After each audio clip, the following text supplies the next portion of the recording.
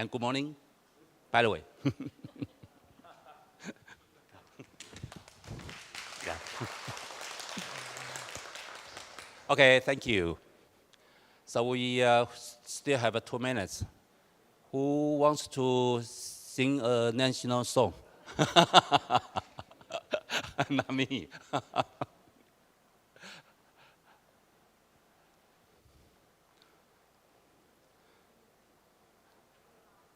Thank you very much. We still have some. Okay, okay. We still have some participants for today. That's great. Yesterday, like a party, ceremony. But today, a real workshop. We have a very informative materials from our advisors, from their talk. So I think it's crucial for this workshop, and it's also very important and for academic purpose. Okay, and also I think very crucial for our participation for the future. So this time I invited some participants from certain organizations. Just want you to come and to have this opportunity for the further cooperation in the future. And I hope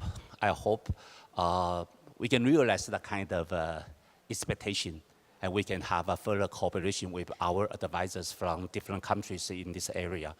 So thank you very much for your coming.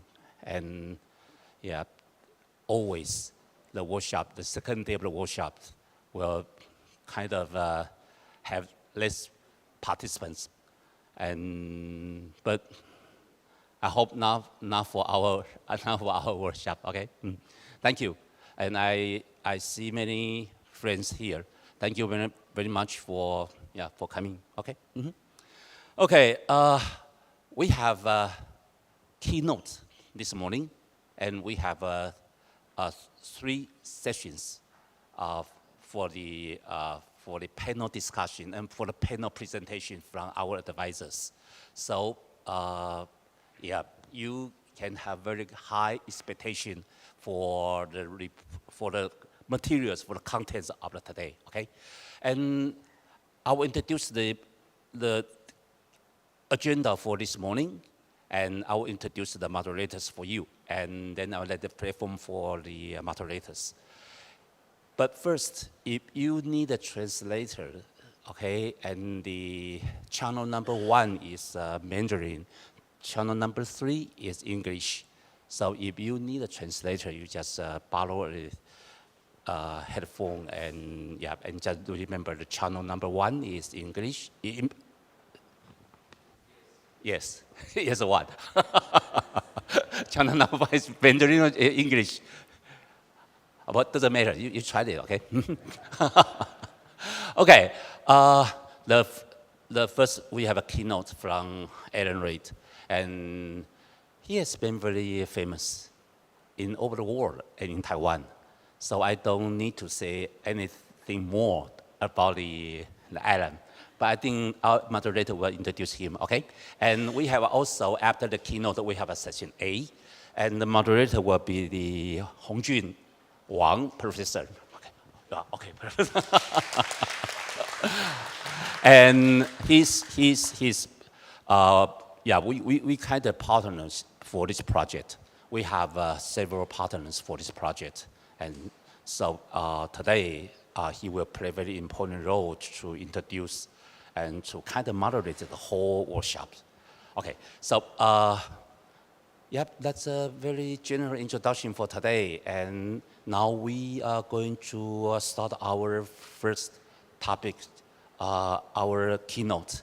Then let's join me welcome Lai Xiaofen, moderator, okay? And she's from NGO, and she's also very famous in Taiwan, okay? And okay, the president always pick up the information or suggestions from NGOs, and she's one of the kind of NGOs, okay?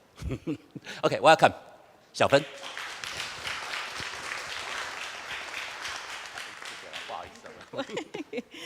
Hi. I'm quite nervous because it's the first time I'm be the moderator in English. So, ladies and gentlemen, good morning and welcome to this session. I'm Xiaofen Lai, and the standing supervisor of Homemaker United Foundation.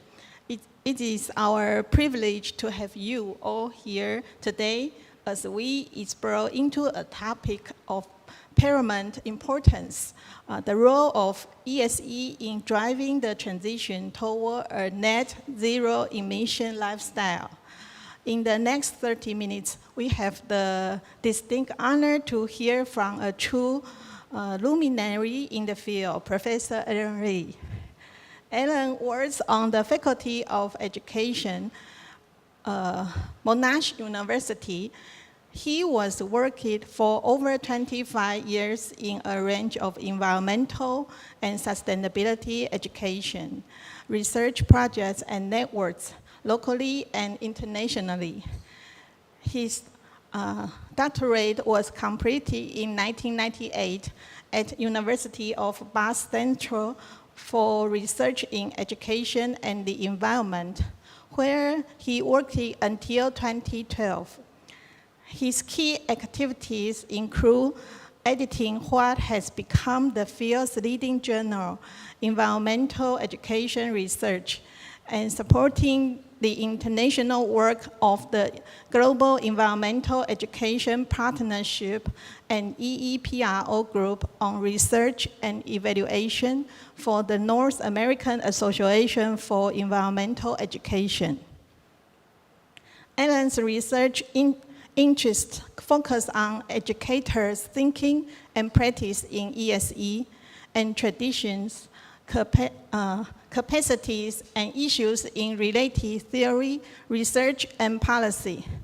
Recent publications address various aspects of research, policy, and practice development activities that address the climate emergency through education.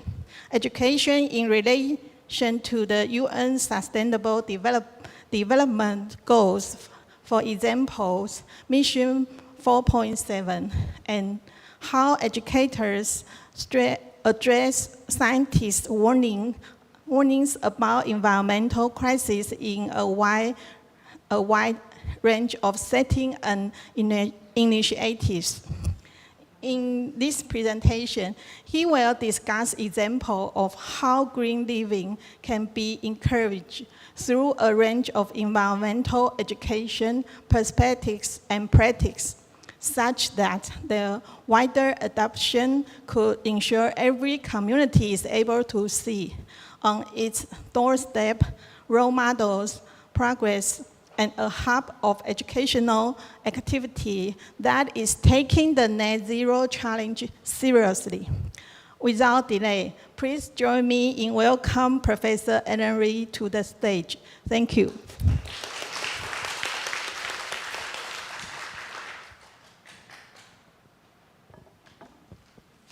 Thank you. Good morning, everybody. Do I have a clicker? Here. Thank you. Thank you for the very generous introduction, and it's great to be with you here this morning. Firstly, I just want to thank you for the opportunity to talk, particularly to the GEEP-APRC and the advisors and many of the participants and guests. I have had, as you heard in my brief bio, about 25 years of opportunity to collaborate and participate with many people around the world. And yesterday we heard very briefly from Judy Browse. I borrowed one of her slides here, which just emphasizes that we meet together usually to strengthen environmental education around the world. So it's a huge honor to be able to do that with you today. As in the introduction, one of the main sources that I try to help support the work of the field is through the journal Environmental Education Research, through things like NAAEE, EE Pro. We have been involved with the GEEP, developing things like the Call for Action. And again, it's been wonderful to see the next generation come through in initiatives like 30 Under 30. There's many more opportunities and ways of thinking about these things, and I hope to draw on some examples of that as we go through today. So one of the things which was mentioned yesterday, which I think is really important, is the word partnership. And I want to really focus on some of the things in my 30 minutes to talk about the way that we can think about the functions of education in a different way to reimagine what we do as environmental education. Yesterday we had a great introduction to things like the Zero Hunger initiatives with SDG 2. And when we think about the functions of education, it's easy to focus in on one of them and not all of them, or not see their connection. So sometimes with the zero food examples we heard about yesterday, it may be that we learn how to pass food safety standards. That's important, but it's not the goal of education. The same with socialization, understanding the culture of food. We had some great tea tasting sessions last night, which was very interesting. That again helps us understand those things, but it doesn't necessarily push us to think about the role of a low-carbon diet. And then subjectification, that kind of idea, which I will return to later on, about who we become as people. Last night at the conference meal, we heard the minister on our table talk about the importance of internalisation.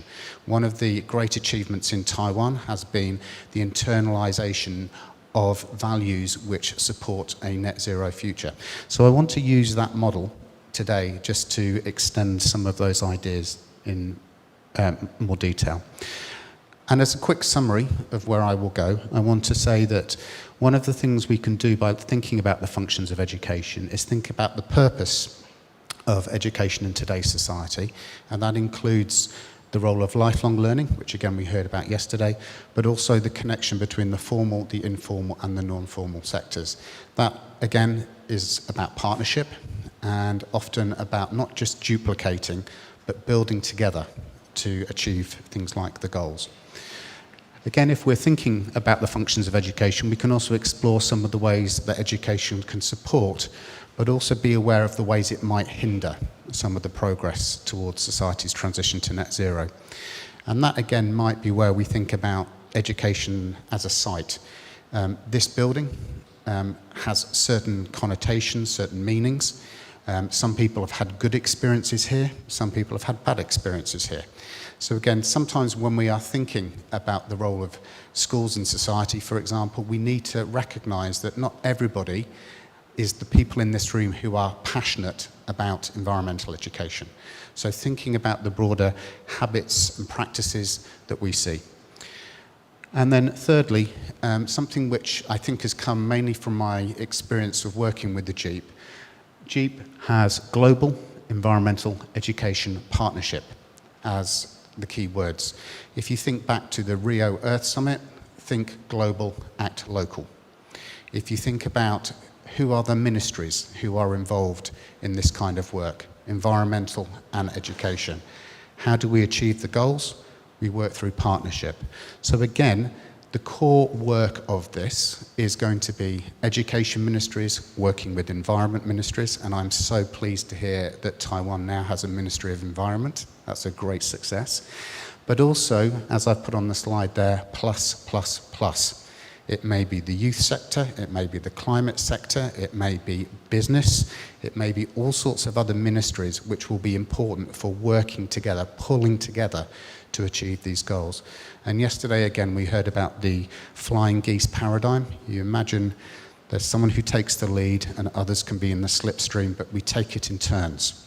So again, thinking strategically about where we need to go will be important for that.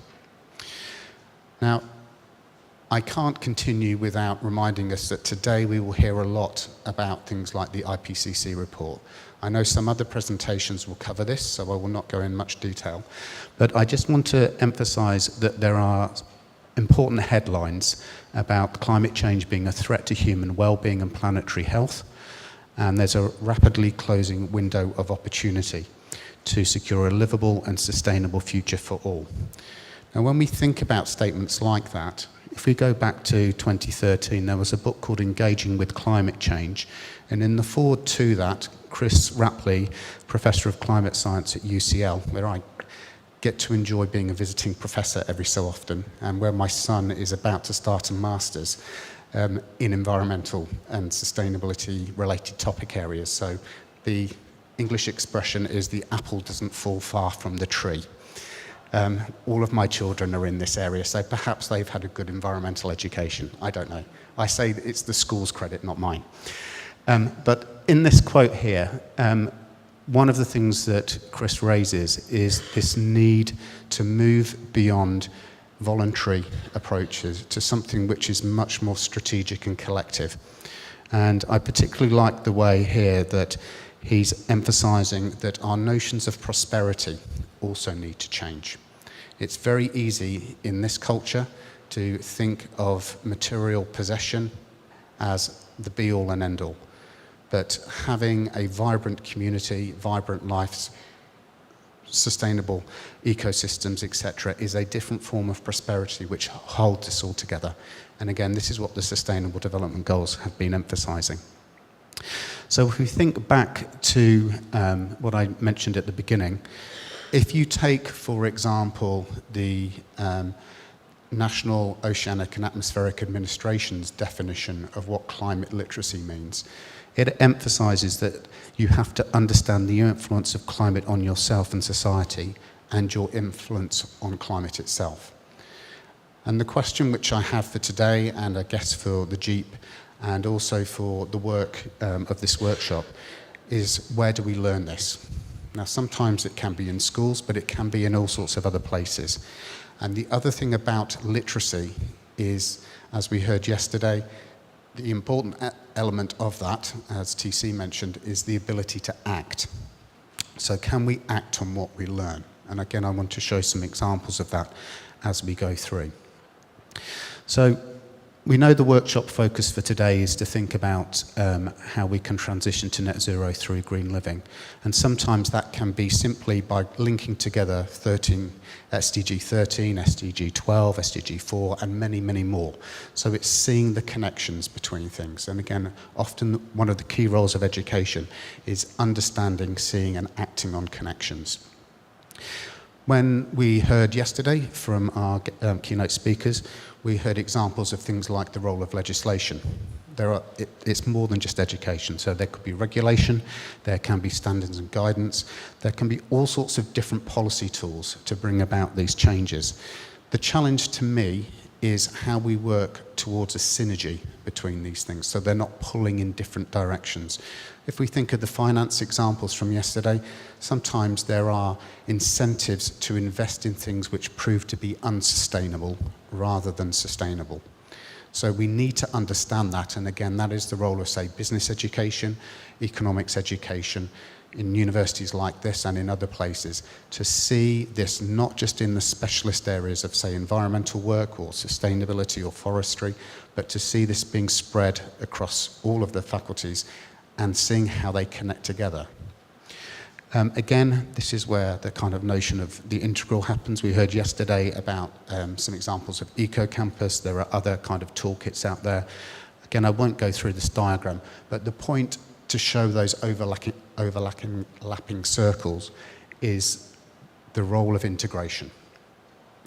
So if we think about environmental education, a few years ago, I worked with a good colleague of mine, Justin Dillon, to develop a reference work on environmental education. And in trying to distill that, Nicole Ardwin and I, who's, again, familiar to many of you through the GEEP and NAAEE, we've been writing a bibliography for the Oxford Encyclopedias recently. And one of the things we've been trying to emphasize there is that environmental education has a history. It has key definitions like from Duplessis and Belgrade, etc., but it also needs to be updated. And some of the ways of distilling the essence of that might be to emphasize that it's about meaningful learning. It's not about behavior training, even though that is important, but it's about an educative process. And that means we need to understand the diverse ways that human activities shape life on a dynamic planet. I apologise that my accent is a mix. I am originally British, as you heard. I'm a bit Australian. I cannot speak Mandarin. But you can imagine the point of this, being monolingual, is that unless I appreciate other cultures and ways of being on the planet, it's going to be very difficult to work together on those things. So there's a lot of intercultural understanding and learning from the other, which is going to be important for this. Again, you may have seen things like this diagram that Judy Browse and colleagues put together in their summary of the consensus on what is environmental education. But thinking about content, context, foundations, adaptation, the health of the environment is key to a lot of this work. And so connectedness to nature is going to be an important part of that. But understanding how, say, justice plays out differently in different communities, who gets affected most by environmental pollution, and so on. All of these things we can work together on. Now, I want to move from some of these big ideas down to some kind of practical levels in the next part of my keynote. Again, there are different aspects to the SDGs which we will be familiar with. If we think of, say, climate change education, we might want to consider quite a range of different, perhaps this is the ice cream model, the different flavors or combinations.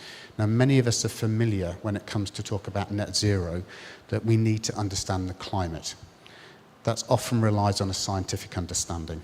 That's the best place to go to understand things like the IPCC reports. There are initiatives like the UN, the CC Learn project, which focus on climate change, adaptation, mitigation, those kinds of things. There are other types of climate education which are out there. There's climate justice education, which tends to focus more on people than the planet. There's also the climate emergency education. We're familiar with Greta Thunberg, the school strikes, etc., those kinds of initiatives.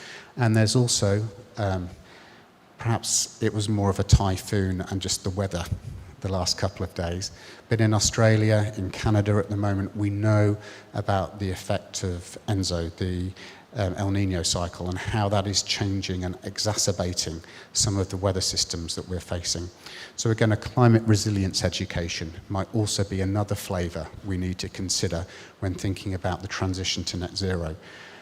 And the one I put in red is the problem. I saw on the news the other day in Florida, in the land of the kind of right-wing popular politics, there is now climate denial education. And again, one of the things we may be needing to address is how do we combat those forms of education becoming part of the curriculum. And I know today we will have some examples from different parts of the world illustrating aspects of that. So when that takes root, does that undermine all of the good work which other parts of the school system, civil society, NGOs, governments are working with? If we look at some of the research on this, Christina Kwok and co at the Brookings Institute have been focusing on, well, what can we learn from all of the different combinations? And she's been looking particularly at how to engage young women and those in the developing world in climate education. And that some of the things that she picks up on in her studies, I apologise, the font is very small at the bottom, and I'm sure we will be able to post the slides if you want to read them later. But things like having vocational and technical skills provision, both within and beyond the sector, become important. Also thinking about some of the generic skills that we need to develop, like leadership and teamwork. And then there's also things like some of the transformative qualities to education. Again, if you've looked at the Education for Sustainable Development Goals that UNESCO developed in 2017, there are things like futures and anticipatory thinking, but also solidarity as a value, as a quality, as a cultural good that we can be generating through education. And again, if you think back to the zero hunger discussions yesterday, that kind of what can we do to help others in need becomes an important part of that. So again, looking at coherence and coordination across the policy domains is going to be a key part of this education's role in supporting the transition. Another way of beginning to put those ideas into action is going from Biesta's work, and again I've written about this in a couple of papers, to what does this look like in practice. One of the kind of ways of turning the qualification domain into something to do with net zero and climate is there is a key role that we can play in increasing citizens' knowledge about net zero and green living. I've deliberately used the word citizen there because another part of SDG 4.7 is education for sustainable development and global citizenship. And citizenship, whether you are a young citizen, a citizen in the making, an older citizen, it is about society. It's not just about the schooling age. So again, this expanding from formal to informal to non-formal and lifelong learning will become important to that. The second part there is to think about, well, what are some of the social practices which relate to climate neutrality? At the end of yesterday's session, we took the mass transit system, not the bus, back to the hotel. So again, what is it that encourages those kinds of understandings? Again, I'll illustrate some more of those later on, but that kind of, there is a strong role for education to be not just focused on curriculum and the teacher, but also to think about the role that they have in society for socializing us towards good ends. Again, many of us have had experiences in school which have made us antisocial, in effect.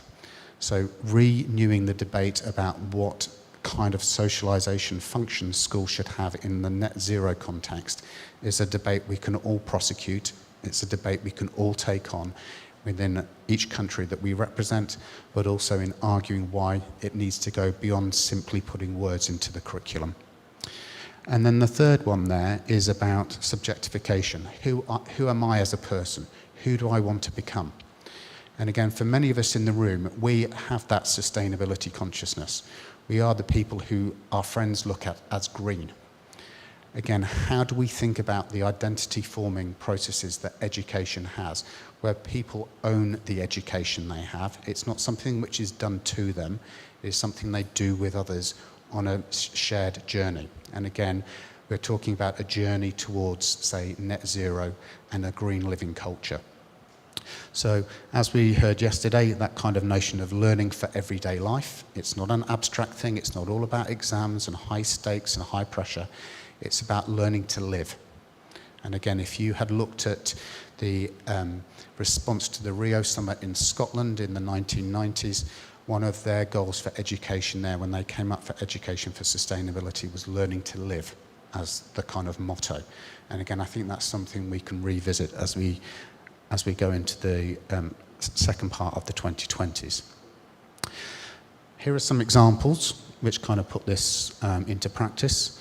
So again, if we think about what kind of schools might we have and what roles those might play in society, Rachel Salmon, when she was preparing stuff for the COP meeting in Glasgow a couple of years ago, talked about carbon neutral schools are not just about environmental management, they're also about ways of involving pupils. So there's a strong participatory element, students deciding the journey to, with teachers, with stakeholders, with the community, as to what they might do.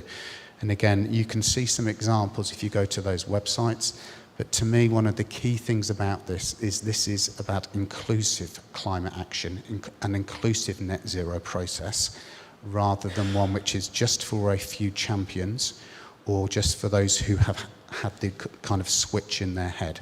So trying to find ways of including everybody becomes a part of that. I'm not sure how many people from the room are from Malaysia or know of this school, but this was an example that I found quite interesting recently, which kind of illustrates how a school went through a rapid process of redesigning what its strategic priorities would be. Now, normally it is things like if you work in an international school or a private school, how can we attract more students? How can we make more money? How can we go up the IB league table? That kind of thing. But for this particular school, they put sustainability as the top line. So it's not the triple bottom line, it's the top line. And again, one of the things which they have put as quite an ambitious target is to be carbon neutral by 2025. Now, what I was not giving away at the beginning in my biography was I was born in 1970. 1970 to 2025, I will be 55. If we wait until 2050 for net zero, I will be 80. That is too long. So what I will want to say today, again, is we perhaps need to be more ambitious with some of these things and bring the target dates down to the present, because that means we will act now, not act later. So this school is an example of acting now. And again, with things like installing 3,000 solar panels, again, partnership with industry, partnership with local communities, they have been able to generate enough power for 725 households. Now again, some of the business talk we had yesterday, but other ways of thinking about this, can be that if schools are hubs of good practice, they can also support their communities. So whether it's selling, trading, sharing clean power with the community, that is a different way of thinking about the role of schools in society. And again, I think Taiwan will be a great place for us to do those kinds of reimaginings. The picture in the top right is the oldest school in Australia, 1816. Does that look like a school to you? To me, it looks a bit like a church or something like that. But again, it's that kind of, schools have cultural codes attached to them.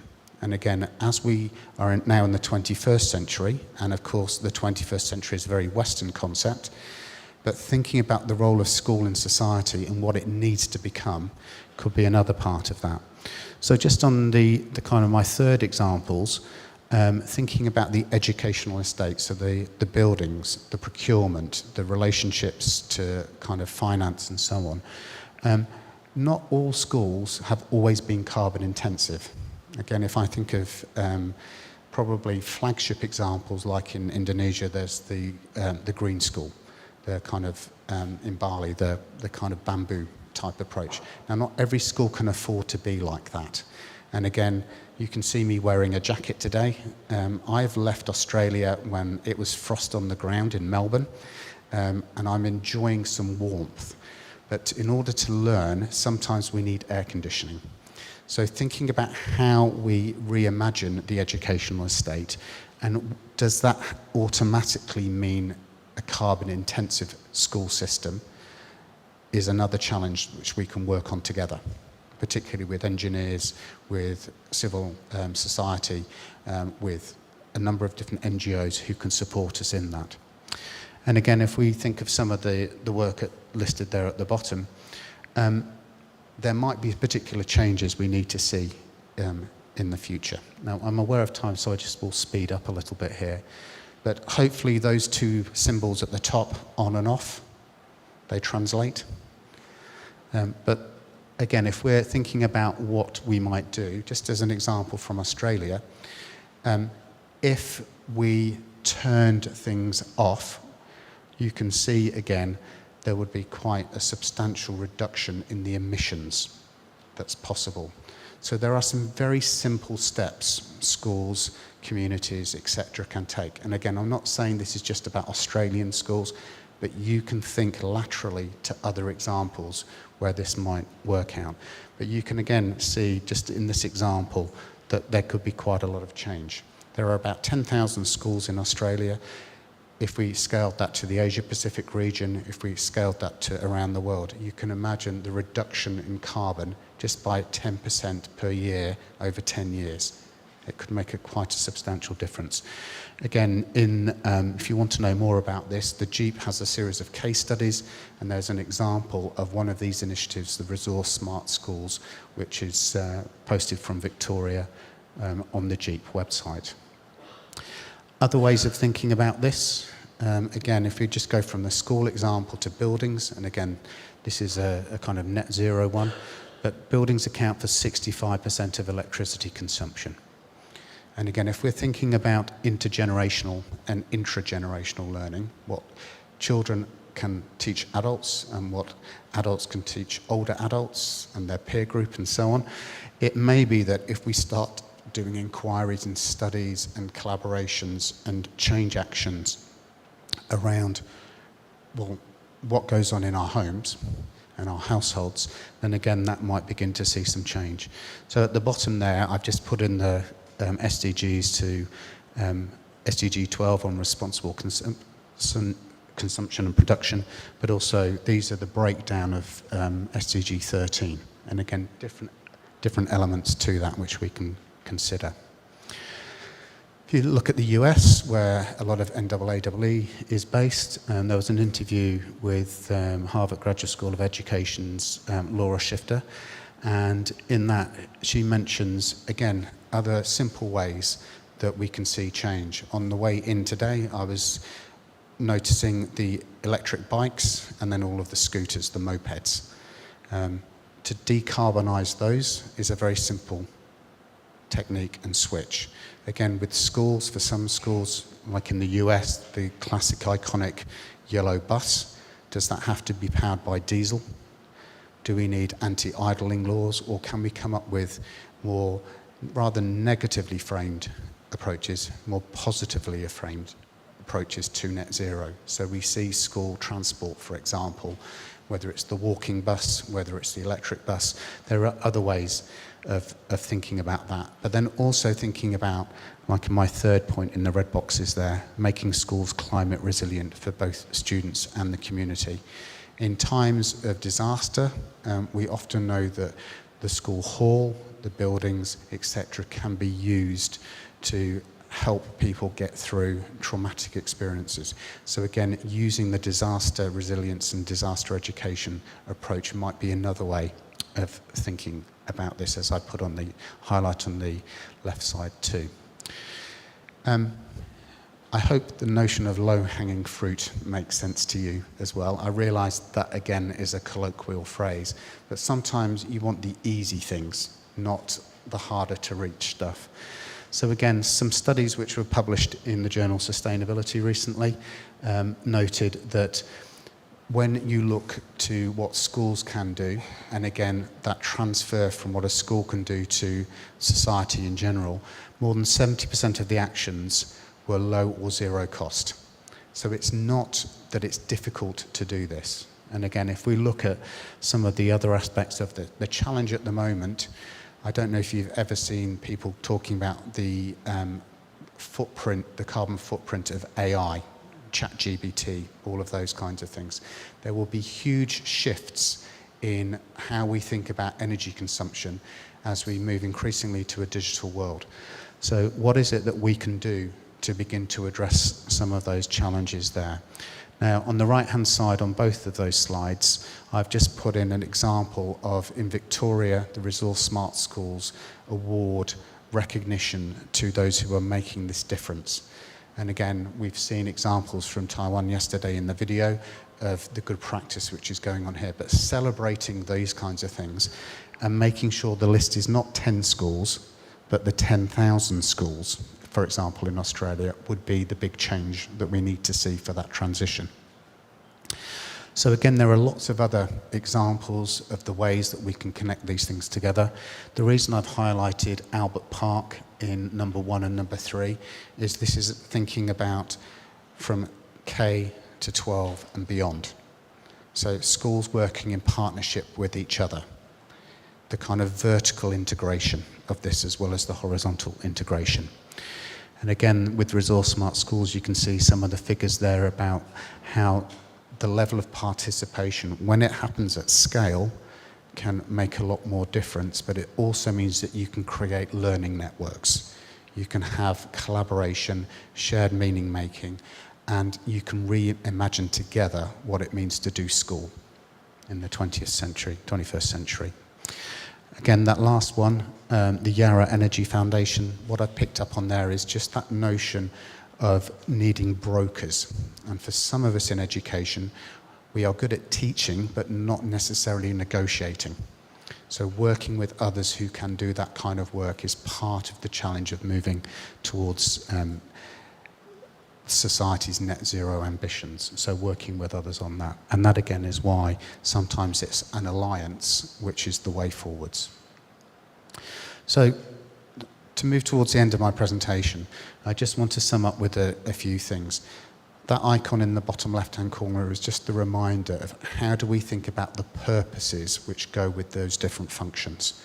If we are thinking about moving towards a net zero society, we know that schools are at the forefront of a lot of battles in the climate crisis, and schools are not immune from the effects of these changes.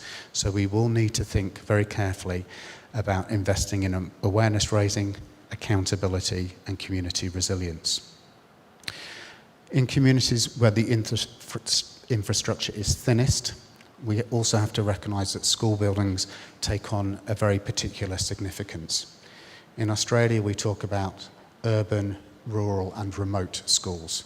And again, there will be lots of equivalents of that, but thinking about what does school mean to you and to the local community. I remember in the pictures yesterday, we have lots of bikes on the left-hand side of Taiwan, but not on the right-hand side where the indigenous communities are. So thinking about the equity aspects of schooling and education and the transition to net zero will be an important part of that. My third point here is just to think about how do we make this matter. So again, if schools are going to be sites for constructive hope, we do need to think again about thinking global, acting local, the role of the environmental, the role of education, and the role of partnership. That is why we have GEEP. So supporting the work of GEEP and extending the work of GEEP can be a part of that. And then finally, if we're not thinking about the balance between the kind of electric LED model of the brain on the left-hand side and then that more organic model of how we are smart and clever, bringing those two things together is going to mean that it's going to be very difficult to be both climate smart and climate clever. This is not only a technical solution, this is going to have to require a cultural solution, and a cultural solution requires education. So, just to wrap up, I hope that what I've done here is show you just glimpses of the fact that we can't have scattered or unsystematic initiatives. We need to have partnerships to bring these things together. And again, as we think about the timeline for this, the SDGs will not stop at 2030, but also putting off the timeline for net zero to 2050. I do not want to be 80 when this happens. It needs to be now. So we all need to work together, and that's what that picture there, giving us purpose, not arrows going in different directions, but arrows coming together to bring about that change. Again, I had the slide at the beginning from the IPCC. Gregory Naismith from the Schools Climate Assembly, he says here, the time to act is now. It is essential that young people have the tools and information they need delivered in a way that will best connect with them. Sadly, it will be up to them to deal with the mess that has been left behind by previous generations. So again, I want to emphasize that there is an urgency to education's role and probably a broadening out if we think about those connections between partnerships, the role of functions of education being about qualification, socialization and subjectification. So again, to finish on this slide here, that flying geese paradigm, we can all take it in turns to create new ground, but geese fly with a purpose. They do not go off in all sorts of different directions. Hopefully this workshop will be an opportunity for us to work out what direction we want to go in as a society towards net zero. Thank you for your time.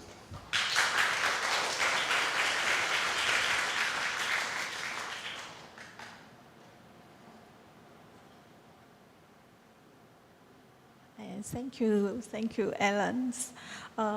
As we conclude this session, we now have 5 minutes for an interactive exchange of ideas. I think Alan just gave us many very important principles and the great examples. So I encourage all of you to raise your hand and share your questions, thoughts, or insights.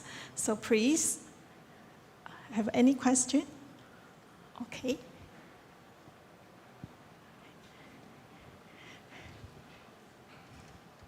Hi, Alan. Thank you very much for the presentation.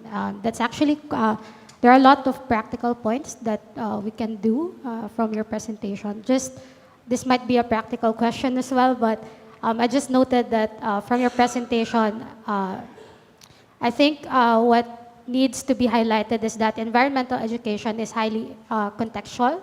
It could be in culture context, socioeconomic context, and therefore my question would be, what is the level of participation needed as we craft the strategies in environmental education, recognizing that this cultural context, socioeconomic context, need to be integrated into the strategies? Thank you. Thank you for the question. I think that's actually a question for all of us, in a way. We have to work out what it means in our local context, in our regional context, in our national and transnational context, in our global context. In the slide I put up from NAAE and the Oxford Bibliography, one of the things Nicole and I were trying to do there was say that there is not one size that fits all. And one of the things that those who are educated can do, particularly, is help shape the policy debate, get involved. Be political, join the stakeholder groups, join the people who write the curriculum, as one example. But also it can be to advocate for the work of NGOs, for civil society, for supporting on-the-ground action. There can be all sorts of different things. And again, to me, that is what the futures anticipatory thinking and solidarity values are. So again, comes back to subjectification. Who do we want to be? Do we want education to be done to us, which creates education for unsustainability or education for climate inaction? Or do we want a form of education which is about educating for climate action, for net zero, for an inclusive society, and so on? All of these kinds of things we do together. And again, that to me is what it means to be educated. I hope that kind of answers your question, but I think it's a discussion for today. Thank you. 哪一个先? Thank you. Very quick question about the more practice question. I read a report 2022 SDGs annual report mentioning goal 12 is still a large issue we are facing. One is that we have a food loss 13.3 from the production to market. And we also have the food waste on the table is 17%. And what's the case or practical strategy on school for your experience that we can reduce the waste? Do you have any case or idea about this? Thank you. I think there are many experts, probably including in this room, who are better at this. In Australia, one of the examples from Resource Smart Schools and many other initiatives is what they call things like naked lunches. So no wrapping, no waste from the packaging. And they have a challenge on that. Other ones, it will be meat-free Monday. Again, it can be the variety of these things which keeps it every day rather than a special event, which is important. The other thing, this again is a more trivial personal example, is despite the banquets, I was told by my Japanese friends, eat 80% of what you need. You will automatically reduce by 20% every time. So again, finding simple, memorable techniques can be useful. But again, I would also say the purpose is not simply waste reduction. It may be about what is the role of food in society, who produces our food, under what conditions, what change needs to happen in the food system. And again, to me, that's where the systems thinking, systems capability becomes really important. Yes, it's important to reduce food waste, but it's also important to see the bigger connections. And that is not what, for example, TikTok or social media will encourage, but schools do have a great place and role in encouraging systems thinking. And again, that is essential for education, for sustainable development, climate action, environmental education, and so on. I'm sorry that's not the best answer, but hopefully that illustrates that we need to have an educational purpose first and foremost. Thank you. Yes, thank you. I think there are two questions, okay? The first one. Alan, thanks for the very interesting presentations. And actually open up a lot of our thinking about environmental education, both at all sectors, formal, non-formal, and informal. And very often, this question is being asked at UN level as well. And also connected to what she has asked, within the Asian context or within the South context, faith is very important, and faith can be related to religion. Right? So faith-based education is not emphasized when we talk about environmental education, although that it is indirectly reflected. But I think that faith-based education is an important one, because that actually determines the way that we are charting living for life, like what you have said earlier. But it's also a double-edged sword, because if you look at the population growing pattern, religion is one of the cause of population increasing. So what do you think about taking faith-based educations and mainstreaming it into the environmental education? Thank you, Tiago. That's a usually good question from you, which makes me think. Very briefly, I would say there's a couple of things. Firstly, UNESCO recently published its Futures of Education report, and there is a discussion of those kinds of things within there. But in the very kind of practical level, one of the privileges I've had in moving from the UK to Australia, and particularly in the last couple of years, is having many Indonesian PhD students. And what those Indonesian PhD students have taught me, particularly around the initiatives happening in Indonesia at the moment, Curriculum Merdeka is one of the recent curriculum reforms. And in that, whether we translate it as the independent curriculum or not, but one of the key features of that is a kind of faith-based perspective, but also to encourage people to think about spirituality and environmental values, and putting things like care at the centre of the curriculum. Now, again, translating that into a, say, exam-based system is difficult. We all know that, but part of living those values out requires change. There are many echoes across different belief systems. In Australia, for example, we often categorise the education system as the state, the independent, and the Catholic sector. The Catholic sector, for example, puts care for self, care for others, care for the planet as kind of key values. Now, again, the ethos may be there, but the practice may be the challenge, and where we need to see collaboration and cooperation around bringing those things to fruition. We all probably have very different faith traditions in the room, but again, that might be a talking point for us at the workshop to think about how we mobilise those, recognising sometimes too there can be what hinders if there's a kind of exploitation or domination kind of worldview, but there might also be a caring, a helping, a sharing, a one of many creatures, for example, that can be an important part of that. But it's an important question. Thank you for it. And I think we need to certainly discuss these kinds of things further. My final point on that, again, would be just to quickly say that education as awareness raising isn't enough.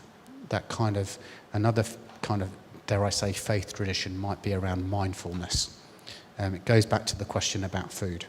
It goes back to transport. It goes back to everyday life. Are we mindful of what every minute of every hour of every day of every week of every month of every year of every decade that we are living?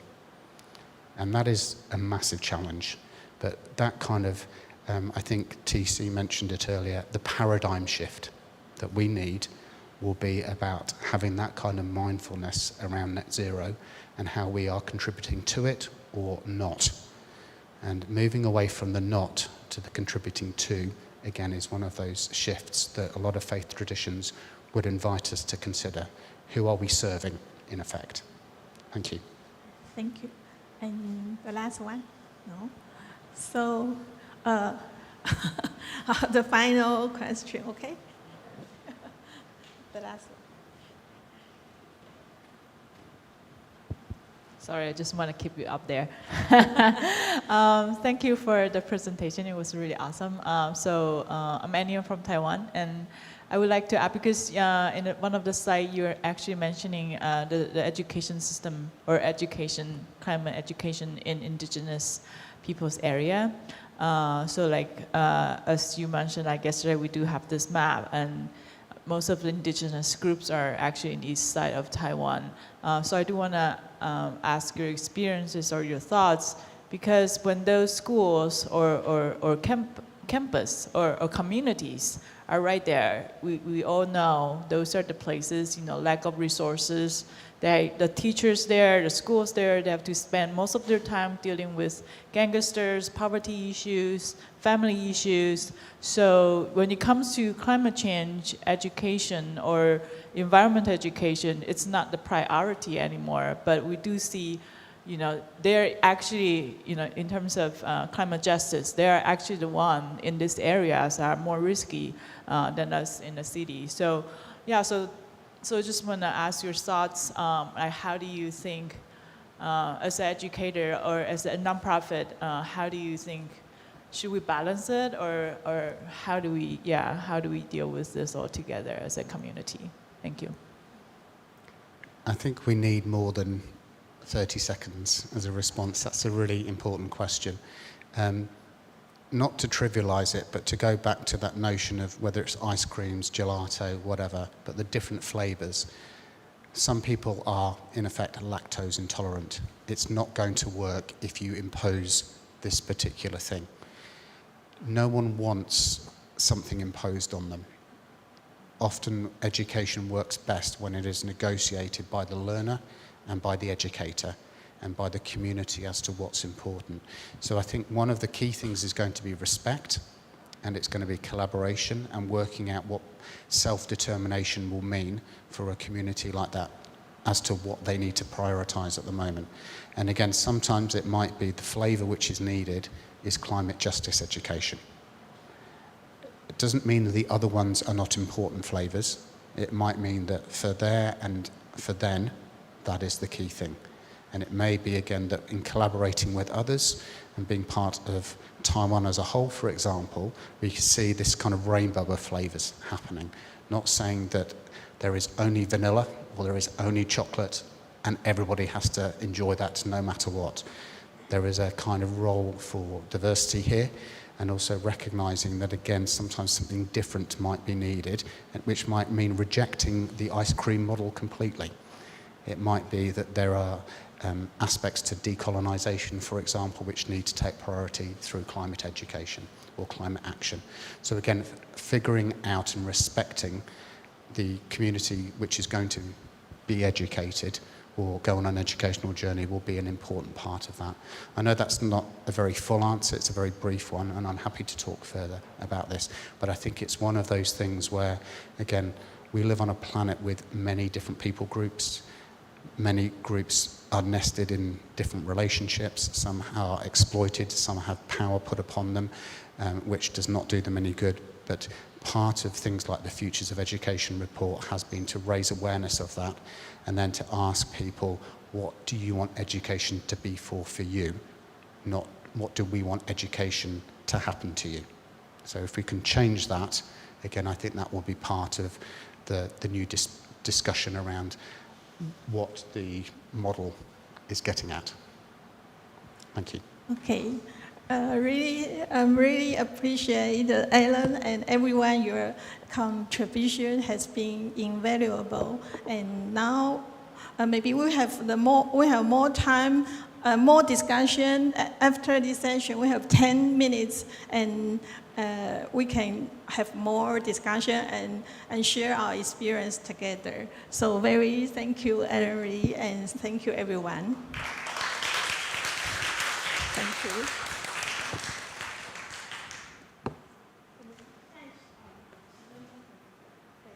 那我们现在就休息10分钟，然后可以继续的讨论，或是有更多的一些经验的分享。好，那这是10点40回到现场，谢谢。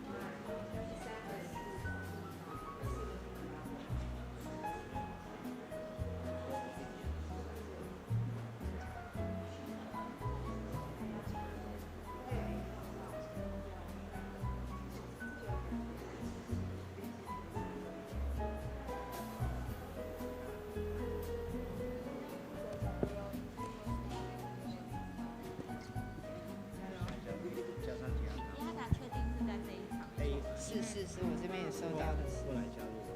因为我后面这边有1、2、3、4、5场，不太可能是他。田安港他一啊。你给我的是这3个。田安港在 A。对。因为他原本。我问本人。有没有跟他讲？是。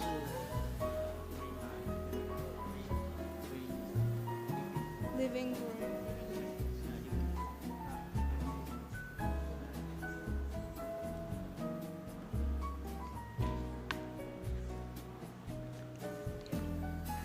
师姐刚刚死亡凝视我。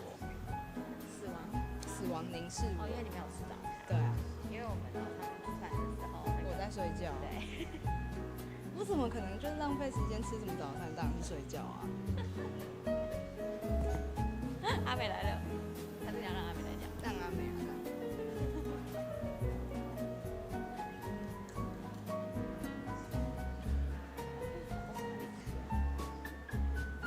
真的。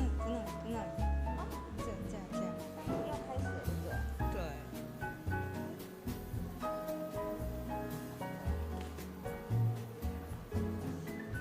他很急吗？嗨。我觉得早一点也比较好。The latest one, yeah.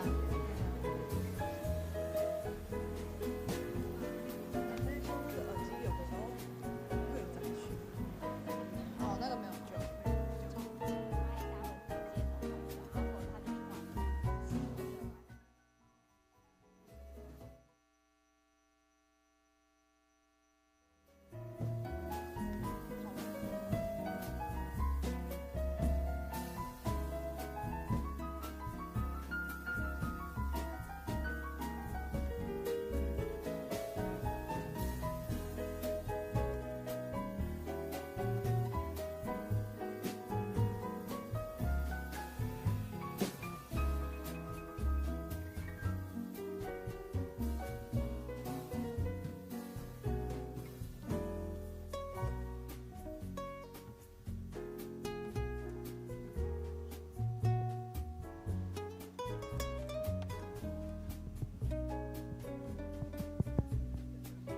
Hello everyone, please go back to your seat.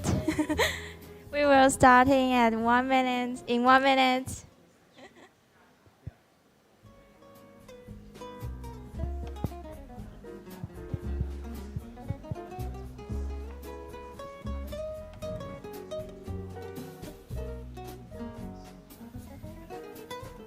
Please come back to your seat.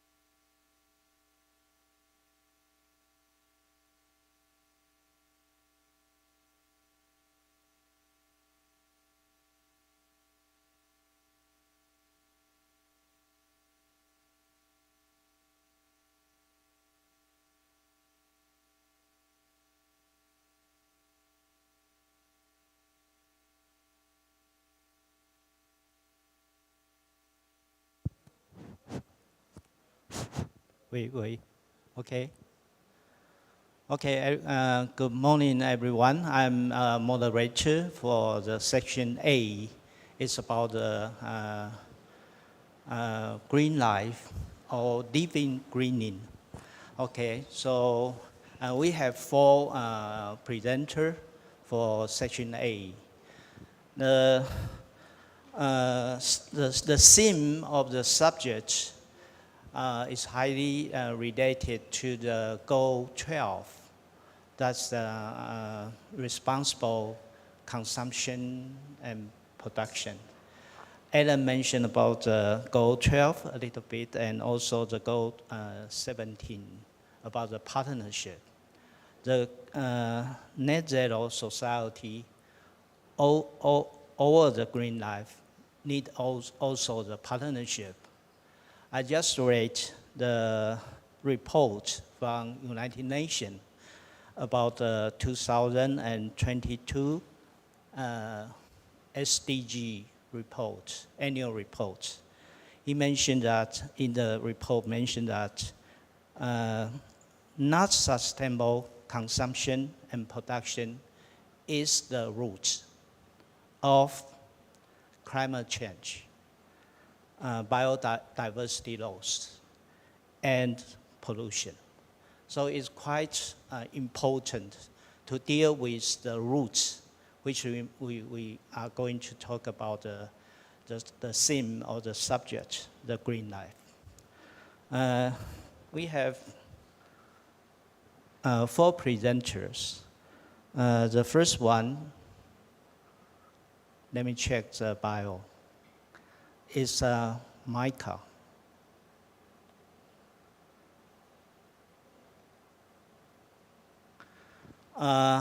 She earned her communication degree from the University of Philippines. She currently works as the OIC section chief at the Climate Change Mainstreaming and Integration Division of the Climate Change Service in the Department of Environment and Natural Resources, Philippines.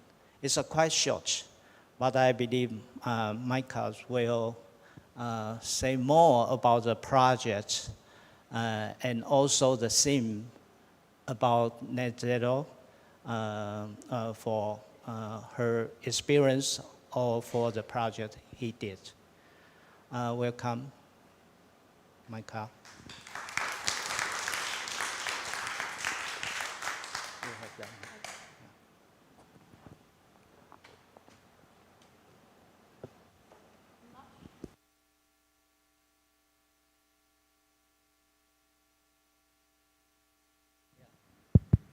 Hello, okay, good.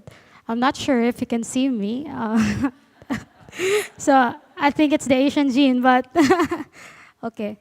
So I think first things first, thank you for inviting us to share our presentation, our initiatives in the Philippines. So I am here on behalf of my my supervisor, Director Elenida Basug. She is part of the advisory council of the GEEP-APRC. And I am glad to be with you all. And it's just the second day, but I'm learning a lot, and I look forward to learning more tomorrow and the next day. So my presentation is actually a case study of what we do in the Philippines. It's a hope-based approach in advocating net zero and low-carbon green living in the country. So I think this has been mentioned in previous presentations by Alan and Ms. Jane Nishida yesterday, that the IPCC report, or the Intergovernmental Panel on Climate Change, have already provided the science on the increasing magnitude and frequency of climate change. I think this is particularly important for the Philippines, since we carry the burden and the impacts of climate change as situated in the most vulnerable part of the planet. So as you can see from the graph, it is projected that there is an observing warming trend of 1.1 degrees Celsius for the country under a moderate scenario and under a high emission scenario. So in the latest report of the World Risk Index in 2022, the Philippines significantly jumped its position from 8th in 2021 to first in 2022. So that's a big jump. As you can see, for the next 50 years, there is a 40% chance of experiencing almost 1 trillion losses in terms of public and private assets, and 20% chances of experiencing 1.5 billion worth of losses in the next 50 years. So that's how much we're currently experiencing in the Philippines in terms of climate change impacts. So there's been this report, the Adaptation Gap Report and the Emission Gap Report, which provides for the financing needed to actually help developing countries to adapt to the changing climate. So as you can see, by 2030, we need about 160 to 340 billion US dollars. And for 2050, we need about 315 to 565 billion US dollars. So for the emission gap report, it was emphasized that the policies currently in place point to a 2.8 degrees Celsius temperature rise by the end of century. This is very far from the 1.5 degrees Celsius commitment under the Paris Agreement. So that's a big gap. And in order to bridge that gap, we need urgent system-wide transformation across systems and across countries to limit the greenhouse gas emissions by 2030. So what are we doing in the Philippines in order to, leverage climate actions, not only from the local level, but also from the national level? So what we are trying to use the hope-based approach, leveraging positive messaging in our programs. So Alan previously mentioned in his presentation that there are a lot of ways that we can, mainstream net zero, low carbon green living. It could be in policies, it could be in curriculums, it could be in regulations. So in the Philippines in 2009, we enacted the Climate Change Act. So this provides the mainstreaming of climate change into government policies, the establishment of the framework and program on climate change. This also creates the Climate Change Commission, which overlooks the policy formulation of climate change in the country. And this develops the National Climate Change Action Plan, which provides the strategies for adaptation and mitigation for the country. And even localizing this into local climate change action plans to provide local government units to leverage their resources and funds to climate action. So this has been previously mentioned as well. So the Paris Agreement is a legally binding international treaty on climate change, has been adopted by various countries at COP21, and it aims to limit global warming to well below 2.2 degrees Celsius, preferably to 1.5 degrees Celsius. So if you can recall, back in the previous slide, we're far from achieving the 1.5 degrees Celsius target under the Paris Agreement due to current policies in place. So Article 11 and Article 12 of the Paris Agreement actually highlights the importance of capacity building initiatives, environmental education, in highlighting the importance of climate actions and how we can use it to mobilize our communities. So for the Philippines, in April 2021, we submitted the nationally determined contributions of the Philippines. We committed to reduce the greenhouse gas emission by 75%, but the 75%, 2.71% is unconditional, meaning the resources of the Philippines will cover the implementation of the programs needed to mitigate greenhouse gas emission for the country, but 72.29% is conditional, meaning we will be deferring to the technical assistance, technology transfer that will be provided to us by developed countries. Noting that the Philippines is only 0.4% contribution to the global greenhouse gas emission. So I think it is aligned with the CBDR, common but differentiated responsibilities of countries in terms of global climate actions. So as part of our commitment to mitigating the greenhouse gas emission in the country, the 2050 Philippine Pathways Calculator has been developed by the Department of Energy in partnership with various stakeholders. So it is an open, transparent, and interactive energy model that can be used by governments, stakeholders, and public to understand how to decarbonize a region or country and to develop evidence-based policies. So this is not yet publicly available. It's still in the development process, but we're envisioning to use this as a platform for not only for national governments, but local governments to, leverage science in their action planning. So recently, in 2022, the Philippines adopted and the Philippine Development Plan 2023 to 2028, which provides the pathway for the Philippines in the medium term to achieve the national goal of low carbon development and resilience. So among the chapters of the development plan is on establishing livable communities, which includes SDG 12 on sustainable consumption and production, on Chapter 12 on expanding and upgrading infrastructure, including the building resilient schools, Chapter 15 on accelerating climate action and strengthening disaster resilience, which recognizes the multidisciplinary nature of climate change. So this is for Chapter 15, these are the framework strategy that we're currently employing. So as you can see on low carbon transition enabled, we're trying to implement and operationalize the nationally determined contributions, as I've previously mentioned in the previous slide. So across these outcomes, we want the governance and intersectionality of climate change and natural hazard resilience improve. So I think that's something that Alan particularly mentioned earlier, is the synergy of all the sectors, in trying to address climate change. In the Philippines, there is a cabinet cluster system which oversees the national vision on climate change adaptation, mitigation, and disaster risk reduction. So it has a roadmap. This is the framework of the roadmap. We're currently supporting 24 climate vulnerable provinces and 4 major urban centers. We identified particularly areas of interest so that we can target our programs. We can target greater effectivity and targeted spending of our limited budget in the Philippines. So these are the climate vulnerable areas in the country, and they've been chosen according to this criteria: high susceptibility to hazard, situated in critical watershed with high poverty incidence, and with convergence sites of the existing government agencies in the country.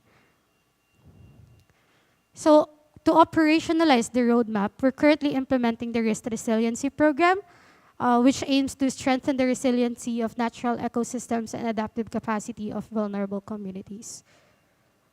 So these are the objectives and key investment areas. I'd like to note that environmental education is spread across the investment areas of the Risk Resiliency Program, which includes community livelihood and enterprise continuity program, integrated water resources management, enhancing coastal protection program, climate information services program, and seismic resiliency program.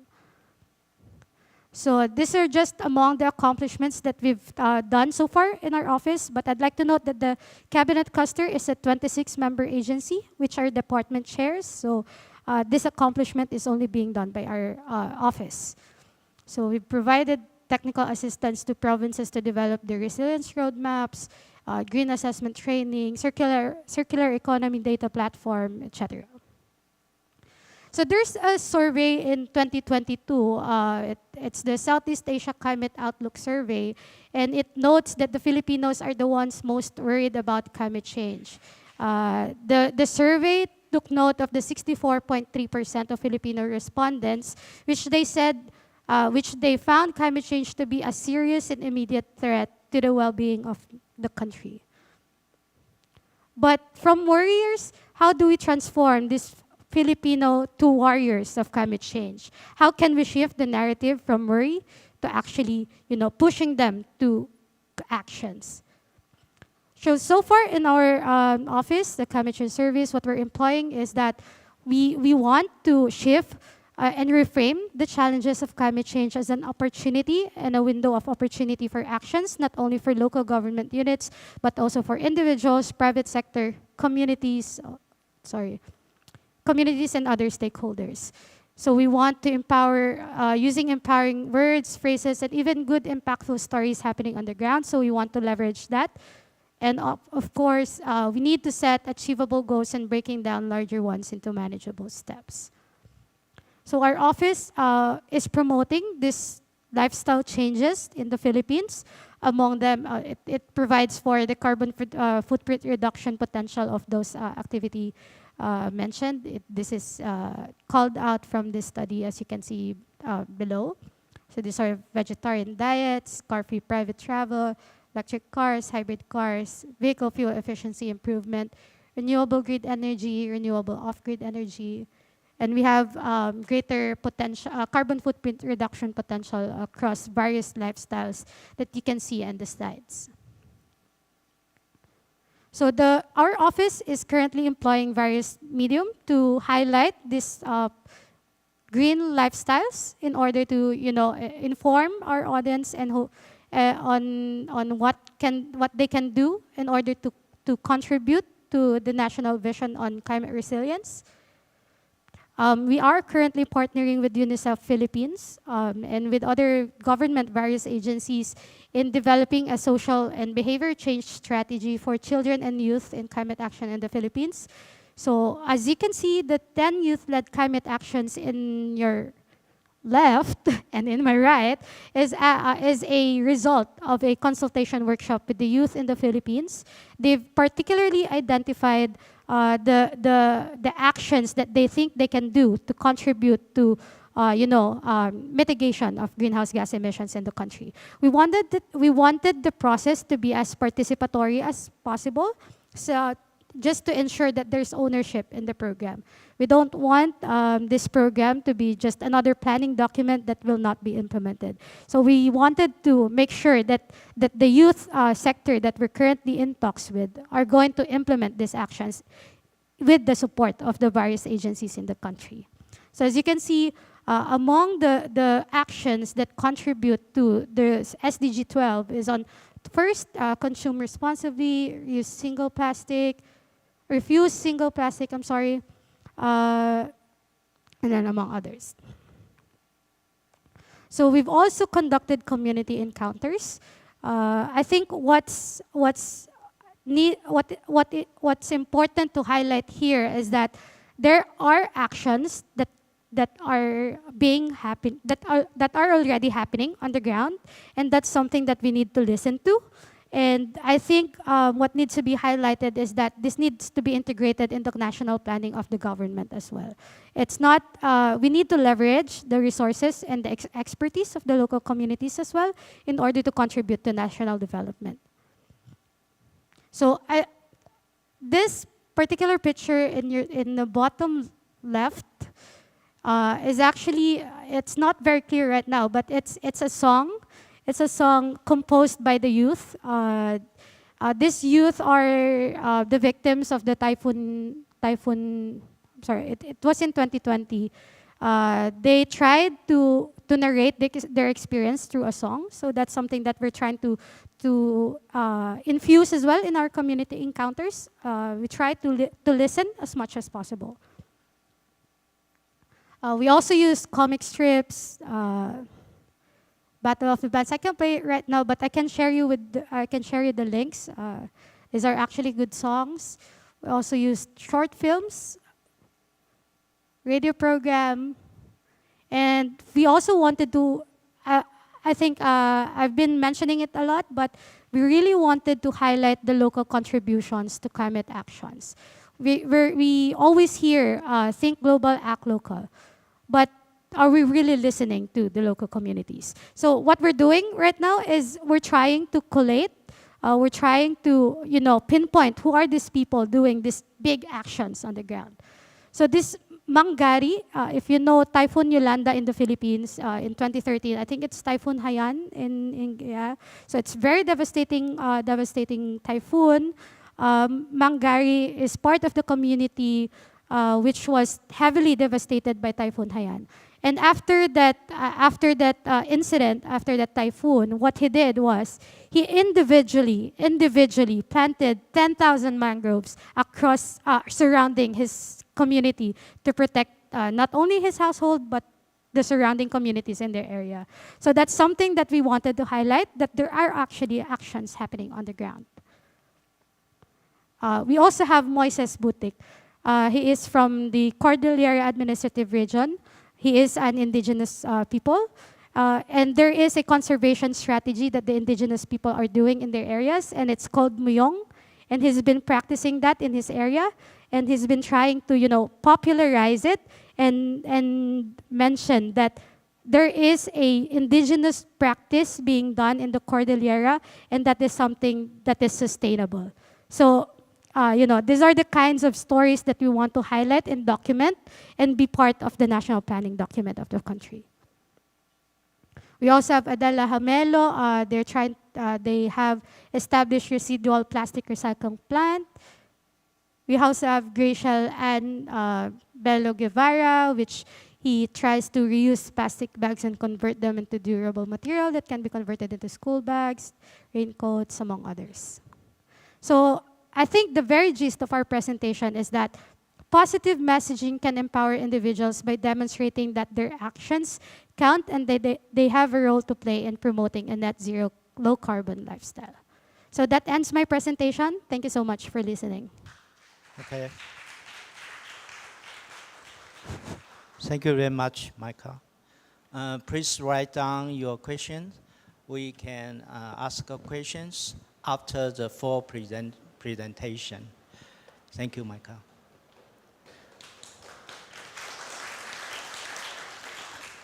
She gave us a lot of information from warrior to warrior. Very good and comprehensive government strategy and action and program. Okay, next presenter is Mai. Is a head of international cooperation of the Center for Natural Resources and Environment Communication under the Ministry of Natural Resources and Environment of Vietnam. Welcome, Mai.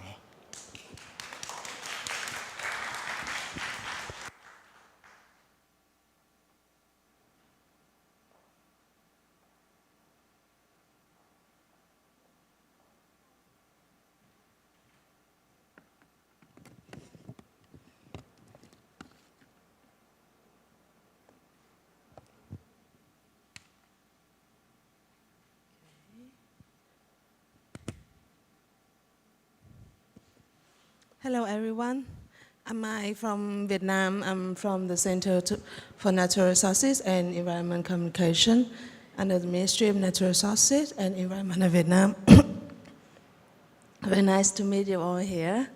And I think from yesterday to today, I've learned a lot, especially the Taiwan experience in boosting the like sustainable life in the city. And today I just want to share some of my information about Vietnam, what we are doing, and hope that there are some aspects that you might see interesting here. So my presentation will be environmental education and communication in Vietnam towards the net zero living. So, as most of our country, we are facing a lot of environmental issues, climate change, environmental pollution, degradation of biodiversity, deforestation, and the most important thing is that the role of community has not been fully promoted. We've facing the imbalance between the economic growth and environmental protection, and also facing the growth of the population that affect a lot on the environment, which is a really large burden. And one of the most important and most urgent problems that we're facing is the climate change. And we are one of the most vulnerable country in the world, one of the 6 economies that most affected by the climate change. And we face a lot of extreme weather events, and our economic lose like over $2 billion per year. And we have our biggest rice area, the Mekong Delta River, one of the largest delta, and which is supporting for over 17 million people and supplying more than half of Vietnam rice production. And it is facing a lot of issues. For example, it's facing the salt intrusion, which resulting from the sea level rise. And you know, the average altitude of the delta is only about 80 centimeters above sea level, and maybe in the most worst scenario, where the sea level rise can go up to over like 84 centimeters, and the Mekong Delta can really sink under the sea, and it's a big problem for our rice field, which is producing like half of Vietnam rice production. And from that situation, we made efforts, and we set goals for our 2030 and vision to 2050. We set the goal for net zero by reaching the net zero by 2050 and ending deforestation, and reducing methane gas emission by 2030. And in details, we want to scale up solar energy and also the renewable energy, including the wind energy. This is the goal for 2022 for over 16 billion kilowatt. And actually, in 2022, our solar energy has been like 1.7 billion kilowatt hour. And also we have developed the wind energy to like 1.2 billion kilowatt per hour. And also we set the goal to reduce marine plastic litter by 75% by 2030, and 100 of organic waste in urban areas, and 70% of organic waste in rural areas will be recycled. And we set goal for protecting marine and coastal area, and we set goal for forest coverage by 42 to 43%, and to increase the area of protected ecosystem to 90% of the country land area. Sorry. Okay. And to make them into the real life, you know, the most important thing is the policy of the government. And so we set a lot of new policy in just 1 year, 2022. We set a really, like, one of our biggest policy is the decrease, not really decision, but the decrease. And the decree 06 from the government has been issued, which regulating GHG emission reduction and ozone layer protection. And we have also issued some decision on the list of sectors and establishment that emitting GHG, which is subjected to GHG inventory, and we really focus on GHG inventory.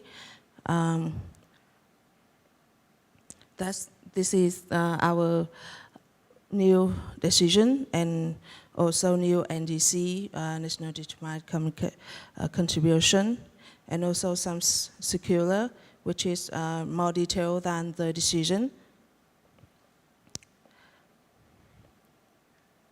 And here is one of our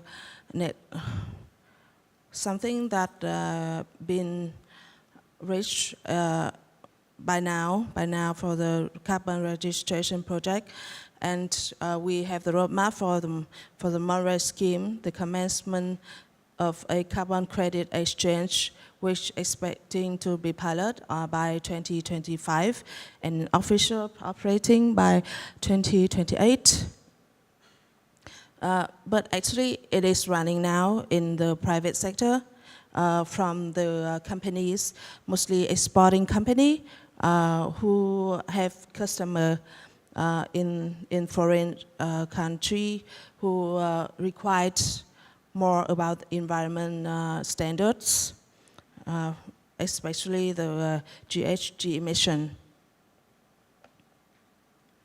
And we also have some green label, and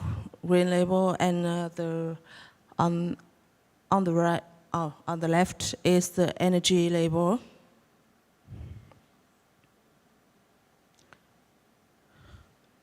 And this is about community awareness raising assignment. We have announced in the law of environmental protection that community awareness raising is one of our key measures, and our ministry take the main responsibility, and our center take the main responsibility of the communication. So these are our work. For example, we organize World Ocean Day, World Water Day, World Environmental Day, which we upgraded to a month environmental action. Yeah. And we organize conferences and workshops and training courses and classes from students to public servants and also private sector. And we also create like movement. We have organized National Anti-Plastic Waste Movement, which include a lot of activities that like clean the beach, some like that. And we also have Say No to Plastic Straw campaign, Anti-Plastic Waste Alliance, which include a lot of company that are integrated in. And also we organize contests for the communities, the contest mostly for the communities and the students. So we also, to do all of those things, we rely on a network that included on the state management and CSO and mass media, professionals and leaders, NGO and businesses. Yeah. Here's our network currently in Vietnam that currently we have. And this is like the results that we got. We have created some like public-private partnership, like the scheme with the public sector and private sector that connect together and create changes. We have Can to Can Vietnam, which is, and we have Pro Vietnam, which is include a lot of company for Tetra Pak, Nestle, and many other countries. They do all the work like collecting, education, collecting, sorting, recycling, and consuming, or like milk package, yes, and other plastic waste, yeah, and they do the education at the school. They collect waste, collect milk package at school, sorting, and do the recycling. And this is also one of our activities. We connect with the company called Lagom, and to have some like what called asphalt from the recycled plastic, and this like go with time, just as the plastic waste, which is reduce our reduce the resource and also reduce the amount of carbon CO2, and also reduce the amount of energy to make the asphalt, like 25% of energy. And we also like organize contests. We have green tech contest for the technology. We have eco school contest, and would you mind put on the link? This is the comic. This is the comic of, yes, scroll down please. This is the comic from one of our secondary eco school, in which our secondary students create that comics to raise awareness of the community. Thank you. Can you come back? Yeah, and we also have ASEAN Youth Eco Champion Awards. Sorry.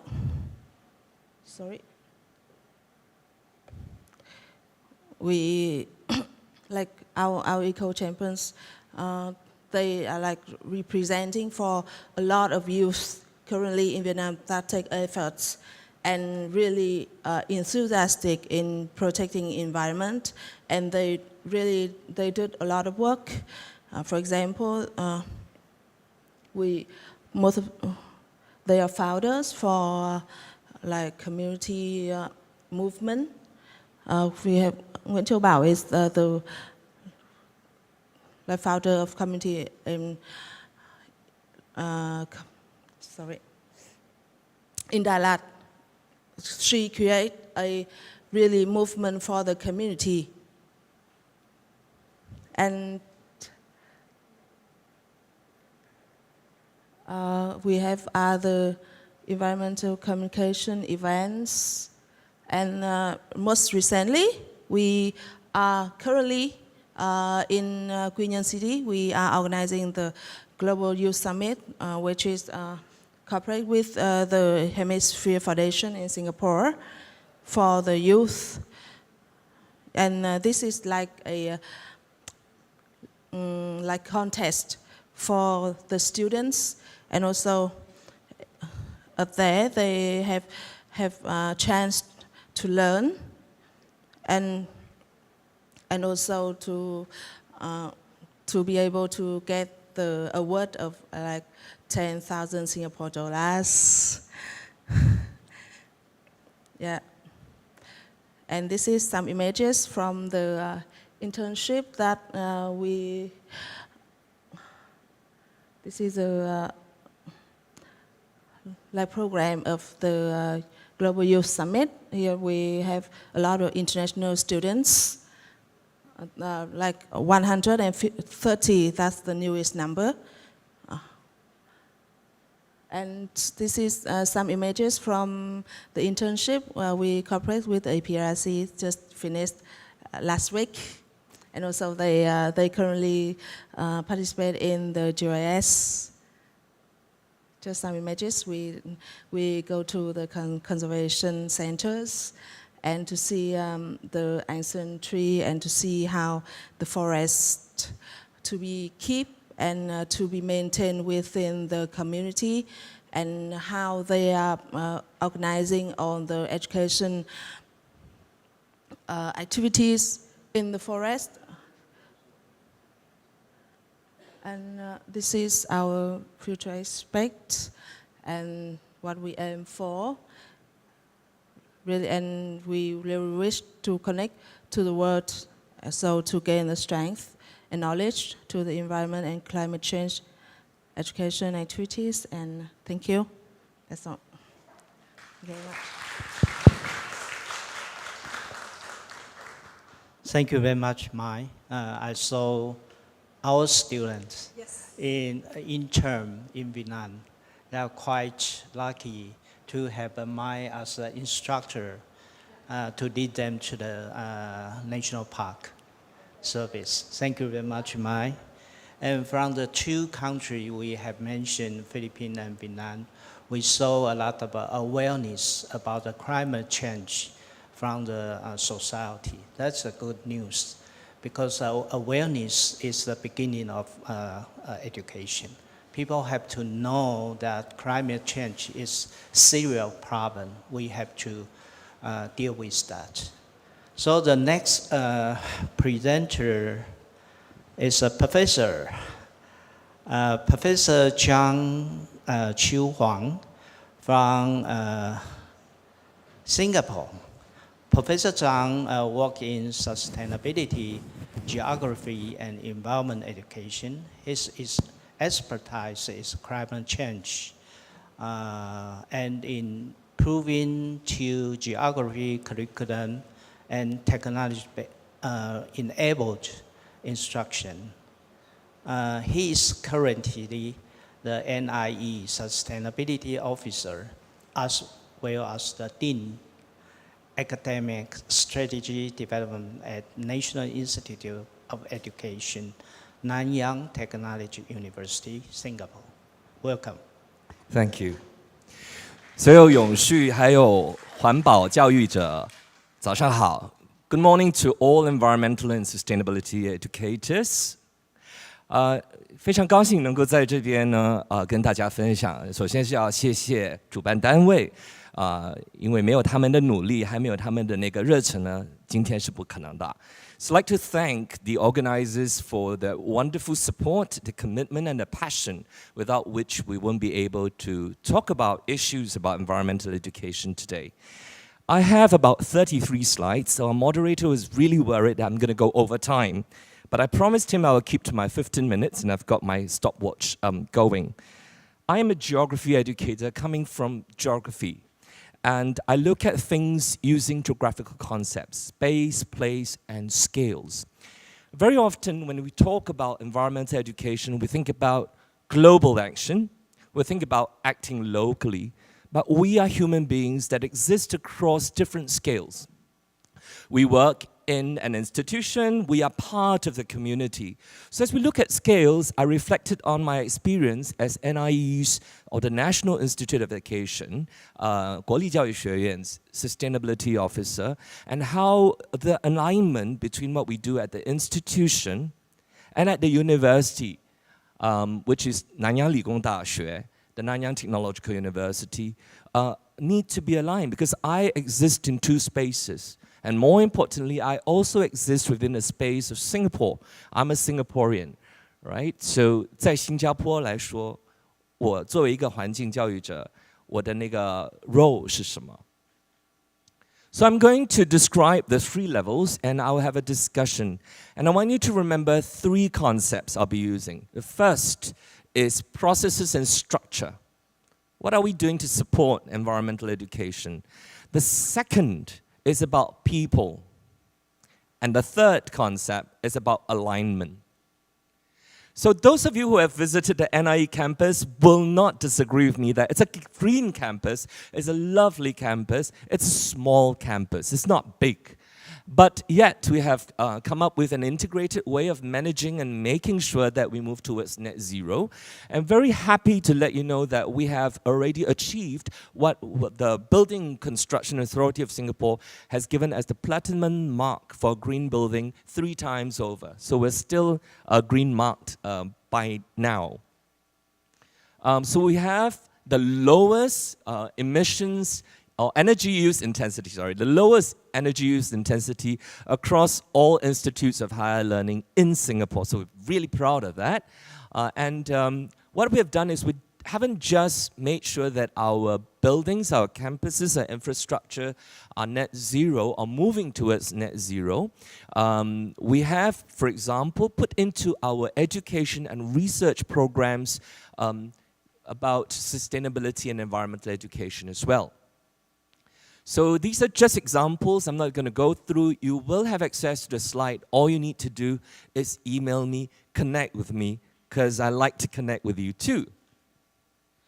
Apart from the education and research programs, the community is active. There's a lot of ground-up effort from students and from faculty. So students have their own club that organizes activities. Faculty and staff have come together to start a green clan. So this is not what the management wants of them, but what people want of. So they can see that it's not just about setting up structures and processes and initiatives and policies, but people want to do something as well. So that's a very nice nexus.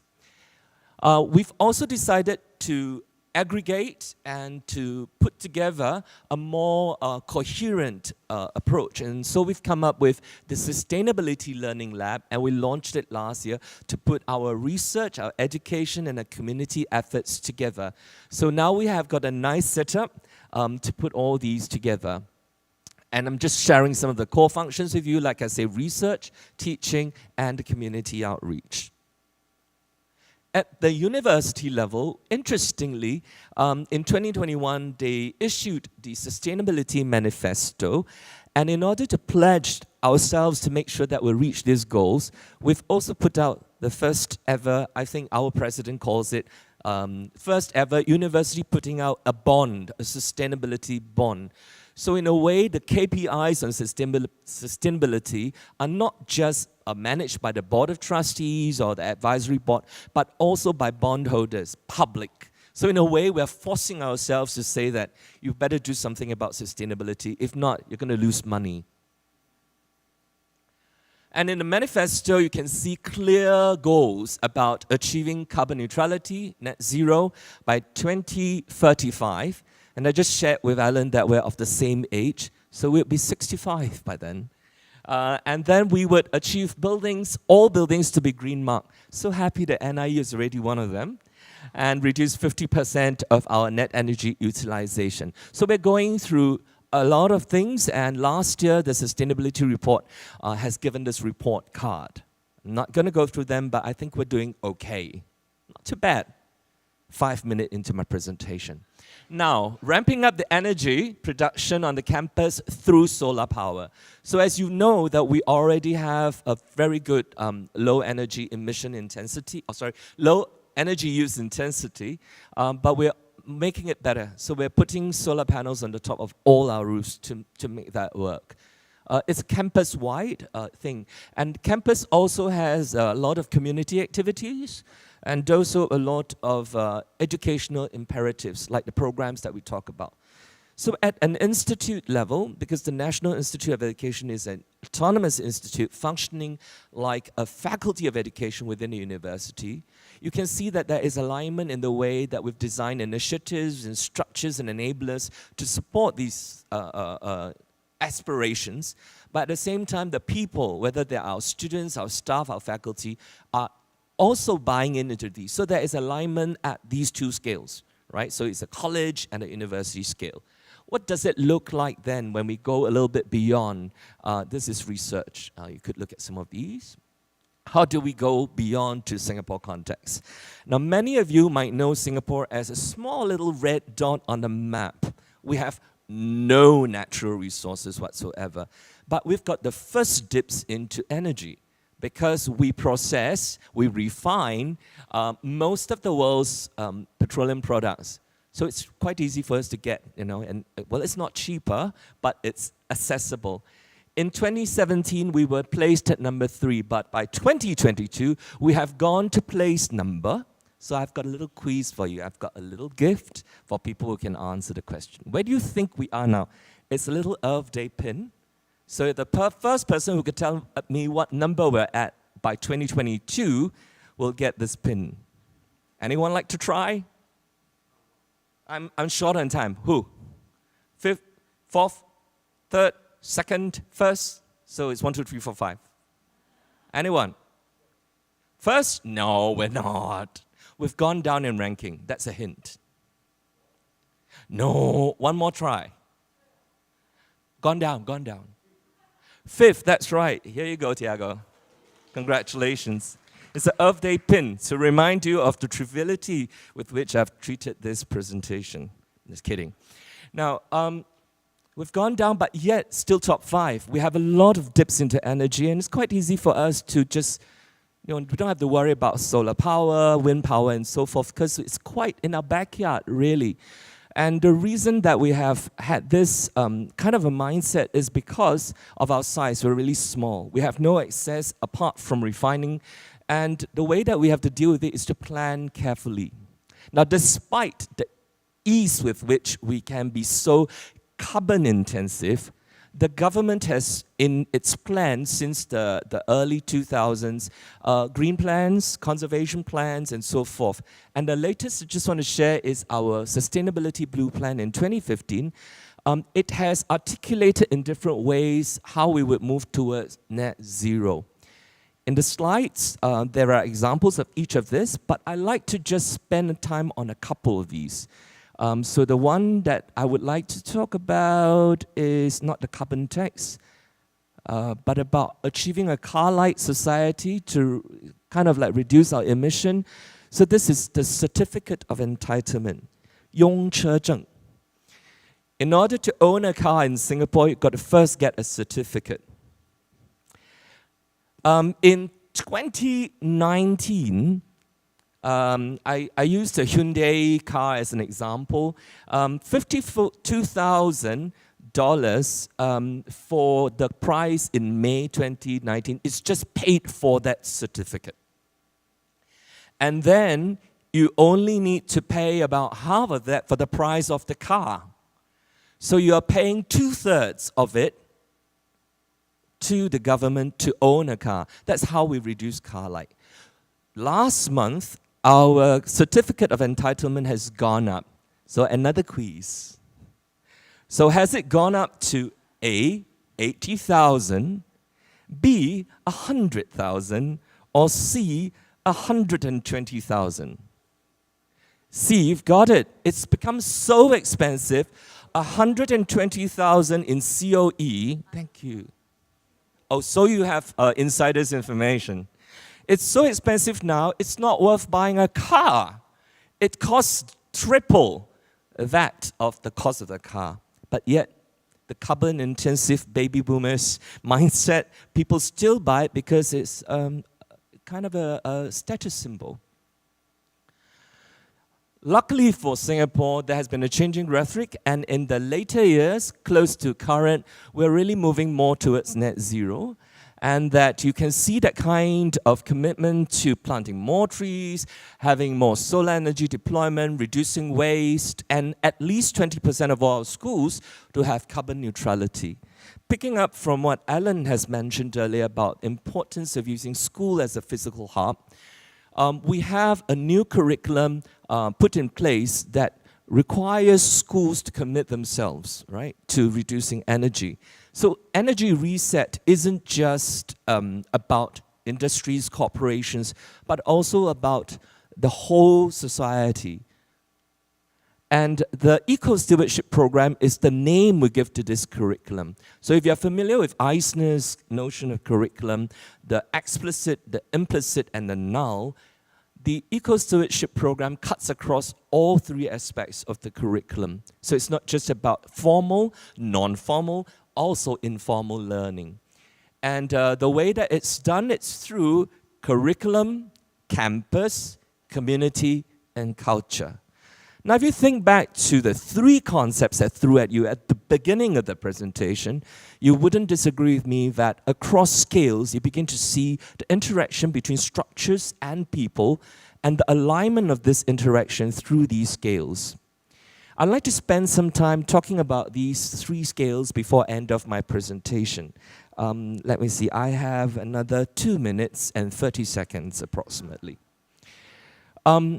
We're all human beings. When we look at environmental education, we tend to approach it from a very structural approach.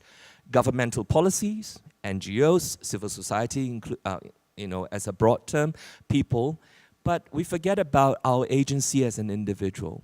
And we exist across these various scales as well. And we tend to discourse around them in specific domains. That doesn't stop us from thinking beyond these specific domains, but we need to often take a step back and reflect on this. I was reminded of Alan's analogy of low-hanging fruits, right? Something that's easy to do, well within reach, so that we could all achieve them. This might mean selecting low-hanging fruits at different scales, different strokes for different folks. Yet another saying. I don't know if you could translate that. Different strokes for different folks. I think that's very important. I was dying to ask Alan a question, but I rescinded my question because of time, and I'm mindful now I have only about 1 minute left. And the question to Alan was really, and it's about different folks, different strokes. For old people, the question I asked yesterday, in the context of Australia, what are some challenges? Because I asked that yesterday in the Taiwanese context. I really come from the position of trying to understand at different scales and across different perspectives of society, how can we solve this problem better? It might be easy in schools, because children are a captive audience. This generation of students are really well aware of the issues. But how do we reach other parts of society? I'd like to leave you with this question to think about, and do approach me to share any ideas you might have. Thank you very much, with 20 seconds to spare.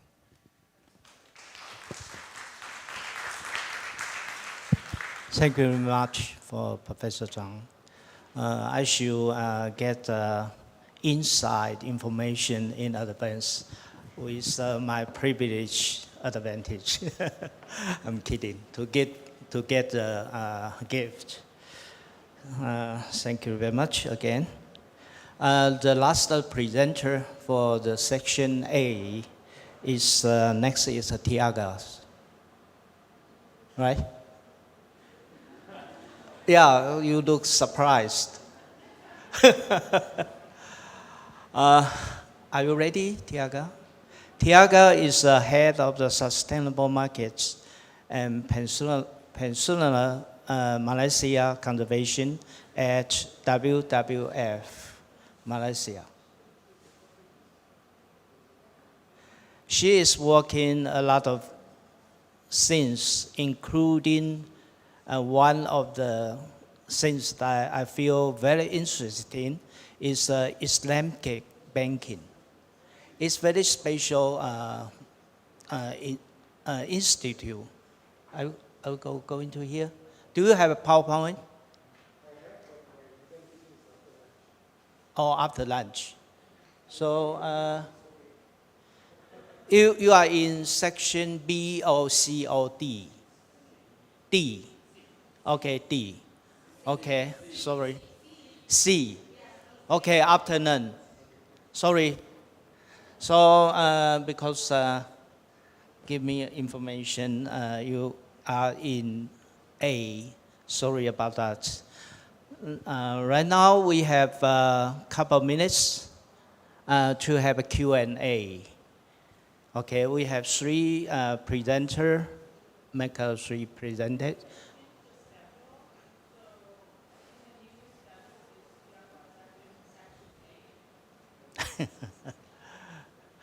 But he say she.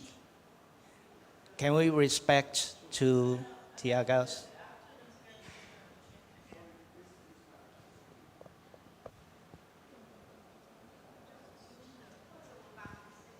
That's okay. You are in C, right? We don't need to change. Okay.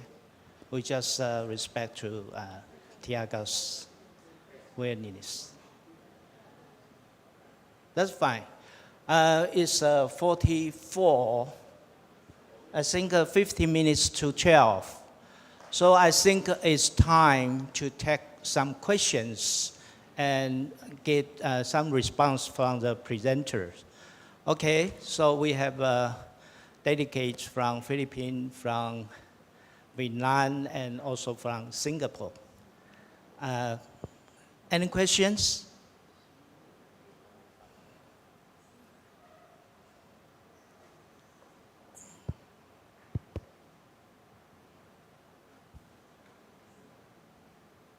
questions? Okay. And you can say what your question give to which presenter. Thank you. My name is William. I'm from University of Taipei.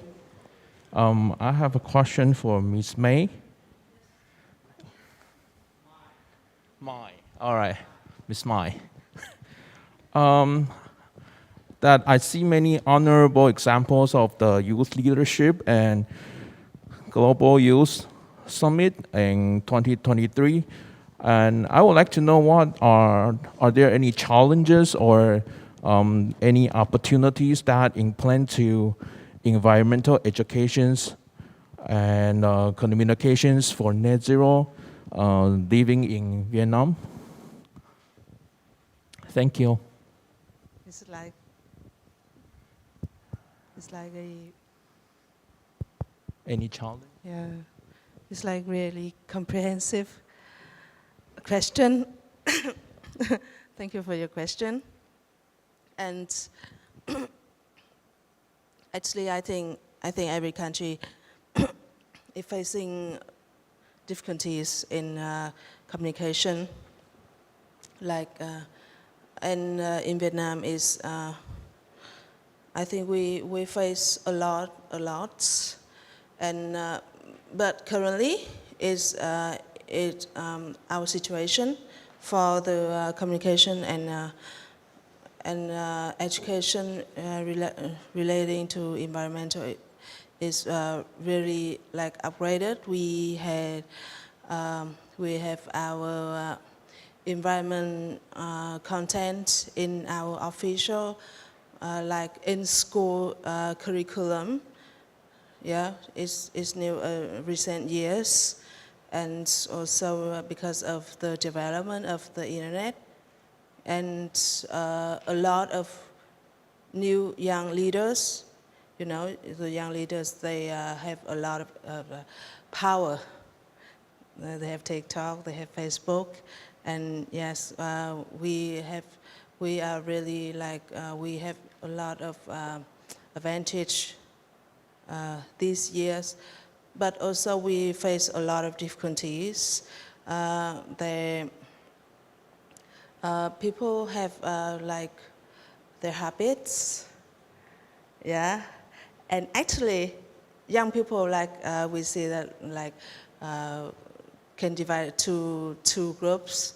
Like one group is really care about environment and care about future generation, and one is like live for the reality, for the present. And for really simple example, lunch at the office. Like old people, we can bring lunch from home, and there will be no waste.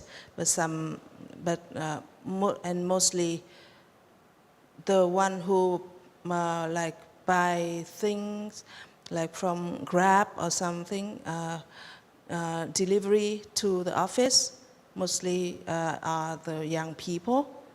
They prefer the convenient, yeah, and some, but on the opposite, some is extremely restricted about their habits, and they would use no single plastic at all, and they're willing to bring all the big boxes to the market to buy things at the market, and no single-use plastic. And we think that our job,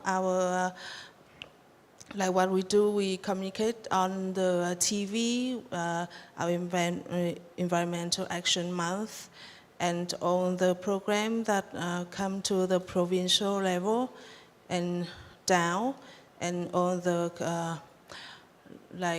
material for communication that we produce. I think it made some efforts.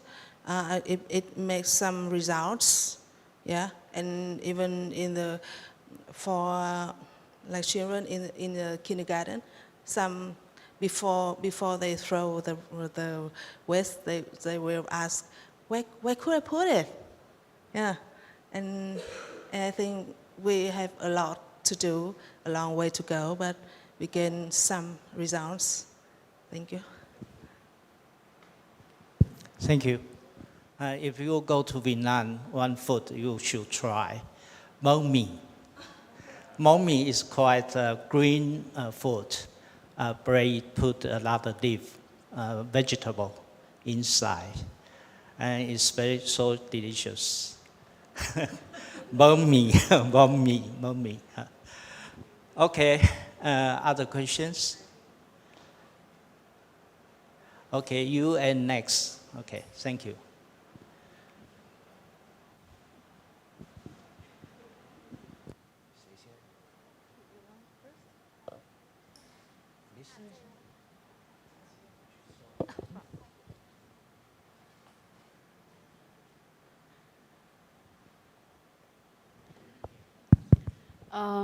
Thank you for this opportunity. So I have a question from Singapore.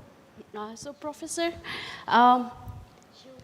Xiu Han, thank you. So Professor Xiu Han, so Singapore is really renowned for being one of the cleanest city in the world, and we have been looking up as an example. So and at the same time, we know that like penalties for littering in open spaces are quite heavy down there. So I wanted to know, like, did education on waste management at school came ahead of those imposition of penalty in terms of by the regulators, or the imposition of heavy penalty in itself created behavioral change within the citizens? Thank you.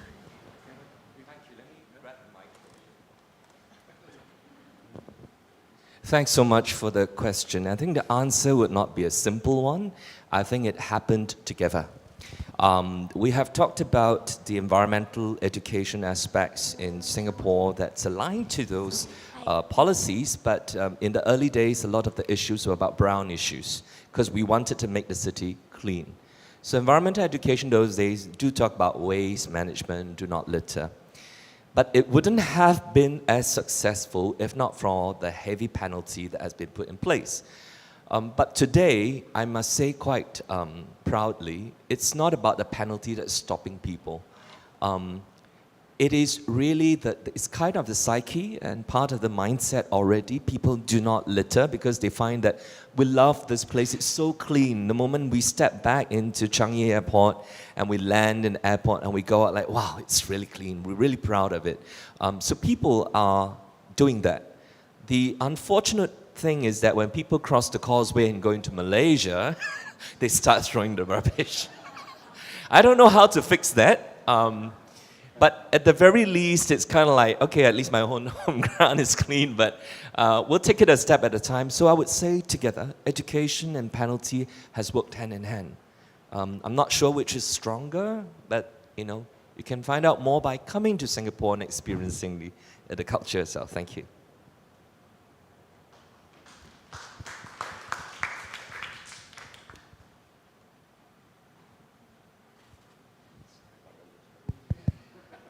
Okay. Yaga, you are next. You are talking about Malaysia. Oh, okay. Thank you, Prof. Wang. So for Vietnam, Singapore already done. I would like to give my question to, sorry, to Philippines. Can you share more? How can the 10th Youth Actions implemented in whole formal schools in the Philippines? And is that actions only for formal school, or do you have any other system or managements for informal schools? Thank you. That's okay. Thank you for the question. And thank you for bringing that up, because I'd be remiss if I did not mention about the Environmental Education Act, which was enacted in 2008 in the Philippines. So this requires the integration of environmental education in the curriculum. So thank you for bringing that up. I wasn't able to include that in the presentation. So as a prior activity to the enactment of the Republic Act is that the creation of a Philippine Association of Tertiary Educations, which focuses on environmental education. So this is an association of higher tertiary education institutions like colleges, state universities, which provides policy recommendations on how we can improve the curriculum across higher tertiary educations in the country. So that's another thing. And the second one I'd like to mention is the National Sustainability Schools Recognition Awards, which we conduct every 2 years. So we try to pinpoint, again, just like what I mentioned earlier, we'd like to pinpoint what are the good practices being done by schools in various sites in the country. So that's something that I think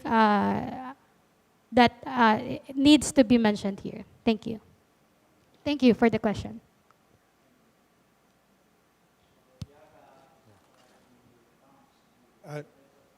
No, I'm not going to talk about the littering behavior.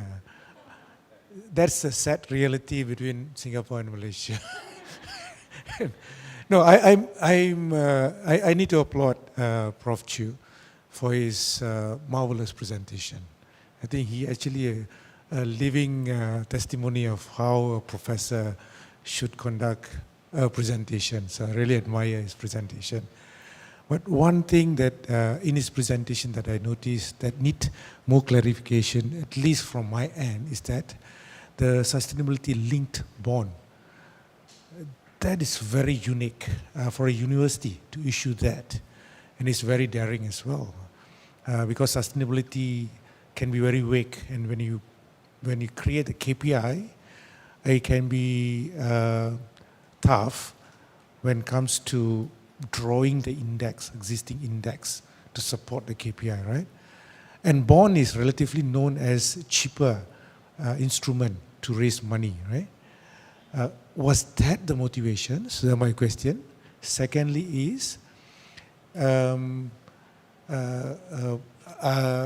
there any other motivations that makes NTU to go into sustainability link bond? For instance, like, is there any donors that you draw into this to pay the coupons or success rate when it comes to paying the interest, or to share the payment for the so-called bond, so-called loan, yeah, you took from the bond to pay back. So at the end, the net result is, if you take about 100 million, you need to pay about 80 million only because of these donors or what. Just to get some clarity on that. Thank you so much. You raised a question that we all raised as faculty when the bond was issued. I'm not a financial person. I am in the management in the institute, and I'm not in the senior management of the university. So I can't say for sure why.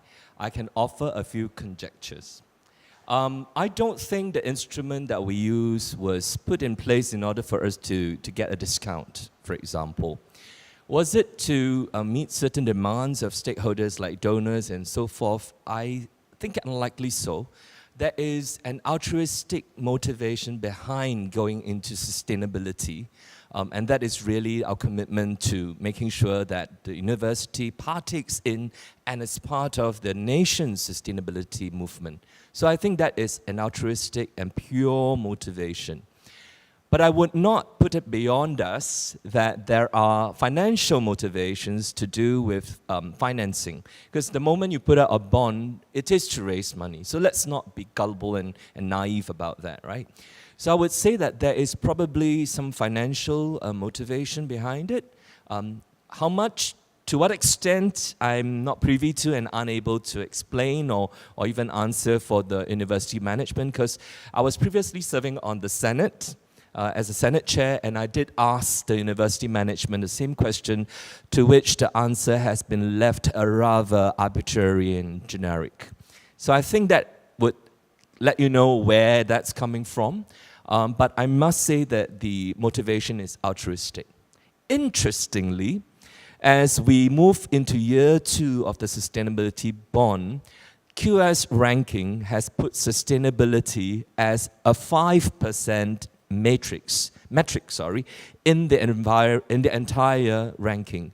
So now we are beginning to hear activity and discourses about our sustainability efforts. Thank you.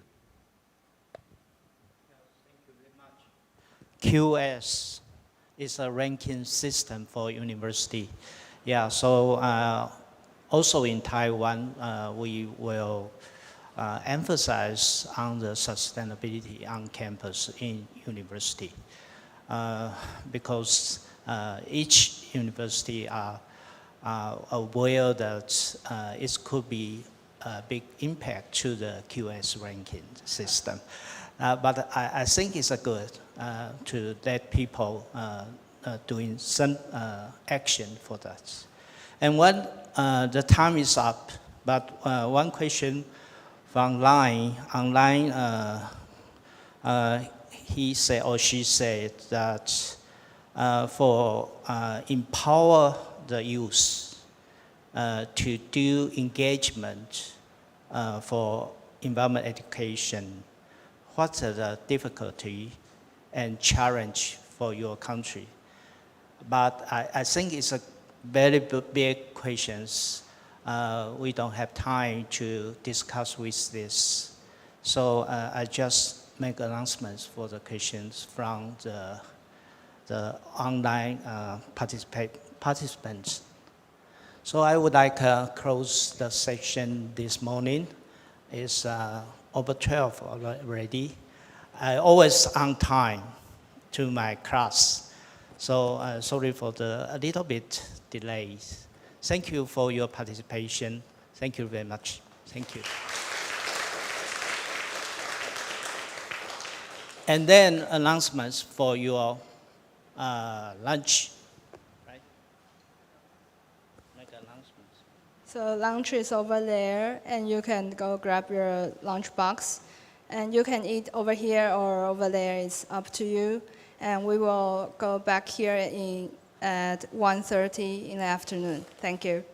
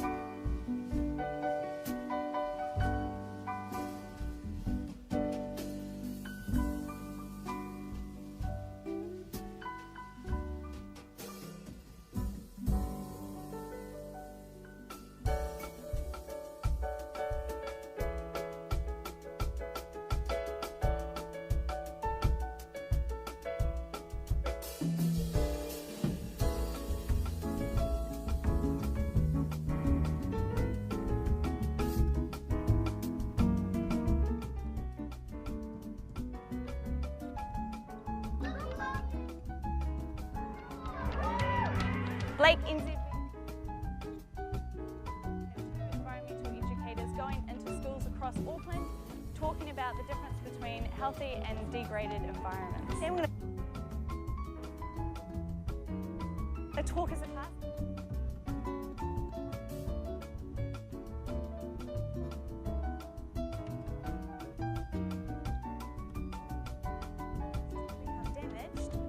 And then what we can do to prevent this. Working with New Zealand Geographic, we've produced a series of 360 videos taken from around Northland.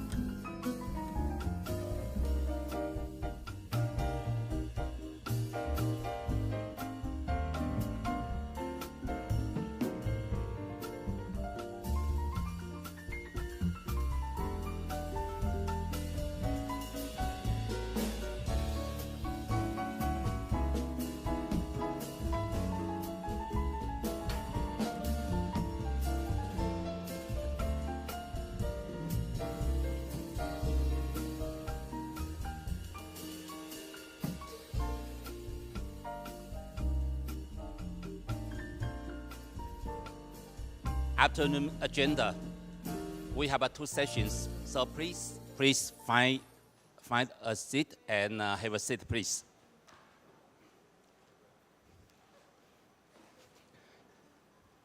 You look kind of nervous.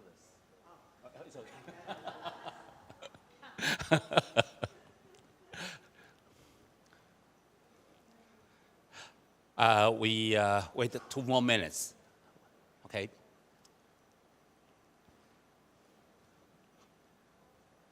Meow, get them into the classroom.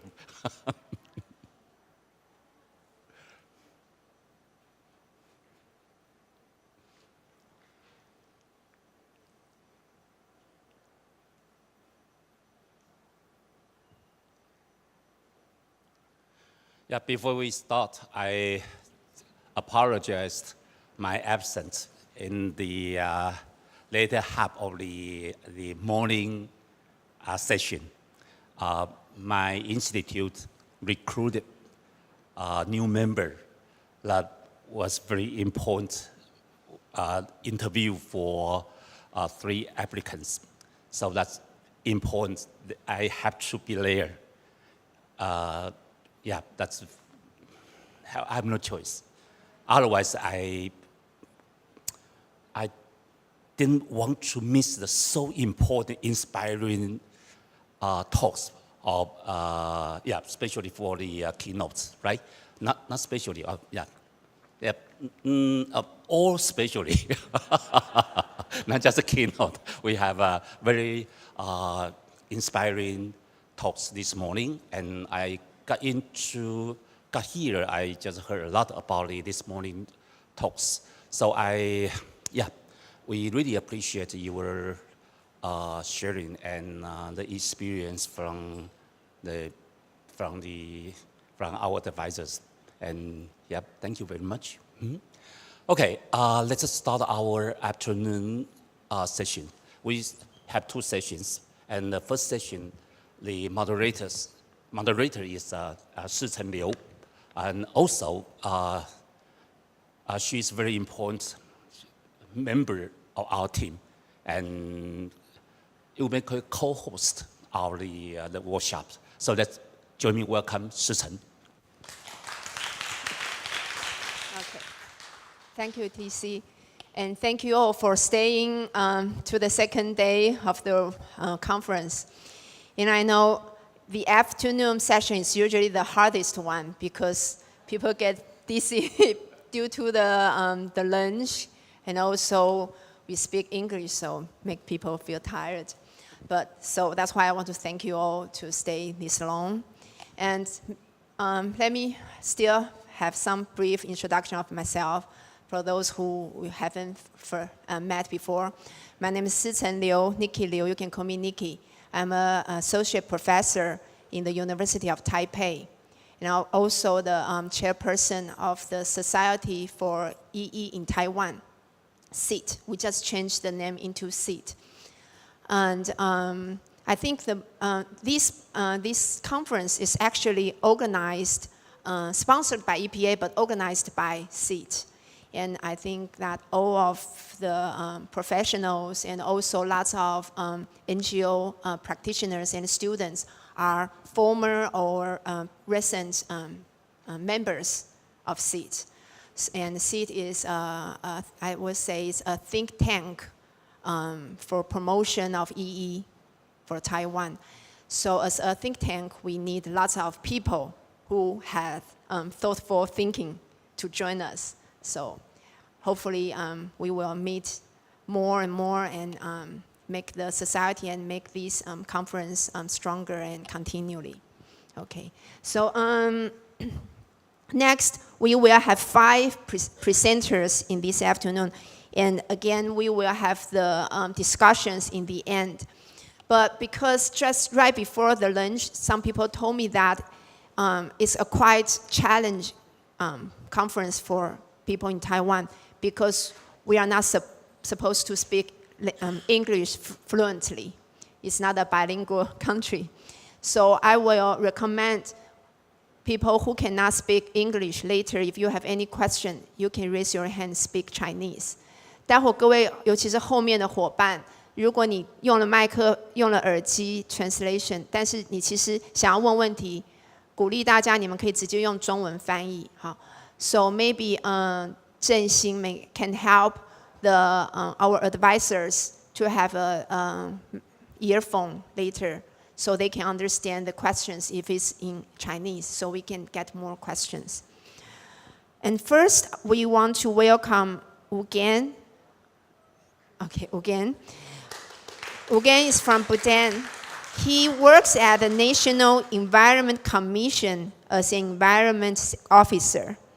And during the COVID-19 and the post-COVID-19, Ms. Wu Gan worked with the Bhutan's Ministry of Health, contributing towards biomedical waste management. And in 2019, Ms. Wu Gan was awarded a green ticket for her demonstrated commitment to addressing the climate crisis and advancing solutions for the UN to attend the first Youth Climate Summit held at the UN headquarters.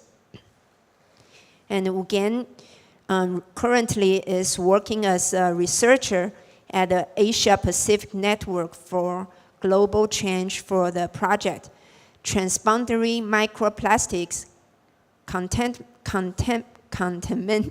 Commitments in Fish and Aquatic Food Chain along Brahmaputra River. Okay, so anyway, Wu Gan is going to talk about microplastic. Even though when we think about Bhutan, we think it's a happy country, but there are also lots of microplastic problems like we have in here. So let's welcome Wu Gan. Thank you. Thank you for a wonderful introduction. So good afternoon, everyone, especially respected professors. I'm in between all professors, so I'm kind of nervous. So yeah, I'll try my best to present it within 15 minutes. So my presentation today is a part of my research work done for my master's program at Asian Institute of Technology in Thailand. So as a part of academic fulfillment, we had to conduct research at our last semester. So this is, it was like a brief research. So I conducted within 3 months because of time limit.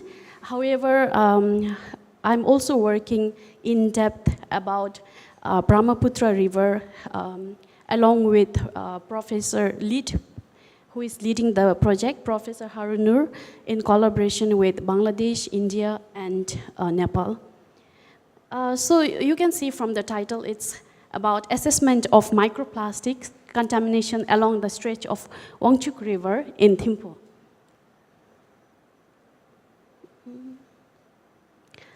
So this is just an overview of my presentation today. Wherever I go, it's Bhutan is not known to all the parts of, like other parts of the world. So I will briefly give a background of Bhutan first. So Bhutan is a small Himalayan country with size of 38,394 square kilometer, and it is located between China in the north and India in the south. So if we date back to 1980s, we have more population living in the rural side. But gradually over the time, there is increased rural-urban influx. So in 2017, urban population has increased to 37.8% from 10%, and rural population has reduced to 62.9% from 90%.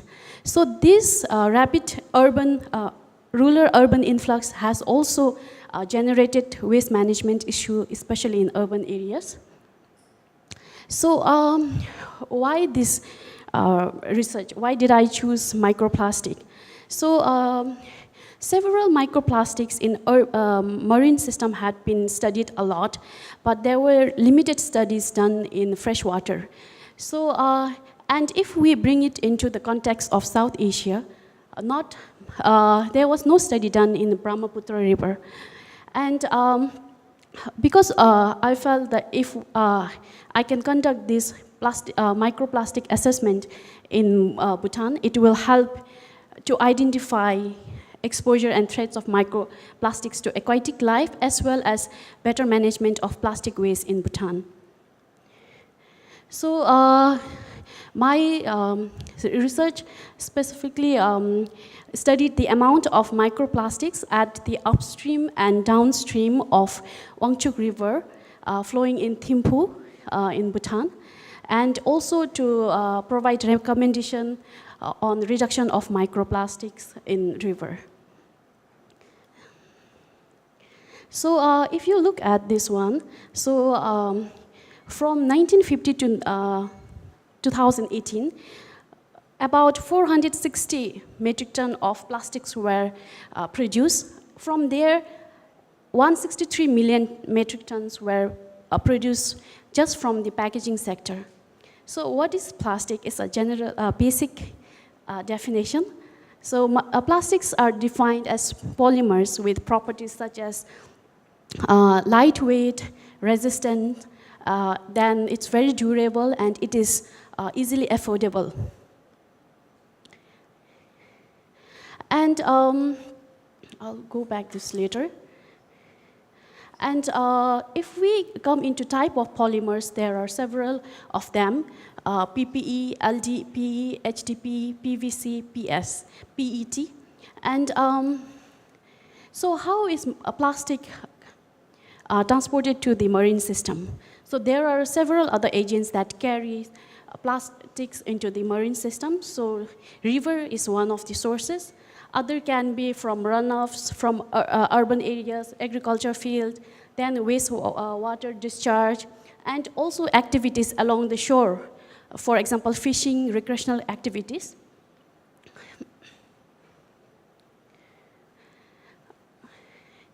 So if we look at this 2019 data, about 22 million tons of plastics were leaked in the environment. From there, 12% was microplastic. And when we describe microplastic by size, it will come below 5 mm. And they are in different shapes like fragments, fiber, pellet, then pellets. So this is the area where I chose for my sampling. So if you look at that one, it is Bhutan map. So that is the tributaries of Wangchuk River that will eventually flow to the Brahmaputra River in the world map you can see. So Brahmaputra River has tributaries from India, Bhutan, and Bangladesh, and it eventually joins Bay of Bengal. So within Bhutan, I chose Thimphu city because it's one of the highly populated, and it's the capital city. And about 100,000 population reside there. So it's not a lot compared to other countries. And from this Thimphu city, I chose two locations, upstream and downstream of the river, and that were flowing. Upstream will be above the waste water treatment plants, and downstream samplings were done where all the wastewater treatment plants discharge ends in the river. So the upstream was is Dechincholing, location 1, and downstream is Babisa, location 2. So they are in terms of population, upstream has very less population, just 2,813 population, whereas downstream has about 24,644 population, because all the sewer networks from different part of the cities are connected to the location 2. So these are just a detail of wastewater treatment plants that we have in Thimphu city. And for sampling, this is the upstream side and this is downstream side. So in total, I took just 12 samples, 6 water samples and 6 sediment samples. This is just the collection methodologies and how I did the experimentations. And so I mainly took account of characteristics of microplastics, for instance, abundance, then size, color, and shape. So if we first look into water sample, so in location 2, that is downstream, it had shown higher average number of microplastics, about 705 per cubic meter compared to location 1. And in the evening, towards the evening, I also observed higher generation of microplastics in location 2. So this was mainly because towards the evening, they released the discharge water from wastewater treatment plants into the river. You can see from the pictures. And in terms of size of microplastic, I found smaller size of microplastics, about 600 to 900 mm, that were highest in the water sample. And in location 2 downstream also, it was closer, like it was about in the range of 1,500 to 1,800 mm. And in terms of color, I found yellow microplastic abundant in both the location, upstream and downstream. So this is how yellow microplastic looks under the microscope. And in terms of shape, this is also all different types of shapes that I mentioned before. We have fibers, we have foams, we have pellets, and we have fragments.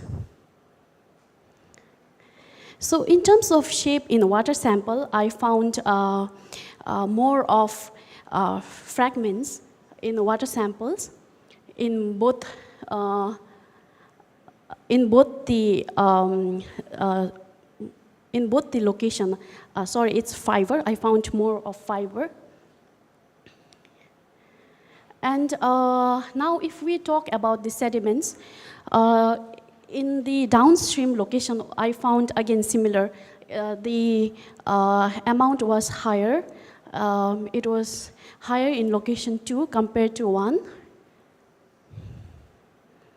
And size-wise, I found about like similar again, lower size. So it was between 900 to 1,200 micrometer of microplastic that I found in location 1, and location 2 also downstream, also similar, like 600 to 900 micrometers. So the sizes were coming closer together, like both the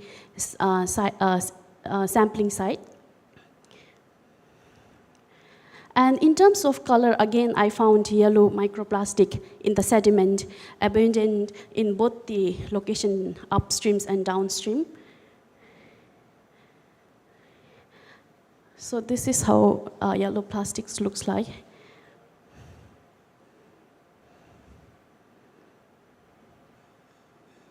And in terms of shape, I found these are just the pictures that I took. So in terms of shape, I found a fragment. I think it's fragment. Yeah, fragment shape of microplastic abundant in both sediment samples. So, so in my conclusion, I would say that I found more number of microplastics in downstream of the river than the upper stream, because considering the population was denser there, and also the discharge from all wastewater treatments were directly released in the water in the downstream. So and the color was yellow. Yellow was abundant, and shape, like I found fragment abundant in sediments, fiber in water samples. Then I think from there, so in my recommendation, since I mentioned it was just 3 months of research work, there were limitations. So for instance, if we want to study more, we could include another factor like seasoning sampling, where the volume of the river will also change. And there are other factors that can come under seasoning sampling. And also careful, like we can include influence, the water that is going inside wastewater treatment plants and effluent that is coming directly from wastewater treatment plant, and take a sample and examine it as well. And here in my research, I just showed the characteristics of plastic. I didn't say the polymer type. So if you want to know more about the polymer type, you can conduct FTIR analysis. So this will give you more accurate, and you can date back from where the plastic actually came from, the material products of the plastic. And in my recommendation, I noted about requirement for the strict enforcement of existing waste management rules and regulation, because in Bhutan we have lots of illegal dumping cases along the roads, along the trails, public pathway. So most of our rivers are just below the roads. So sometimes wind and even in other, when I did the sampling, there were open disposal sites just near the river bank. So the plastics can go into the river. And I also included if Environmental Standard 2020 of Bhutan can include microplastic as one of the water quality parameters. So, we also are moving towards zero waste Bhutan by 2030, emphasizing partnership and concept of circular economy. So this waste management flagship program under the 12th five-year plan was inaugurated by His Majesty the Queen. So when I completed my studies, when I joined my office back in Bhutan as an environment officer, these are some of the outcomes that I did. So I sensitized more than 100 district environment officers and other enforcers about the microplastics, and also informed them about presence of microplastic contamination in the Wangchuk River, that is the main Thimphu City River. And also we conducted cleaning campaigns along the stretch of rivers. And one of the other big achievement was like presence of microplastic was acknowledged in Bhutan State of Environment 2022. So this report is published only after 5 years, and most of the policymakers and they refer to understand the state of environment in Bhutan. They refer this report, and initially the last report was published in 2016, so there was no mention about microplastic at all in the Bhutan State of Environment report. So there was the inclusion of microplastic, and also behavioral changes and requirement of enforcement of strong monitoring of illegal dumpings were also mentioned. Behavior in terms of successful education projects that we completed in the past. For example, Ecology Note of Bhutan were also included in the state of environment. So This will help decision makers, especially the planners, to emphasize and take this as priority when they developed the next 13th five-year plan, which will begin from 2023. So yeah, that's all about my presentation. Thank you. Thank you again. I hope the plastics are not from Taiwan, because I will mention later, my uncle is a sailor, and every time when he sails back to Taiwan, he's very excited because he knows when he sees lots of plastic garbage on the ocean, he knows he's coming back home. So I know, yes, I hope that we are not a big contribution country of those plastic garbages. Actually, I forgot to mention that this section will talk about ocean conservation and management. So our next speaker, Ashraf Haquin, is also going to talk about coral conservation. And let's give Ashraf a big applause.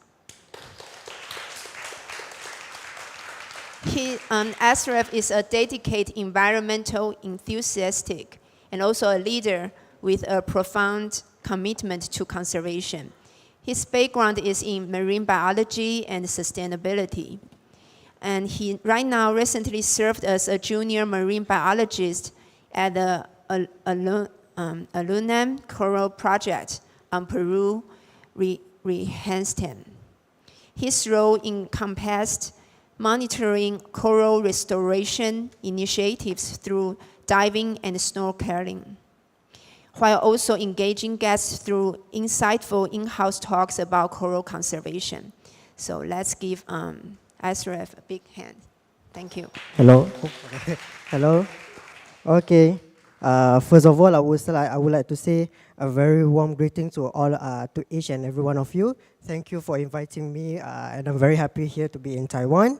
So I'm very grateful to the GEEP-APRC committee and everyone throughout the hospitality that we have been getting since the first day I've reached in Taiwan. So this is the first time I'm in Taiwan, so I'm very happy.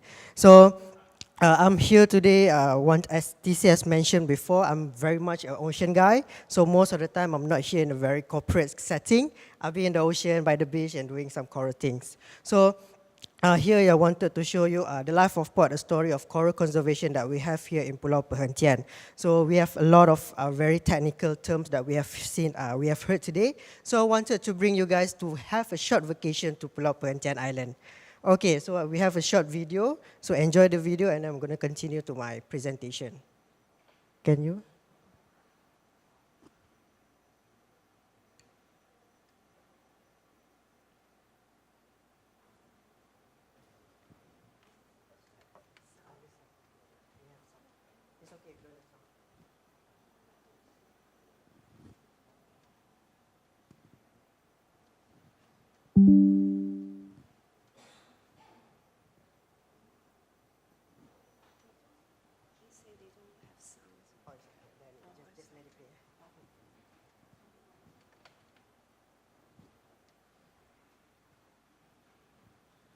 So this is some of the things that I would say this is like a sneak peek of what we do in Pulau Perhentian Island. Some of the diving part, the daily coral talk that we have with the guests, and also a lot of technical things in the water. So yep, we're gonna see a lot of underwater photos, hopefully.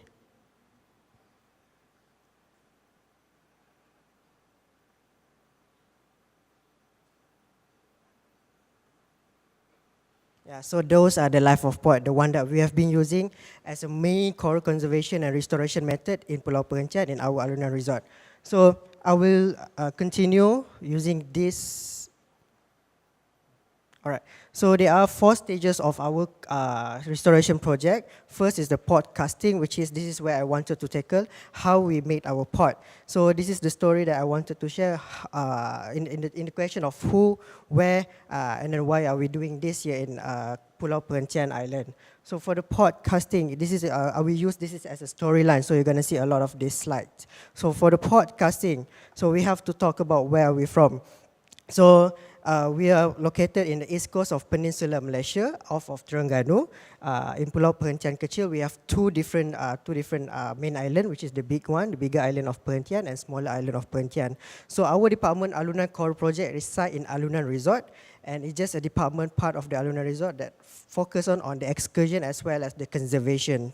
So this is the team, and we are located within Alunan Resort, a contemporary eco-friendly resort on Pulau Perhentian Kecil, Perhentian. So this is my team member. So the one on the bottom in the purple rash guard would be my manager, and that's me. And then those are all the team of marine biologists. There are 5 of us.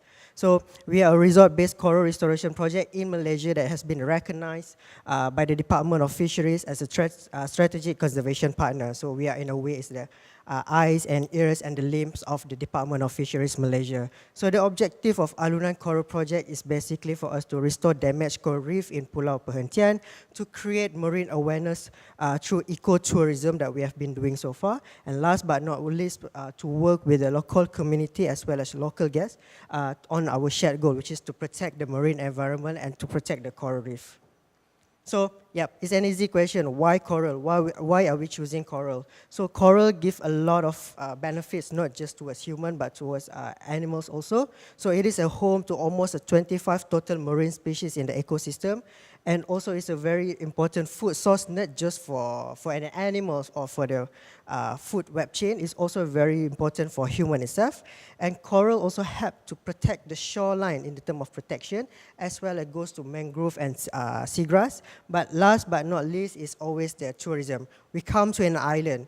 If you go to an island, there's nothing in the water. Why would you come in the water? Why would you want to come to an island? So this is why tourism is very much important in Pulau Perhentian, because this is part of the things that we have done so far. All right, so that's the thing that we have to look into. What is happening in Perhentian Island actually? So if we are talking in the narrative of climate change, the global warming has causes the sea surface temperature to increase, which is very much affecting the corals. So the global warming causes widespread of coral bleaching and causing the coral to be stressed and die. Pollution and ocean acidification also is a part of global warming effect that stopped and stunted the coral growth. We also happen to see a lot of fishing nets, a ghost net in Pulau Perhentian, which is when a fishing vessel, they discarded these damaged nets in Pulau Perhentian, they just throw the things in the water, and then when you go for a diving, this is where we see like a huge net covering a coral reef area. So it's a very huge, I think it's a huge issue in Pulau Perhentian. Last but not least, because Pulau Perhentian is one of the famous spots in Malaysia for people to have for tourism. So of course, there's a lot of ill-informed tourists. A lot of people doesn't know corals are actually an animal. They are not plant. They are not rock. Corals are animals. So, but when you don't know this information, so most of the time you can see these guests just stepping on the corals, because it's not like they wanted to kill the corals, because they don't know. So it does become an ignorance. So this is where me and my team are here. When we go for snorkeling tours, we need to tell people, this is what we need to protect. Corals are animals, so those have in mind, okay? So for the next part, the next coral problem is coral transplanting. So the coral transplanting is where we put the coral on top of our coral pot. You can see my hand, so the corals are growing on this very small pot. So coral transplanting is meaning that we wanted to convey our message, to our knowledge to the guests that come in our resort. So part of the environmental education that we have done so far in the resort is not just for people, not just for the guests, for our staff. We wanted every part of our staff to hold the vision and mission of our resort, which is to be the preferred resort of choice in Pulau Perhentian, and to give the best and unique experience for the guests staying in Alunan Resort, as well as taking care of the environment at the same time. Some of you, I did give some free gift, which is a tote bag that I give to you. So every single member, every single guest stay in an Alunan Resort, we give a specialized tote bag that they can use to reduce the single-use plastic in Pulau Perhentian. And also, every single year, we have like a lot of these pictures. Staff to be trained to be competent and all-rounded via our staff training about coral conservation, marine conservation, Pulau Perhentian Island, as well as the sustainability journey of our Alunan Resort. And also we have a lot of eco-snorkeling trips, we have a lot of daily talk. So coral conservation for the citizen is basically for us to implement the concept of educational ecotourism. So most of the time, the guide that we have in the place, in our island, is a marine biologist, me and my team. So from daily coral talk, house reef tour, and daily beach cleanup, we have the ability to do this almost every single day. Most of the time, coral planting can be, coral workshop can be only done like once in a time, but because of our method, we can do it almost every single day. So the guests that come to our place is ranging not just from the stay-in guests or the local guests, it's also people who stays or come to Pulau Perhentian. If they happen to pass by our coral center and then they say, oh, what is this? Because we do have a tank in front of our coral center, they'll be like, oh, this is coral, and you know the conversation continues. So we able to convey the message that we wanted to give. So this is some of the pictures. So you can see this is me bringing some of the son of one of the guests, a lot of coral stalks that we have in front of the resort, and sometimes we have like a smaller group during pandemic, so we don't have a lot of guests. So we do have like elderly couple that don't have the ability to go in the water, so they can take part of the coral conservation without having themselves to get wet. So this is part of the thing that we have done so far in my place in Alunan Coral Project.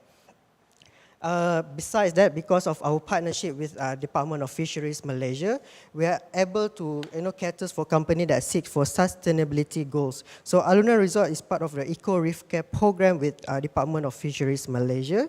Open more opportunity for a lot of corporate bodies to undergo CSR, which is a corporate social responsibility, for them to achieve their SDG goals, as well as basically hopefully it meets in line with our vision and mission that we have.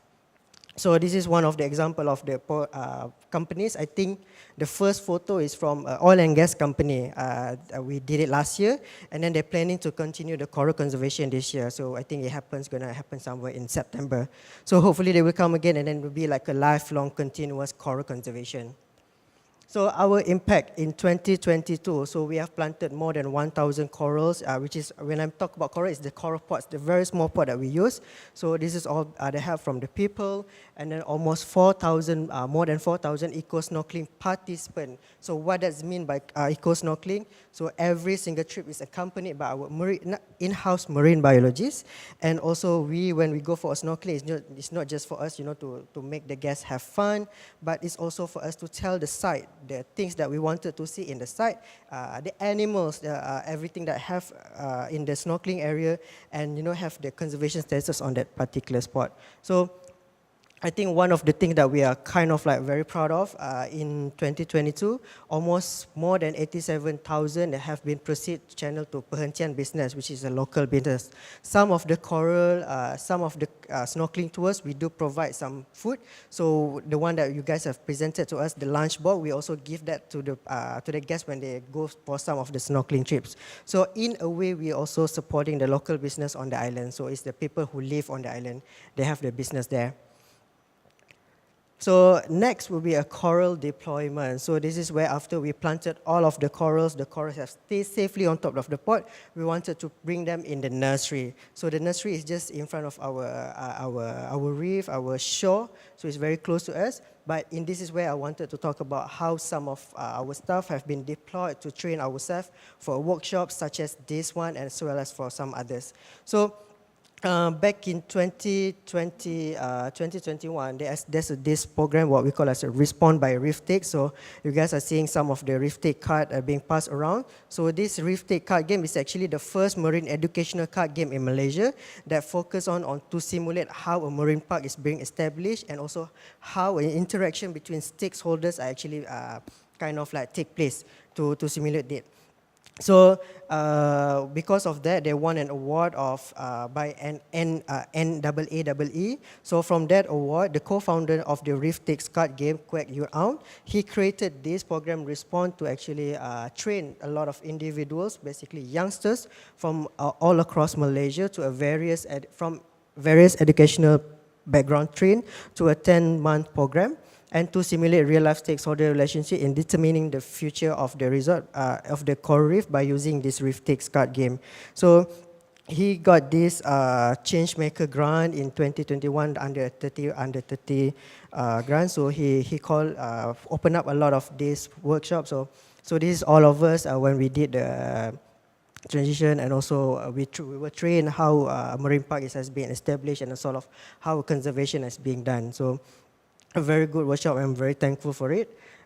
So after we finished the workshop, after filming the training, each one of us, we have to do a broadcast session, which is we need to further amplify what we have learned in the training and then show to people how this has been used as part of our very important educational, environmental educational tools. So this is some of the example that some of the session that I've done in my resort using this educational card game, so that you don't have to be a marine biologist, you don't have to have any sort of like environmental background, but when you use this card game, it's very easy for you to understand how things actually being done.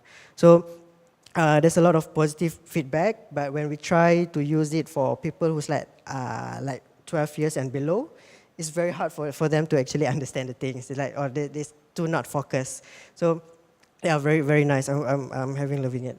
So we also have a program which is a lot of divers that have license in Malaysia were given to have a dive master certification. So this is one of the program too. I was happy enough. I got the dive master certification from there too. And because of this, I just wanted to show some reviews that we have in Arunan Resort. By having a marine biologist, they said it's one of the best thing when we go for a snorkeling tours. It gave them a lot of input, gave them a lot of different things compared to like previous snorkeling trip that have been done so far. So you can find us on TripAdvisor, Arunan Resort, and have a look at this is some of the review that we have. So in part of, I would say the last, which is the nursery maintenance, which is what we call of how we wanted to sustain the project. So just to show you, like, this is some of the coral growth that we have. Our coral adoption program was launched in June 2020 with the purpose of educating and creating awareness on coral reef and marine in Pulau Perhentian. So the image that we have in here is above of many coral logs that have been adopted by the visitors in the island. So the proceeds from this adoption directly supported the operational cost of the project. So this is some of the, I think this is being adopted by one family, and this is how the coral have been growing for over the years. We are very happy to look at it. From a very small fragment, right now there's full of fish, full of snails, full of sea cucumber, and a lot of other marine life has started to come to this part. So another photos, this is me and my team, my manager, me, myself, and my team members. So you can see how small the coral is. Now right now it's very big. So we are again very happy from a very small coral. Right now we are inviting a lot of marine life to come back. And also this is part of our intern and also part-timer that comes to here. So from a very small coral right now, it's already huge and bustling with a lot of marine life. And because of our constant improvement of technique, we have managed to increase coral survivorship from 40% up to 70% in 2023 from constant improvement. So the number represents the proportion of still living colonies, which include newly added in 2020. So we have a lot of maintenance work. It's not just being done by our team, but also our the guests that come in our resort. So to conclude, I would say coral, which is the life of port, just doesn't bring the life of, people in the marine life. It brings a lot of happiness towards the people that come to the island, people who doesn't have the ability to go in the water, who doesn't want to even to get wet to go for snorkeling. We invited all of them to be part of our coral conservation. So what makes Alunan Coral Project is very much different is that we give the inclusivity for every single one of you to be part of coral restoration work. And just remember, no matter where we are, wherever we go, we are actually very much connected to the ocean. So foods that we have on the plate and everything else refers to the ocean. So if we are not saving them, who else, right? So thank you. Thank you, Esra. Thank you for your amazing work and beautiful photos. I don't know, is the card game written in English? Yes, the card game is written in English, so I do have some copies for to be purchased. If you would like to purchase the copies, do let me know. I'll give it to you. All right, thank you. So whoever is interested can buy it from him, and it's like a support to what they do. I've never been to Malaysia, but the last time I went to Australia, I also not join, but see some of their coral watching. It's called Coral Watch. Coral protection project. I think it's amazing. And also the Marine Science Museum that the advisors are going to tomorrow to visit. I think they also have some coral protection projects. So maybe I think you enjoy the trip tomorrow. Okay, anyway, let's go to our third speech, and let's welcome Dr. Furgaram Frederick. And you can call her Xiaofeng. Xiaofeng is one of our old friends. She is an assistant professor of development education in Chulalongkorn University in Thailand. And she's done many researches, more than 22 projects, and published more than 20 papers. And she's not only a researcher, she also does lots of volunteer works. She now is a vice president of the Thai Association of Women Universities, Committee of the Institute of Buddhist Management for Happiness and Peace Foundation. And also, for international level, she's a member of ESD, Teacher Education Institutions Network, operated by UNESCO. So let's welcome Xiaofeng. Thank you. Okay. Thank you very much for the introduction. I'd like to say that it's really honor to be here and hope to be next year. Okay, and I think this trip I learned a lot about from the keynote and friend, and hope to learn tomorrow and the day tomorrow. Okay, today I will talk about the Blue Swimming Crab Bank Community Struggle for Sustainability. It's not the research project. Today I would like to share the experience of this project. It's really new. And after my presentation, you can come in and really welcome. Okay, let's start.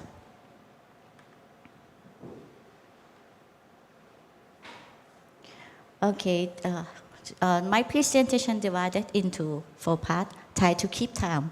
If I not keep time, Chiu Hang Lao Sư, he will call me. Okay, so I have a problem with my eye. I cannot see the scene, so I have to watch from this. The first part is the importance of the blue swimming crab. So it's very long, so I will call like a BSC. Okay, the BSC fishery is in the Gulf of Thailand and Andaman Sea, or in the eastern part of Thailand, both in the eastern part and the southern part. This is the BSC fishery during 2015 and 19. You see it's increased from 22,000 tons to 40,000 tons. It's very high.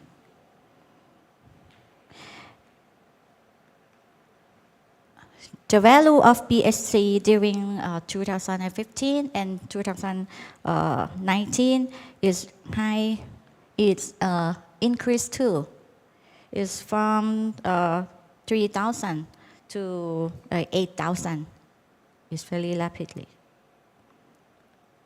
So, why is everyone like the BSC is really delicious? And in Thailand, welcome to Thailand, you can taste the sweet meat, and we have a many menu that you can cook from the BSC, and the tourists come to Thailand to take the BSC. Even Thai people like. So effect from the high consumption, I conclude from my experience that I went to the field at the Somboon Beach at the southern part of Thailand. The villagers said that the population of BSC decreased because of the high consumption, and the fishermen have to do fishery further than in the past time. One of the fishermen said, "I have 2 houses." What do you mean you have 2 houses for 2 wives? Well, no. I have 1 house at my hometown, but no crab, no fish, so I have to go another province. Why I have another house, not another wife? Okay. And the next one, villager said that the family expenses is increased because have two house and have to pay more for the oils and for the other expense that when he have to go far away. And the next thing is size of BSc is getting smaller. When getting smaller, the pie is down. So it's very difficult for them. The income, so why the income of villager decreased? So the community leader at Somboon Beach thought at the BSc bank is very important. This is the second part. The BSc at Somboon Beach. This is a map of It's a map of Thailand. It's the southern part of Thailand. It's my picture I take with myself. And this is the step that I interviewed the village leader or community leader. He said that the community have to solve the problem. So he read a book. When he read a book, he think he have to consult someone. So he try to contact one of the lecturer at Walayalak University that located near his community. He is very clever. And I will show you his picture in the next PowerPoint. The community read the group, his friend. The first group around 12 fishermen would like to work together to build the BSc. At the beginning, he had to borrow money from a friend, to build the house of the crab. This is a Somboon Beach Learning Center now. It's better than in the past time. This is inside the learning center. Now he get a support from the public and private agency to help them, but it is not enough. So I will tell you then. This is some kind of caflavia. This is an activity that I joined at the community. It's the team, all this volunteer. We have no pay. It's from private and public agency, but we have the leader from the SDG Move. SDG Move is the research project that funded by the government, and the IHPP is the international health program that private agency that under the Ministry of Health, Public Health. And this is our team. This is me. When I went to field, I have to behave like a villager. Have to get in the early morning. That I always get up in the early morning. So I went with the fisherman to build a fish house, a crab house. It's really funny. So I got a new knowledge. If you would like to build a fish house, you have to go in the morning because the water is low. But my team has no time, schedule very tight. So we went there in the afternoon. The water level very high and really cold. So this is the obstacle that the villager told me that they have not enough money. When have not enough money, have to solve the problem. The problem, how to solve? The wife of the fisherman think that they have to help husband and help the community, so they build up the community enterprise. And when it's bring to that, the women community bring the community enterprise, they can help the family and help the fishermen to earn money to pay for the expense in the house, in the family. This is focus group of the women that who build up the community enterprise. This is their product, but it's not like not the industry standard. So when we interview them, they ask help how to develop the product, how to sell the product. They try to sell the product via the Facebook and via the Shopee platform online with help from the petrochemical company. This is a benefit from the community enterprise. This is a income for household like electricity bill, water bill, they can cover. And the relax with friends. Some of the women in the community said when fight with the husband or with have a problem with like economic situation, come to the community enterprise to talk with the friend, and someone, just only someone, listen to her. That's fine, heal her mind. That is the effect not of the BSC and community enterprise, not only the economic aspect, but in the health. And the pride of women have own income. They need not wait for the husband to give her the money and support. And also, at the first intention, they would like to support the BSC bank because, as I mentioned before, that the leader have to borrow money from others, so they have to pay back. I have to skip some. Okay, this is the third part. This is our team at the last day, so we have to show the SDG, like it. What they have to do in the next step. The community have to come to, we call like a Thailand Sustainable Development Forum 2023. So it's difficult for the villager to talk in the like a big forum. Why we have to come to to help them? It is because it's a lesson learned from them is very useful for like a national level and international level. Okay, I skip this. This is the community leader, he brother, and Nong is sister.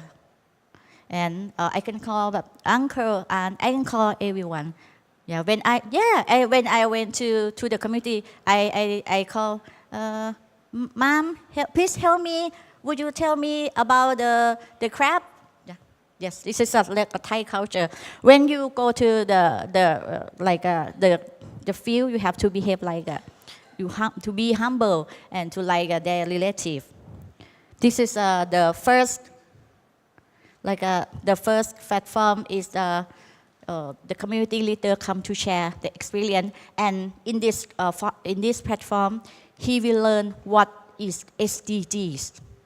You know, the community don't know about the SDG. What is SDG? Even us, I think I cannot remember all the 17 SDGs. This is a scenery at the Hasambum. I take this picture with myself. It's very beautiful place. This is also the learning center that the villagers come together to we learn and ask and learn. Only 2 questions ask them.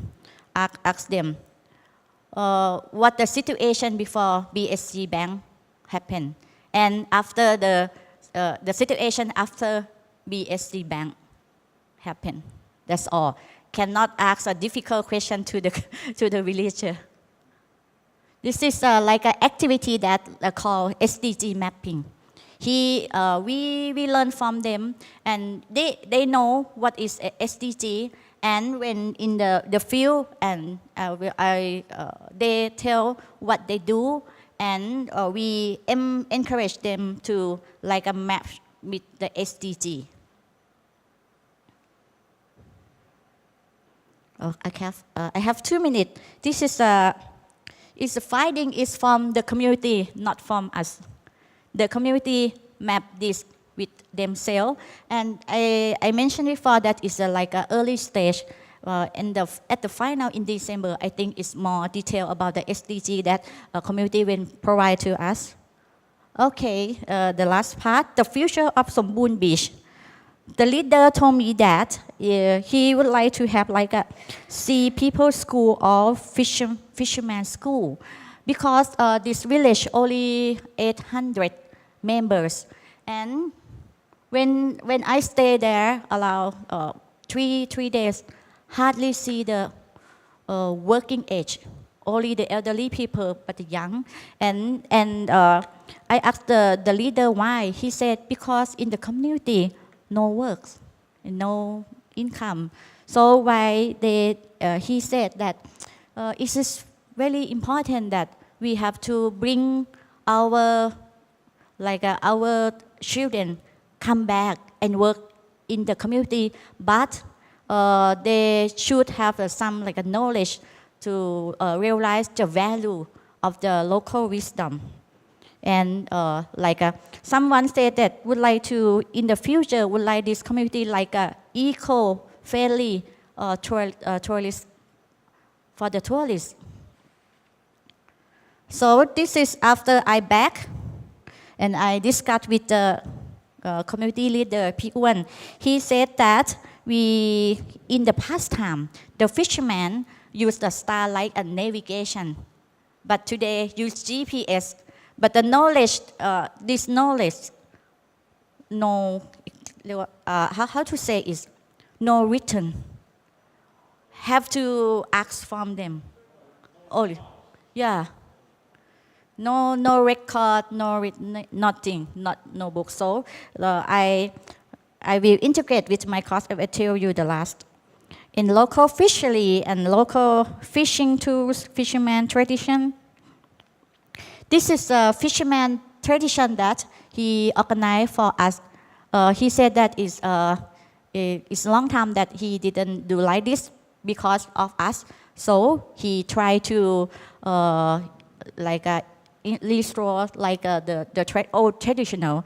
It's like a worship to pay the worship to the sea and to the water. And inside is the food that everyone bring, even me, I buy from the store and put on the raft.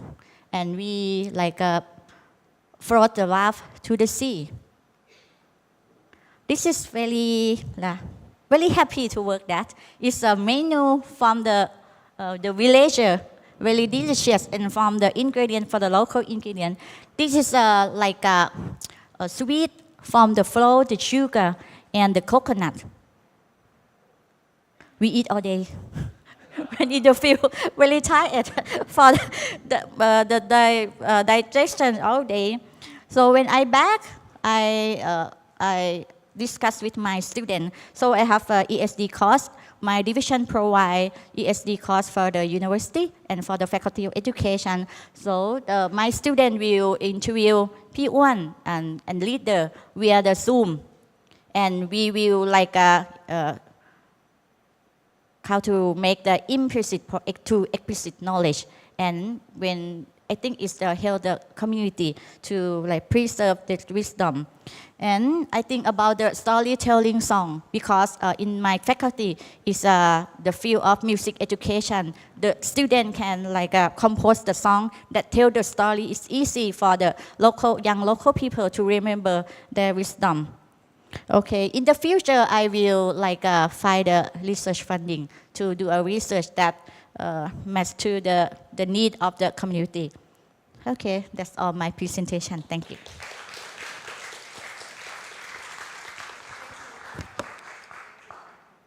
I noticed that environmental educators, whether in Taiwan or other country, we have to not only be a researcher, but also know how to do community development.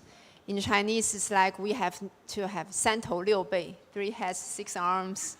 You know, we have to do the data analysis and to communicate with the senior adults in community, and also even help them to sell those products. So, well, thank you, Xiaofeng. And our next speaker is James Gibson from New Zealand. And let's give James a big applause. James started as a chef executive of Blake. Blake is a foundation. It's called Sir Peter Blake Trust. And Blake is a legacy organization of the great New Zealand sailor and environmentalist Sir Peter Blake. And it delivers a range of environmental education and environmental leadership. And as I mentioned earlier, I didn't know about this organization until I Googled it. And my uncle is also a sailor. I think it's quite famous sailor in Taiwan. He recruits like members from sailors from all over the world, and then built and design and travel with an unpowered sail. There's no electricity at all. So travel all over the world. So I know it's hard work. And in James' time at Blake, the organization has developed several programs, including one called NZVR, using underwater 360-degree footage displayed through VR headsets. And the program now reaches 40,000 students annually. So I'm very excited to hear from James. Let's welcome James. Thank you. Kia ora koutou. Thank you for the introduction and thank you for the chance to be here today to have a bit of a talk about NZVR and the project that we run in schools in New Zealand. As per the intro, work for a small non-profit named Blake, and Blake takes its name from the great New Zealand sailor Sir Peter Blake, who over a couple of decades spent time travelling around the world in competitive yacht races. So he did the round the world yacht race 5 times and won that the last time he did it, won every leg, the most dominant performance ever in that race. Then went on to break the non-stop round the world record, and then he won the America's Cup for New Zealand for the first time. So at that point he had the 3 biggest sailing trophies in the world and probably the most competitive international sailor in history at that stage. And all that time spent sailing around the world, though, over 2.5 decades, he'd seen some things change. All right, things had got a lot worse. He had seen a big increase in pollution, particularly plastic pollution in really, really remote locations around the world. He'd also seen a big decline in the amount of sea life that he had seen as he sailed around the world. In particular, he spoke a lot about decline in albatross numbers, and actually that's why we have, if I go back a slide, an albatross running through our logo there. And so he'd observed all that, decided he'd had enough of yacht racing, decided he was going to set up an organisation called Blake Expeditions, bought that yacht there, she named Seamaster, was set off on a 5-year journey around the world to try and highlight the environmental pulse points of the world. He became an ambassador for the UN Environmental Programme. He'd been down to Antarctica looking at the impacts of climate change, and had been up through the Amazon looking at the impacts of deforestation, when unfortunately he was shot and killed by some pirates who boarded his vessel to try and steal some equipment. Really, really big story in New Zealand and around the world at the time. But the Sir Peter Blake Trust was then set up to continue that legacy and try and continue to help people understand more about the challenges that the world face from an environmental perspective. So we now run a range of programs. I'll flick past NZVR because that's what I'm going to speak about mostly today. The rest of our programs are very much about getting people out into the natural world, experiencing things as much as they can to then learn from that. Explorers is a program targeting 11 to 13-year-olds who've never really had the chance to do anything from really low socioeconomic areas. Take them snorkeling, surfing, kayaking, kiwi spotting, ecology trails, estuary walks, all sorts of things there. Blake Inspires a week-long program for either senior secondary school students, or now we have a program for teachers of young people. TC, that's the program we could probably connect you with the internship program that you run, where we give teachers a week-long professional development program aimed at helping them become more effective environmental educators. We run far-off expeditions to the subantarctic islands between New Zealand and Antarctica with the New Zealand Navy, taking scientists and students and teachers there. And then we have an internship program ourselves with New Zealand's Department of Conservation, with our National Institute of Water and Atmosphere, and our Geological Sciences Institute as well, for university level students, multi-week internships. So that's what we do. Most of it's out and about. But we run this one program that's a little bit different because we use technology as a way of giving experiential learning. So NZVR started really to overcome two objectives. The first was this idea of ocean blindness. You know, everybody loves a sea view. We like looking out over the water. But actually most people don't understand what's happening beneath the surface. It's a really difficult issue to solve. And even in a country like New Zealand, there's major issues with what's happening in the ocean. So one, how do we help overcome ocean blindness in an innovative way? The second one was, as you said on the previous slide, we do a lot of experiential learning, but that's very expensive, very difficult, and particularly when you're in the marine environment, to get lots and lots of people to have an experience is very, very difficult, very costly.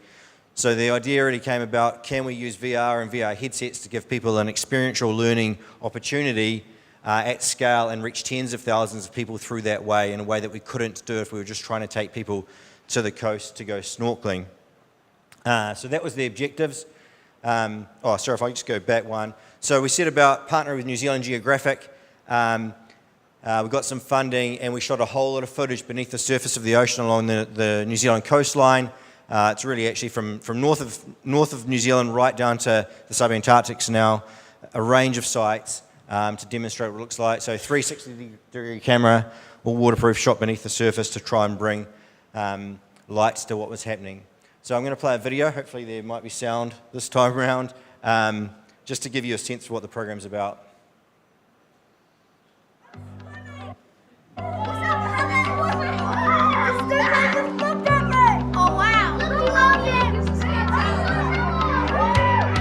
Blake NZVR is our newest outreach program where we have 2 environmental educators going into schools across Auckland talking about the difference between healthy and degraded environments. Then we're going to talk as a class and understand what causes our oceans to become damaged and then what we can do to prevent this. Working with New Zealand Geographic, we've produced a series of 360 videos taken from around Northland and around our Horiki Gulf, showing what is beneath our surface.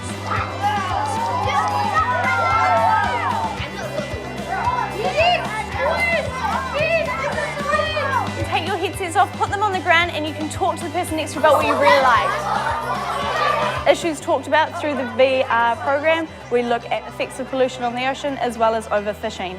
And then at the end of our 1-hour session, we talk about actions the students can do in their own homes or in their communities where they can make a difference for our ocean. What does the water look like? What's living on the rocks? What's swimming around you? These are all good ways to tell if it's a healthy or unhealthy environment. Alongside the VR program, we have a whole lot of teacher resources to work with the overfishing and the pollution topics, where the teachers can have a series of videos, activities and presentations that will follow up our session. The best part of the job is seeing the reactions of the students when they're looking at the footage. From seeing the students getting excited about being surrounded by the world's largest stingrays, to then being underneath the wharf and seeing heaps of pollution, the water really, really murky, and seeing that direct change between these 2 different environments. Virtual reality brings the ocean to the students in the classroom and immerses them in this marine environment. So, thank you. I mean, normally I would have preferred to brought a full set of headsets, as you saw in the class there, and give you all the actual experience. But school is still going in New Zealand this time of year, so all the headsets are being used in schools in New Zealand, so I decided that the kids were more worthy than you, so I apologise for that. So just a really quick summary. We now operate the program in Auckland, Wellington, Christchurch, and we do regional trips. We have 2 educators per class, targeting ages 10 to 13. 4 classes a day, so about 120 students a day, which means we're now reaching about 40,000 students a year through the program. We have 2 topics we currently run. One is threats to our ocean, and the other one is more about marine mammals and marine mammal society.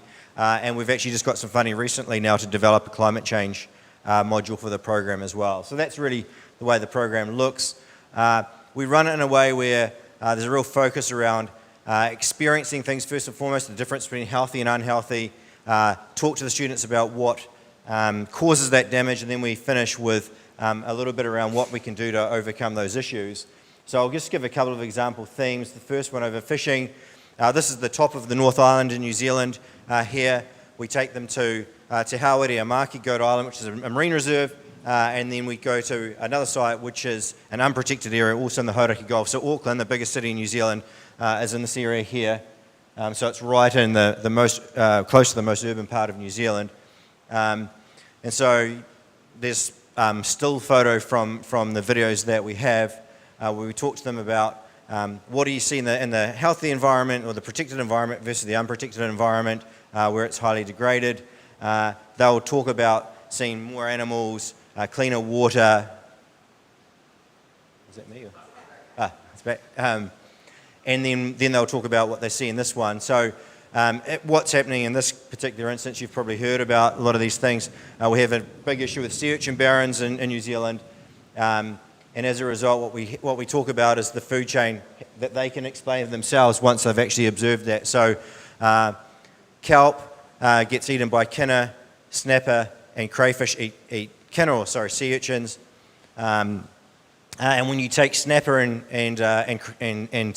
lobsters out of the environment like we have for fishing reasons, because we love to eat them, then we end up with these big barrens of sea urchins. And so we can explain that really clearly because they can see the footage.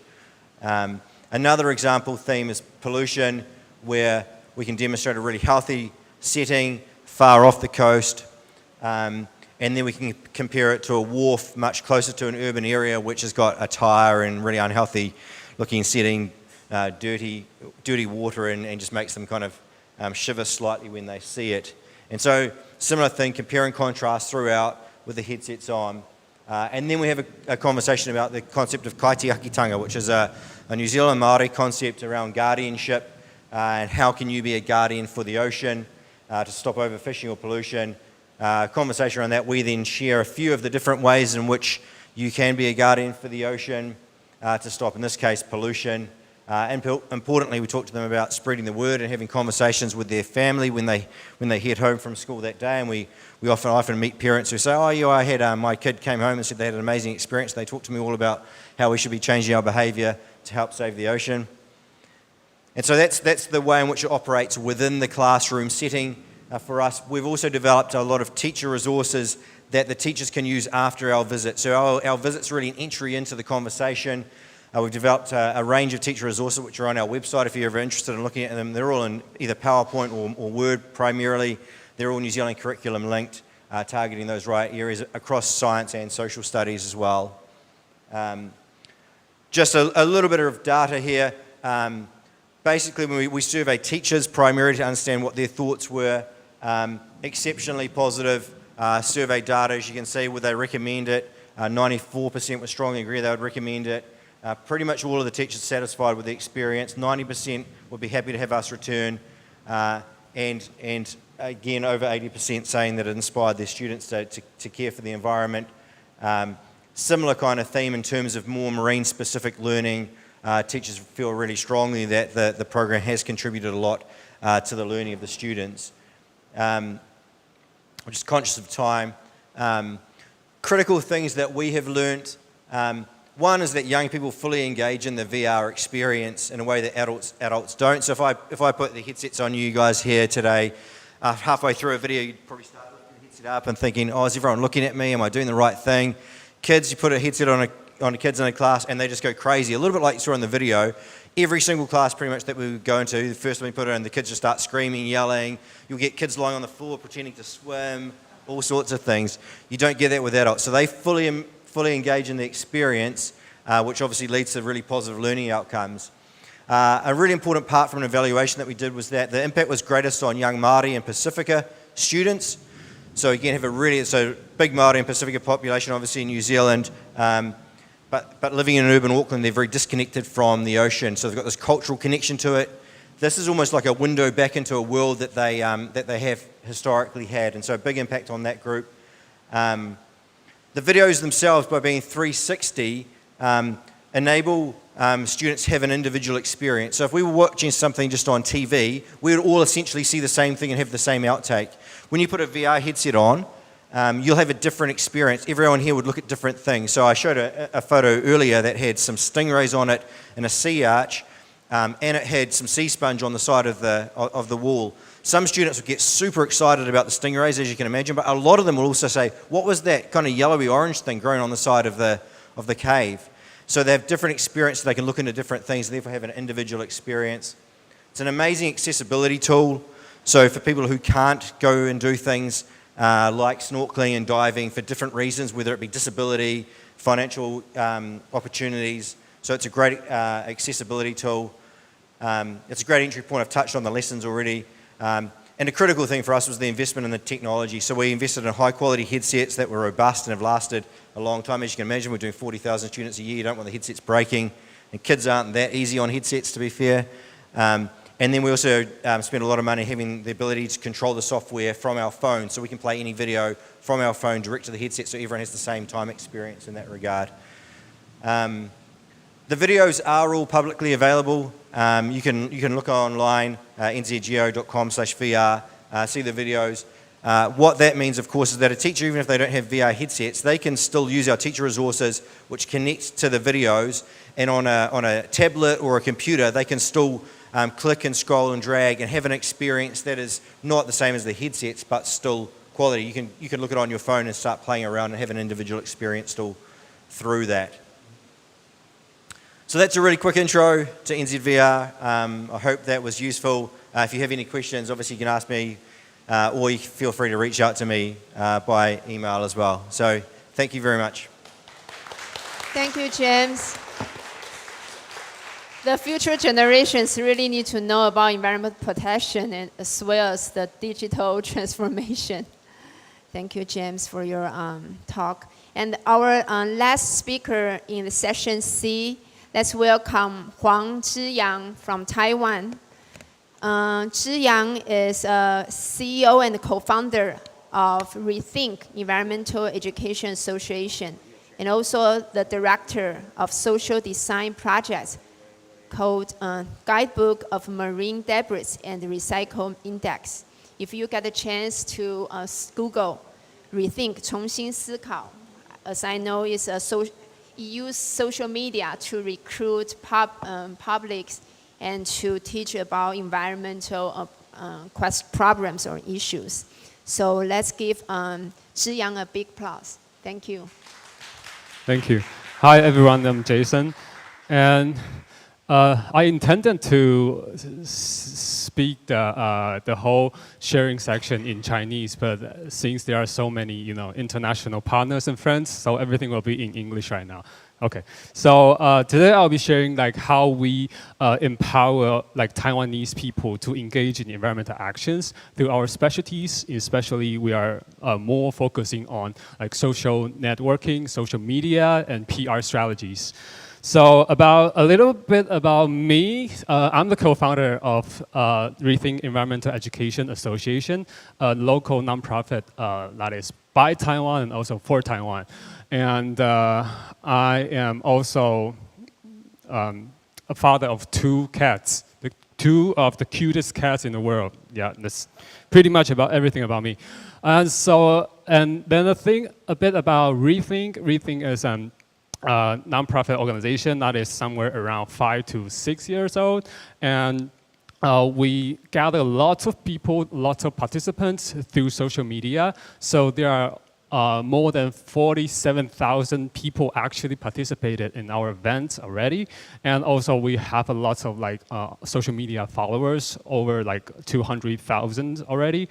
And something makes us a bit non-typical nonprofit organization is that when speaking of environmental groups, the first thing you come up with is something kind of critical, having an eye on the governments, have the eye on the companies. But I do believe that it is important to have something supervising the government or the companies. But in the era of ESG and SDGs, especially in Taiwan, I think lots of companies, they are just a baby learning to walk in this step. So there's need to be someone who is guiding them to, come on, it's okay to take the first step. So Rethink can be the kind of the partner and also consultant for all the corporations and government sectors, helping them to coming up with something new in the environmental strategy, and also some new ways of communication with all the public. Okay, so there are 5 pillars in Rethink, including like education programs, public advocacies. So we do have a lot of like social experiments. So we help the setting up new models of change theory and helping out companies or government sectors to adopt these measures. And also that's events, in case it is blocked. And also media impact and company collaborations. So before my sharing the main know-how and also strategies of Rethink, I think there is a core value and also core problem of this issue is that when we are talking about sustainability, there are lots of like slogans, big things like SDGs, ESG. It is super important, of course. But when it comes to like ordinary people, when we're right now in an echo chamber, we're living in a bubble right now. Everybody knows sustainability is so important. But if we walk out of the street, but it's raining right now, we ask someone, some random people, oh, do you know ESG, SDGs? And they'll be like, okay, probably not. So there's a huge gap between our sustainable goals and also people's daily life. So Rethink's job is trying to get the connection between the people and also the sustainable goals. We mainly approach this goal through like different methods. We collaborate with different partners. So Rethink is right now with a team of 7 full-time members only, but we kind of try to leverage the impact with the help of a lot of like design companies and also some institutions. And we collaborate also with business and government sectors and provide the public with some easy solution or easy approachment toward like sustainability so they can implement or they can really do something in their daily lives. And so there are mainly 2 goals Rethink is trying to tackle, including enhancing public's awareness and also empower public's environmental actions so that we can achieving Rethink's final goal, try to reduce the plastic and also waste pollution in Taiwan. Okay, the very first approach is enhancing the awareness. So before talking about the content, we need to ask ourselves, do we really know what the public is still unaware of? And also, what are they needing to know? And also, what are they interested in? So I will show with some supporting examples. So everybody knows the problem of littering, and especially for the cigarette butts. But if that's just a little misbehavior, and we will try to stop them, people are lazy, people are outlawers, so they will never really be so obedient. So before we try to collaborate with the EPA, try to educate, communicate with smokers, what's the bad things, what's the contaminations behind a little cigarette butts. We did a lot of survey with all the smokers. So we try to know what they are aware of. So we found out that they did not know that when they just litter the cigarette butts right into the sewage drain, they have no idea it will go directly into the ocean. They thought that, oh, there are gonna be some, infrastructures, facilities, or, I don't know, some mysterious power to pick it up. But at the end of the day, it just goes directly into the ocean. So they also are unaware of that there are actually plastic, especially like microplastic fibers in a little cigarette butt. So after that, so social media becomes in this direction. We help to break down all the one little cigarette butts and helping them to know all the ingredient and also the contaminations in one cigarette butt. So that is something that bring up their curiosity and kind of break down their myth. And also, there's the other example, and I want to invite all the people, everybody, to make a guess what kind of marine trash it is. What? Cigarette? No, it's nothing like a cigarette. What's that? What was that? A diaper? No. It's super common in our daily lives. Plastic bag. Bing bong, correct. I would say that's the cord or that's the attachment of plastic bags. And it's so common in like the northern coastline in Taiwan because there are millions of like residents in the riverside. So that's also the reason why we try to find some highlights in all the environmental issues, because in the era of Google and search engine, there's nothing you cannot Google. So what's more important is we want to find what people really need to know or people are unaware of. So we show them something that are appealing to them. So that's also the reason why we built up a teaching material website called the Guidebook of Marine Debris, and that's a little video. Okay, the sound.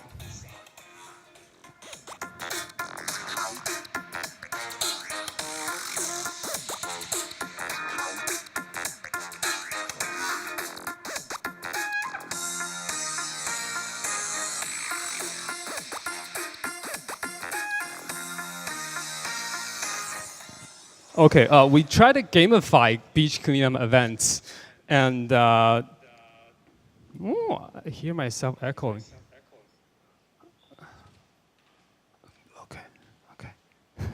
Okay. We tried to gamify beach cleanup and ocean trash problem by the inspiration of Pokemon Go. It's like a gamified game inviting everyone to the ocean, and we're giving out missions for them to be part of the hunters for like new trash or like mysterious ocean trash. So by doing that, people are having more interest in being part of the cleanup events participants. And also, we trying to dig more into the issue because the goal is to solve the trash problem, but simply communicating with the topic of marine debris is not enough. So we go back to our city daily lives, trying to help people to understand more about how they can proper recycle all the like recyclables or non-recyclables in their daily lives. So there we built up another teaching material website called Recycle Index. Oh, okay. And it breaks down all the materials and helping the users to understand what's the best way to recycle and how should they clean up a bit and resize it and put it in the right category of recycling. Okay, and the second approach is how we empower people's environmental action, because environmental education is about increasing your awareness and also knowledge. But when people are really doing their daily lives, when just like for example, we teach a lot about recycling issue, but what's frustrating for most of people that they know recycle is important, but when they are standing right in front of their trash can, there's only one, and all they can do just to throw whatever is inside and just walk away, while they understand that recycling is important. So helping them to have a feasible and doable environment building is also important for them to like really conduct their sustainable daily lives. So there are several examples that we've been collaborating with different partners and also different industries trying to provide people with like so-called real-world solution for them to implement their sustainable daily lives. So we collaborate with the biggest food delivery service in Taiwan called Foodpanda, and we launch like an environmental food delivery restaurant criteria for them. So as a restaurant owner, I can join in the criteria, and by change the way I operate the restaurant a bit by less packaging, having more recyclable packagings a bit, so I can enter the criteria. And as a reward, so the Foodpanda, the food delivery service platform, will offer some bonus, such as banner advertisements for all the restaurant owners, so they understand that being more environmental can give me some more orders, give me some more incomes. So that makes the whole project more feasible also for all the restaurant owners as well.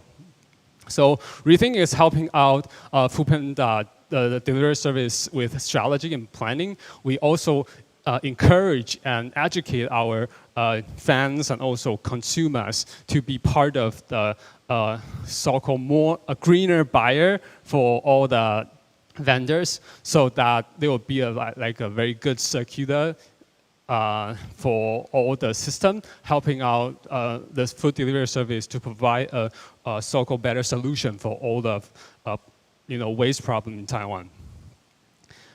I'll skip this part. Okay, and the last example for empowering people is that we try to guide people to do better sorting, recycling. So the trash can itself is the best way, a best moment to do the environmental education. That's the best part for all the managers and also nonprofit educators to communicate with all the trash thrower, all the users. So we redesigned the trash can by different elements, including we have the trash can into more detailed classifications, including the paper containers and food waste, because that's a rising food waste category in Taiwan, while the food delivery service is going 3 times after COVID. And also there are more detailed information and guidelines, clear icons and education information for the users as well. And the last part is the trash bin design. We narrow the open of the trash can, and you can see the top of the trash can is inclined.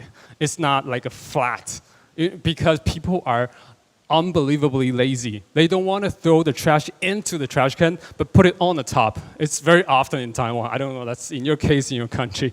But when the top of it is inclined, they will make it impossible to put it on the top. So they will, okay, all right, I'll just put it right into the trash can. So it's a lot of user behavior design and research. The outcome is really, really impressive. We enhance the public willingness to recycle. It's almost double, and also the correct rate of recycling behavior is also almost double as well. So that's one of the cases that we think is helping out all the people and all the users to implement, or they can conduct their better recycling by their daily lives. Okay, so thank you for inviting me, and I'm very happy to. I want to shout out to all the international partners and friends, because thank you for all the inspirations and also the hard work. So I'm open up to all kinds of discussions or exchange after my section. Yeah, thank you very much. Thank you, Zhiyang. Thank you, Jason. It's very good to see we have people, young generation, Zhiyang and Ashraf. I think all of them are our future generations, and they did lots of good job. Next, I think we still have 5 minutes. Okay, well, 2 minutes. 2 minutes for questions. So, as I promised, welcome Chinese question. 欢迎大家问问题。有没有人要用中文问问题的 ？OK, only Chinese. It's a great thing. But I'm asking an English user though.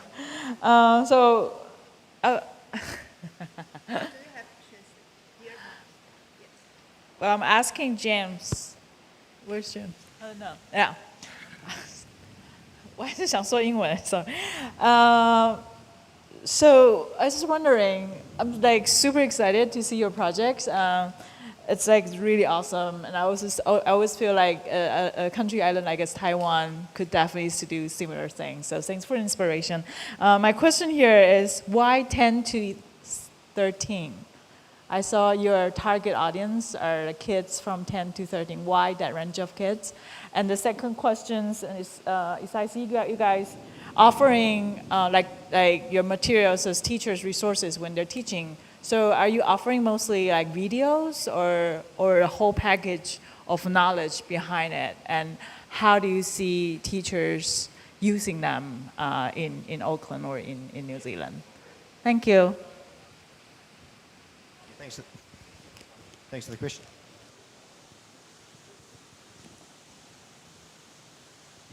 Thanks for the question. Is that you can hear me all right? Yeah. In terms of the first question, the age group, I'll come up the front, sir. When we did some testing, it kind of showed that the impact was greatest in terms of their ability to take on information. But one of the things was with the VR headsets, when they're at that age, they're still excited about the VR headsets. As we go into older age groups, the students get a little bit, they're almost slightly too cool for it. So therefore the headsets themselves don't have as much impact. And so it's kind of the right balance between the headsets and the experience being really impactful and exciting for those students, while at the same time them being old enough to take on the information that exists within the lesson and therefore learn enough from it. So that's that kind of sweet spot there. In terms of the teacher resources, you can have a look online. They're actually developed by a teacher. They're more like lesson plans, but they're adaptable. So a teacher can decide how much or little they want to use that. So that they can go and grab any of them and adjust those plans. But they're all like structured lesson plans with worksheets and different things. But they do connect to the VR videos as well. So they use the videos that exist online, and then not entirely, but some of them use the videos online, and then the students can look at the videos again while they undertake the sort of lesson plan that the teacher has. So the teacher can adapt them however they want and how they see fit. And what we're seeing over time is the lesson plans get used more and more as we've been running for a few years. We go back to schools, therefore the schools understand more about what it is. They build it into the way in which they're teaching whatever they're choosing to teach around the natural world, and they'll use our lesson and the resources more effectively within that particular unit while they're teaching. Does that answer your question? Cool. All right.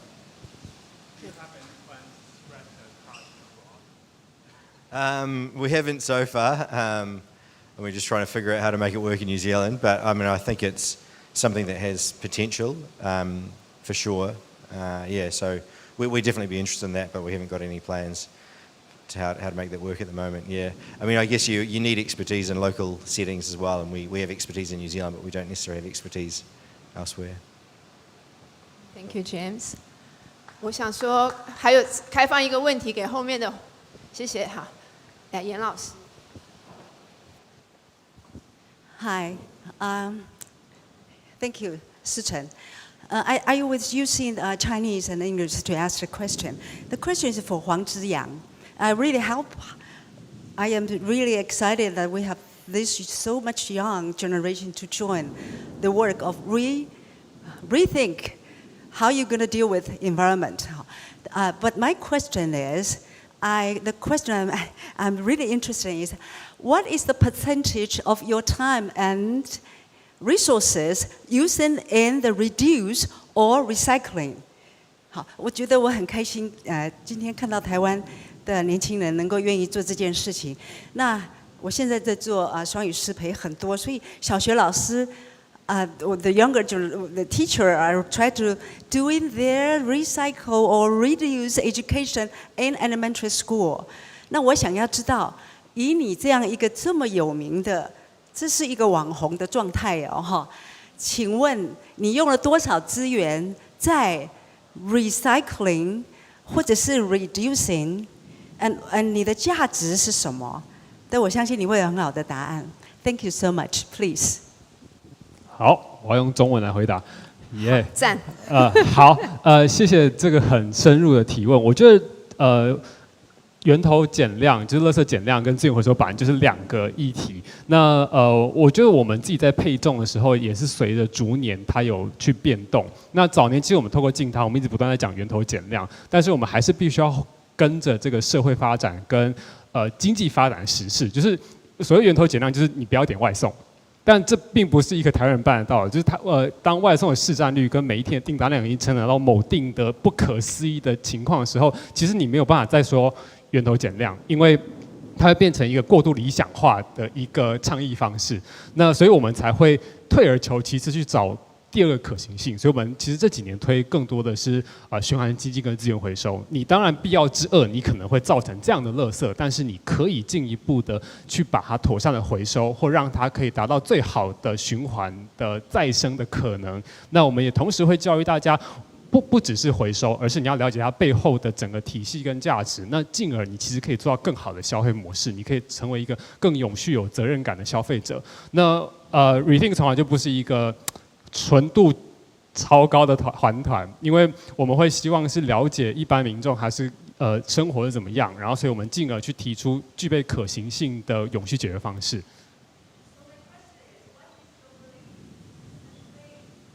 花多少时间在这些工作上面，对不对？是时间吗？人生的时间还是时间的占比？Percentage。如果这两个是我的个人人生吗？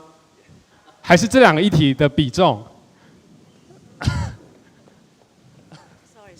I think this is so important because Alan this morning talking about the keynote speech, and one of the professor or participant asked him about faith, right? So you are trying to answer me, yes, you are doing recycling because of Taiwan's situation, right? So I'm asking you, so what is your faith for a better environment, a better future for Taiwan? 懂好，原来是我个人信念的。好，我个人信念第一个就是，我是不是讲错话？要小心要小心不要乱讲话，好可怕！天打雷劈。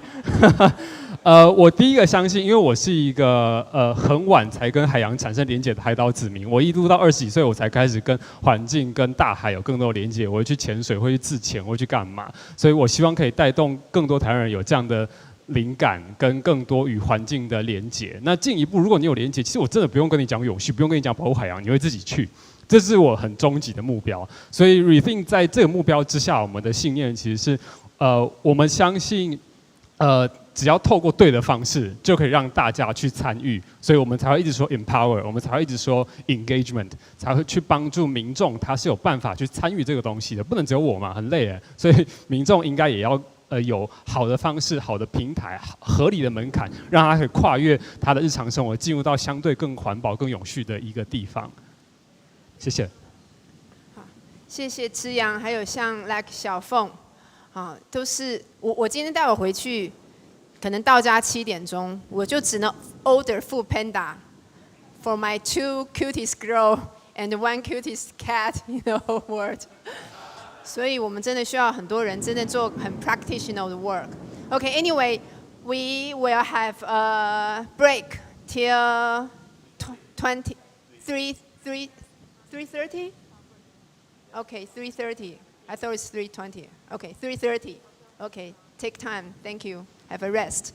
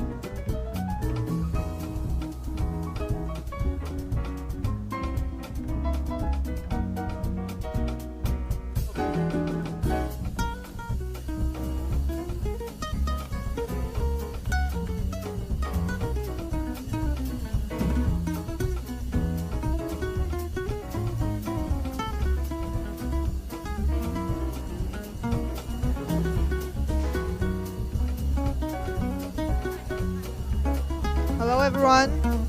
Hi, may I have your attention, please? And we have a snack finger food back there. So if you need any refreshments, you can use it back there. Feel free to take some snacks over in the back. Thank you.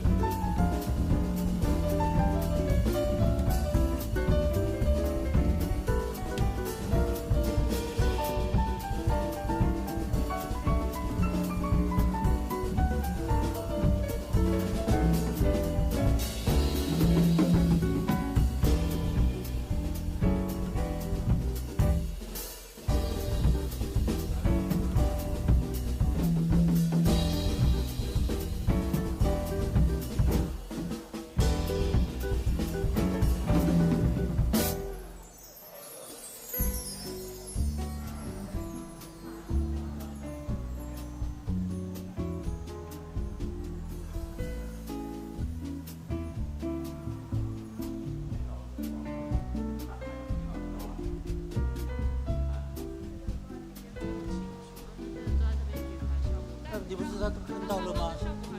对啊，那你坐边边他都在。对啊，你坐。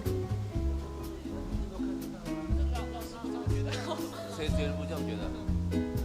我坐这里，我怎么觉得很清楚啊？他都看到了、啊，坐了几个？不会啦，坐这里他一定看得到啊，他一定往前看啊。哎，你还是看，人家坐哪里？人家坐了，那这 OK， 好，动作 OK， 跳好了。OK， it's time for this session C. So please come back.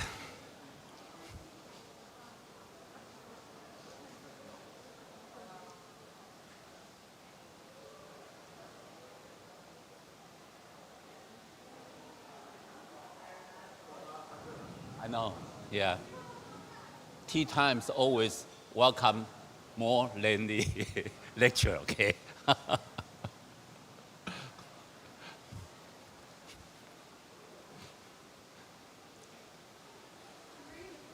Oh, okay, yeah, no problem, yeah.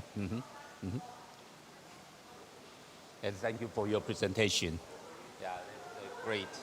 And yeah, really informative, they told me. And I was absent, sorry.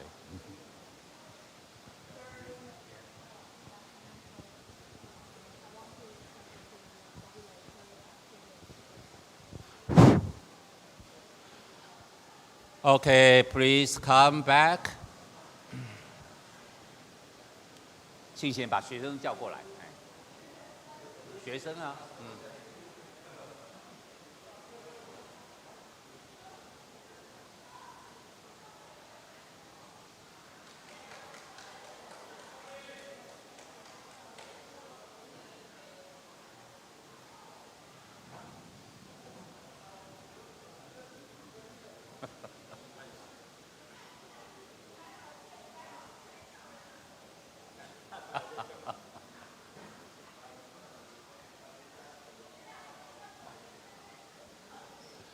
，Okay, please come back. The moderator is all ready, okay? All printers are ready too.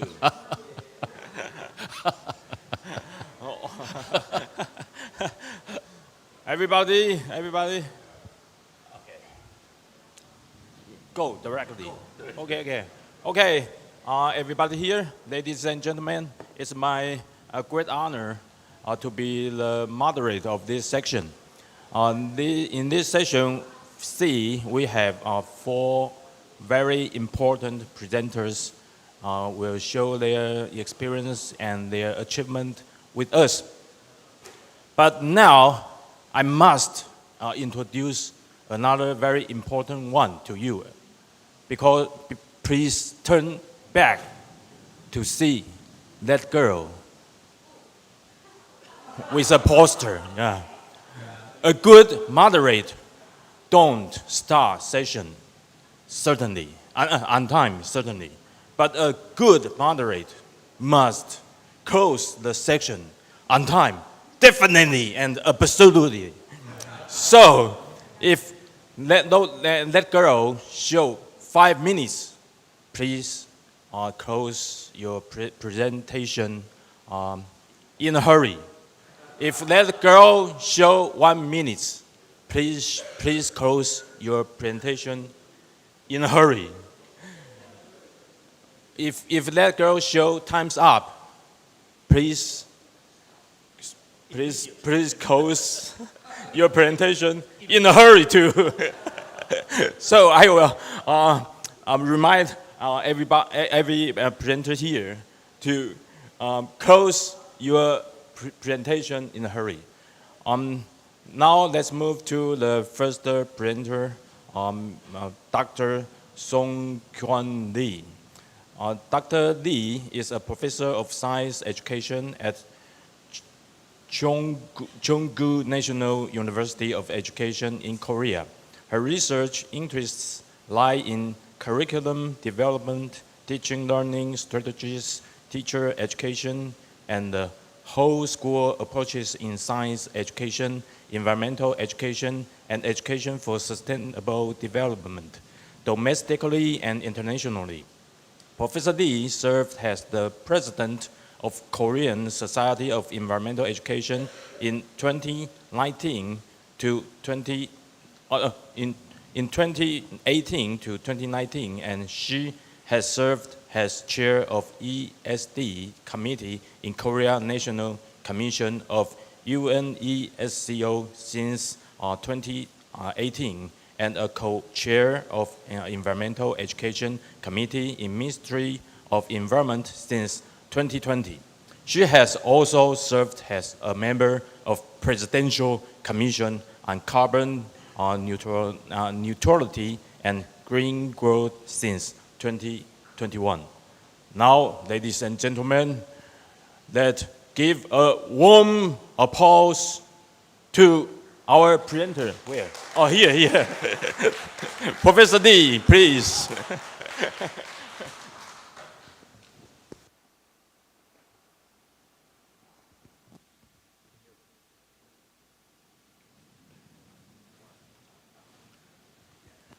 Yeah, good afternoon, colleagues. I'm a little bit afraid because we had a wonderful session in the just before.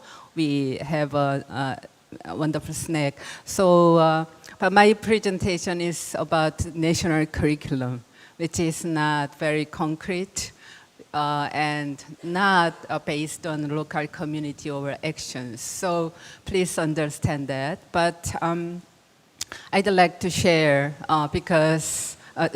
this because we just finished this kind of curriculum revision last year. So, and then we have some, how can I say, implications for another country. So I'd like to share the environmental education in the 2022 national curriculum of Korea.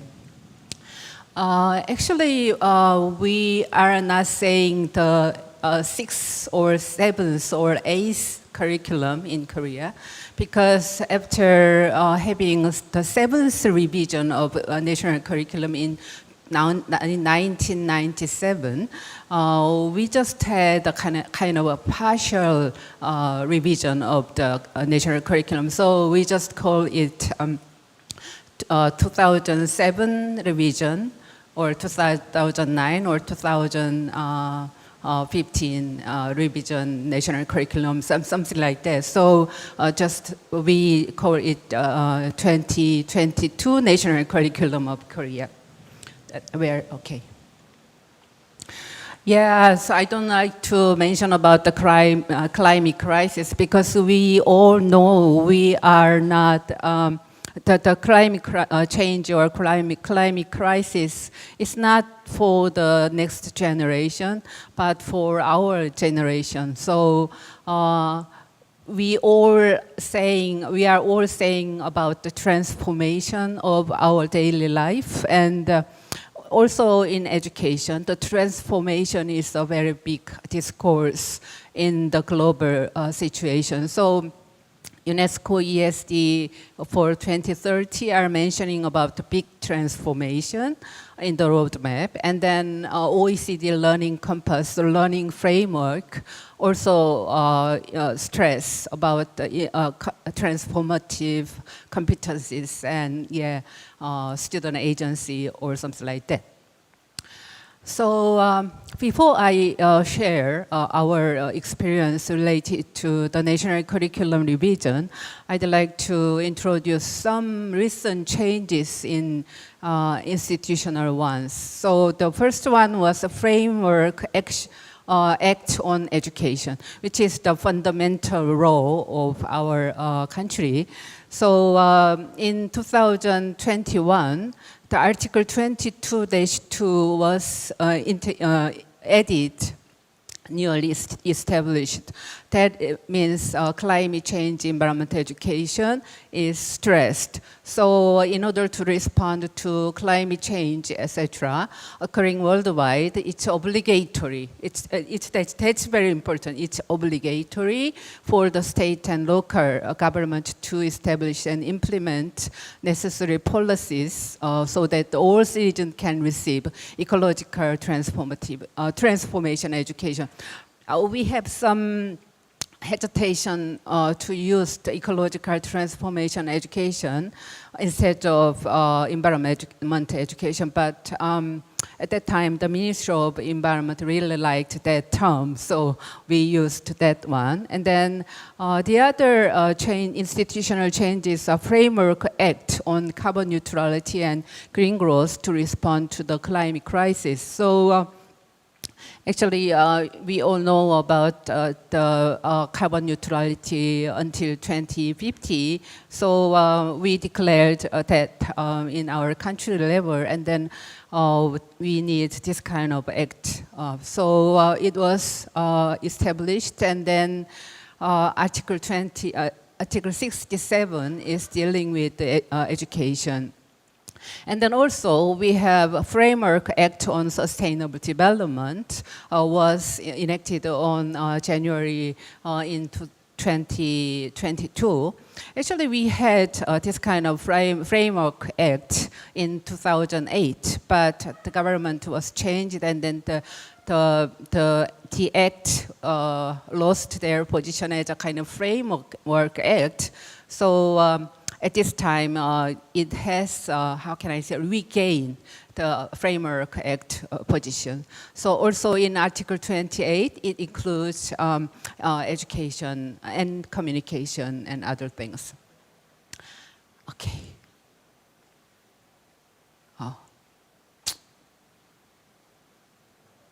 Okay.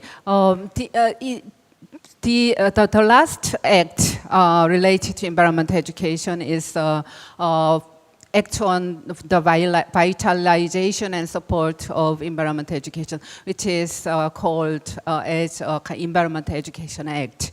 That was established in 2008 in our country, but it was dealing with more about social environmental education, informal or non-formal education, but not with school environmental education, because environmental education in schools are mostly supervised by Ministry of Education. So this act was supported by Ministry of Environment, so we couldn't have those kind of things. But in 2022, it was partially revised with some requirements, obligation with school environmental education. So that's the big change in our country. So it was newly established in June 2022, and this year it was enforced. Implementation was started, and then all the schools are trying to prepare for this kind of things. So actually last month I had a lecture for this kind of stakeholders, and then the atmosphere was really hot. So they were working very hard, and then I was excited to lecture. And then also all municipal and principal provincial offices of education are established the ordinance on environmental education in schools. So, and then based on that, a basic plan for environmental education in schools by or the Office of Education, something like that. So that's kind of very big legal and institutional changes in our country. So based on those kind of movement, all the municipal and provincial offices of education made a basic plan for environmental education in schools.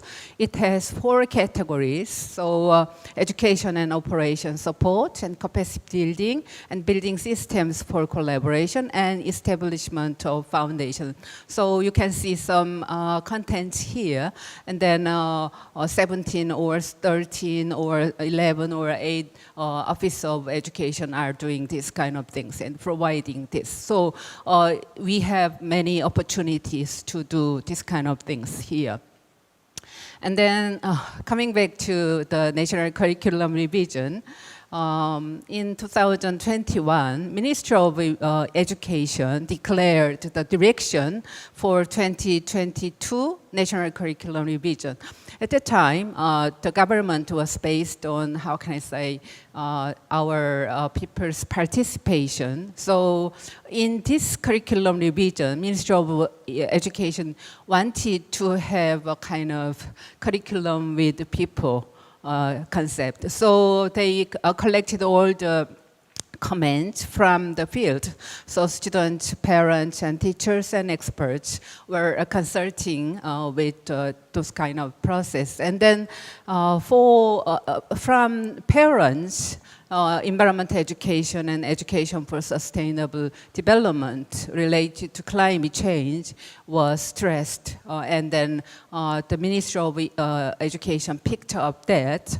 So based on this kind of a consultation, Ministry of Education demanded for curriculum developer to integrate three very important elements in the curriculum revision. So the first one is democratic citizenship education. The second one is digital literacy. And then third one is ecological transformation education, something like this. Already, she said 5 minutes, so I need to be very quick. And then the main direction. So the first direction includes those kind of things. Yeah, you can see these kind of things. And I will share this PowerPoint with you so you can see the details.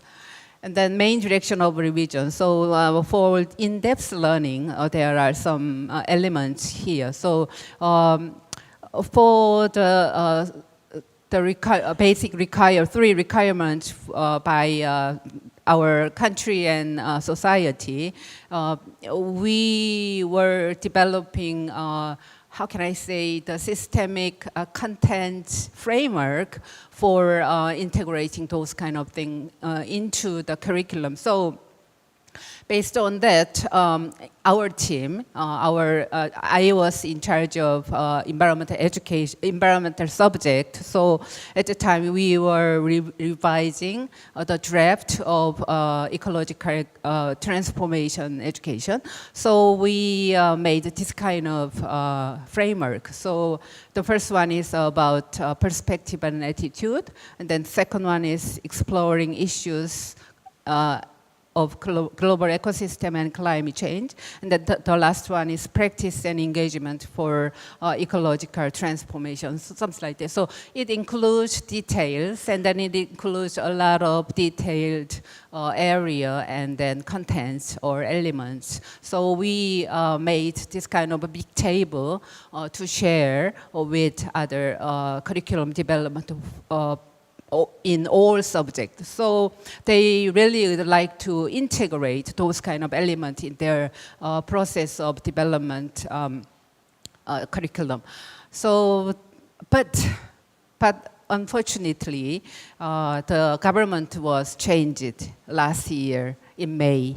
So the changed government are not very keen to integrate those kind of things. So democratic citizenship is gone, but ecological transformation education remained, but in another name, like environment and ecology, something like that. So, but at this time, all the curriculum developer integrated some elements of ecological transformation education in their subject. So they are still there. So we could see some, how can I say, important changes in our curriculum.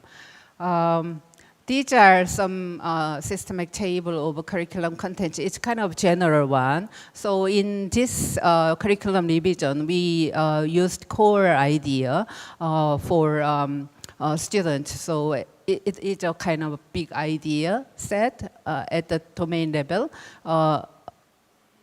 with the subject. So key statement of the content that can be generalized through learning in the domain while encompassing the domain. So those kind of core idea was selected, and then based on core ideas, we were choosing knowledge, understanding, process, skill, and value and attitude. So as a sum up, environmental education in the 2022 national curriculum in Korea has 4 parts. The first one is education for environment and sustainable development. Is included as one of cross-cutting learning themes. I know other countries have cross-cutting themes like 3 or 4 or 5, but we have 10, and then one of 10 is environment and sustainable development education. And then, as I mentioned before, ecological transformation education was integrated as one of requirement of country and society. So, and then also we have environment as one of selective subject. So for the middle school, we have environment, and then environment and ecology for high school, so something like that. So we have that, and then climate change and environmental ecology was established, newly established as one of selective course in science, and then climate change and sustainable society was established as one of selective courses in the social study. And then actually the time's up, but I just looked through the title of Direction of Revision and Overview of the Design of the 2022 Environmental Curriculum. Then first in the, how can I say, for the design principle for environment curriculum, we used connect, explore, engage. And then the young man said the connection is really important. The feeling of connect is really important. And then we wanted to start with connect and explore and engage. So those kind of principles was integrated in our curriculum revision. And then emphasis on complexity and integrated approaches were applied for designing. Oh, sorry, yeah, I will be quick. Yeah, and then aiming for education for sustainable development with big transformation. And then climate crisis. So we we added this area into our curriculum. So yeah, that was a very, how can I say, a big change in our curriculum. And then system thinking based on competencies were stressed. Yeah. So these are the, summarize of our curriculum for environment subject. Yeah, I just mentioned about curriculum and teaching and learning, but I think the more important one is a whole school approach with some changes and transformation in schools and beyond. So yeah, but I don't have much time, so I just want to close my presentation here. Thank you. Thank you. Thank you very much, Professor Lee. Now let's move to the second presenter, Keisuke-san. Please prepare your presentation during my introduction to you. Our second presenter, Keisuke Midori, is the section chief of the Ministry of Environment, Japan. Keisuke Midori founded the NGO that promotes fair trade in 2010 and managed it. He also has 10 years of experience teaching in school. In his last 3 years as vice principal, he established and managed Japan's first publicly founded private school. There, he worked with a multinational staff to create an attractive school with special features in environmental education. He has been working for the Ministry of Environmental Japan since January 2022. there, he promotes not only school education, but also environmental education and education of sustainable development in cooperation with various stakeholders in Japan and abroad. Now, ladies and gentlemen, let's welcome Mr. Keisuke Midori. Thank you for your introduction. ありがとうございました。ありがとうございます。This is a very great honor to be here. Thank you so much. And I'd like to show my sincere appreciation to GEEP-APRC. And then thank you for inviting me to this kind of great, giving me opportunity to give a presentation here. Thank you so much. So I'm Keisuke Midori, Section Chief from Ministry of Environment Japan. So I'd like to explain a little bit about environment education and ESD. It's kind of very similar to previous Professor Lee explaining a little bit about Korea. I also explain about the current situation of environment education and ESD in Japan action plan for net zero green living in Japan. So as you might know, this information, I think this information already mentioned in the morning several times. I will skip a little bit. And then, but COP27 was held in 2022, November. So at the time, COP27, that impact of climate change will be much lower at the temperature increase, or 1.5 Celsius degrees compared with 2, and resolve to pursue further efforts to limit the temperature increase to 1.5. That is the most important thing for us. And then you might know this graph chart as well. And then this is the World Economic Forum has published an annual report of the Global Risk Report 2023. The report presents the result of the latest global risk and perception survey.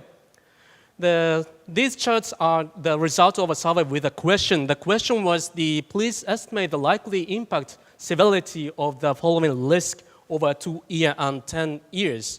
And then you could see in 10 years, the top 4 are the problem related to environmental. Green one is related to environmental problem. The first one is failure to mitigate climate change. And second is failure of climate change adaptation. The third one is natural disasters and extreme weather events. And then fourth is biodiversity loss and ecosystem collapse. So these are kind of international movements related to environmental issues. So based on, in accordance with kind of international movements, Japanese government set the several goals about that.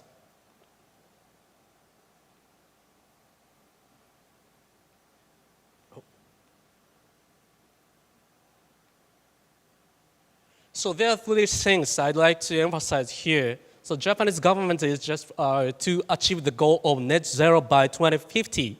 So, but we set kind of mid-term goals by 2030. The first one is decarbonization. So reduce greenhouse gas emissions by 46% from fiscal year 2013 level, and continue strenuous efforts in its challenge to meet the lofty goal of cutting its emission by 50%, with creating at least 100 decarbonization leading areas in Japan. And next one is harmony with nature.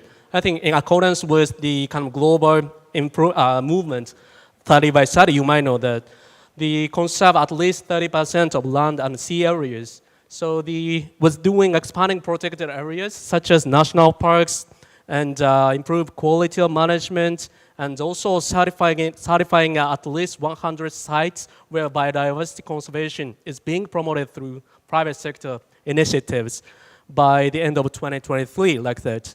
And lastly, resource recycling, circular economy.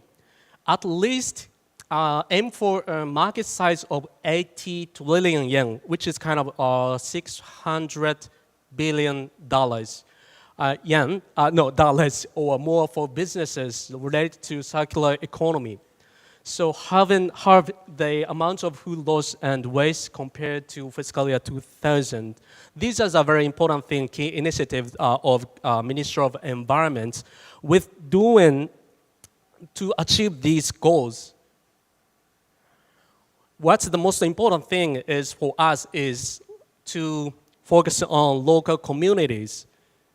We call that, we name concept of this as circular and ecological economy. It's based on the idea that each region should maximize its vitality by doing several things. First one is forming a self-reliant and decentralized society. Second, making maximum use of local resources, such as renewable energy and the beauty of landscape. Lastly, complementing each other with such resources according to geographic characteristics. This is the important thing for us to achieve. The last previous slide, I mentioned about 3 things. And then I'd like to briefly explain about the history of environment education and ESD in Japan. And the history of environment education is the origin was 1970s. The problem of pollution caused by economic growth, and then at that time, Japanese government and the Ministry of Education set the national curriculums.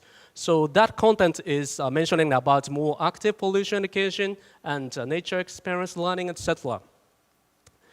And in 1990s, so the concept of ESD shown up, and then we kind of followed this kind of movement.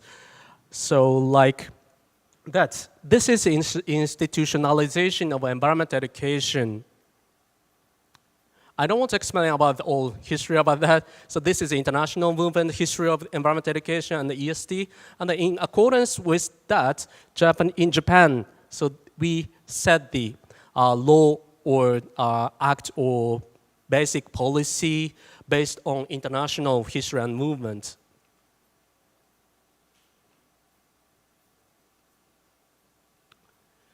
So this to promoting environmental education based on the revised environmental education promotion law, and education-related laws are a very important thing for us to promote environmental education.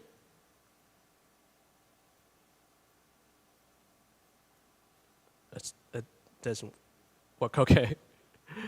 So there are several laws about environmental education. The first one is basic environmental law, which includes Article 25, specifies the promotion of environmental education. And then next, environmental education promotion law was set in July 23, 2003. And yeah.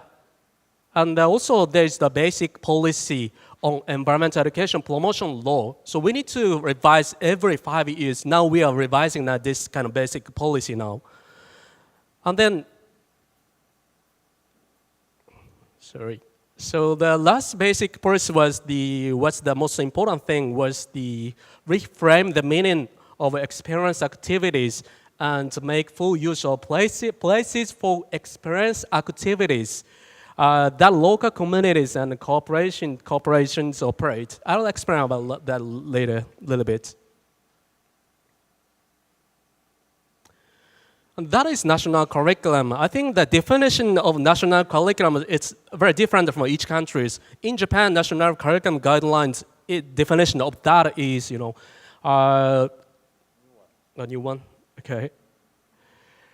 So is the standard set by the Ministry of Education. Ministry of Education is a little bit complicated. It's Ministry of Education, Culture, Sports, Science, and Technology. We call that MEX, and which is promoting education.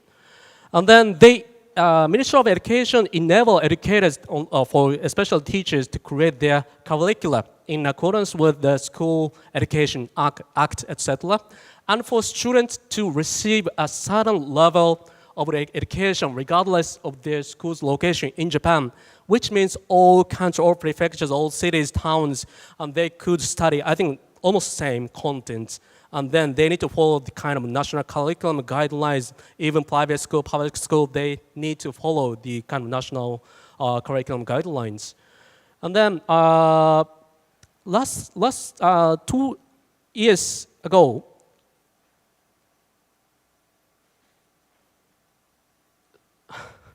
okay. So this is when it comes to ESD things. The second ESD National Implementation Plan was set in May 2021.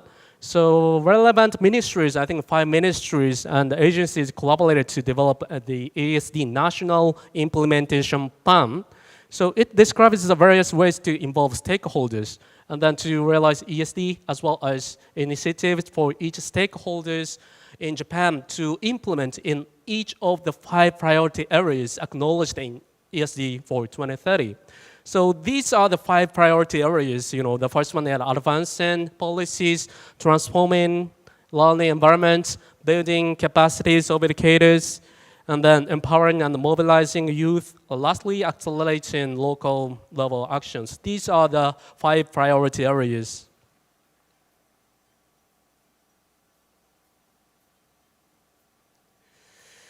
So I'd like to touch several things about Ministry of, 5 minutes, education. So these are the what Ministry of Education doing nowadays in current situation of that. There's the kind of budget of doing promoting these environmental education, relating environmental education. To improve and the enhancement of educational content and the promotion and dissemination of good practices, promotes the construction of school facilities and that take the environment into consideration. We call that eco schools. And then promote environmental education in not only schools, but also informal, non-formal education as well. To promote environmental education in local communities. And then lastly, these ones are related to ESD. Promote youth experiential activities related to environment, and then promote ESD.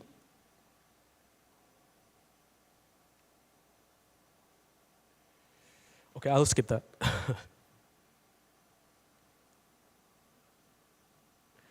So there are a lot of information, a lot of words. I think I'd like to share this information to you. Feel free to ask that. So I put a lot of information into the slide.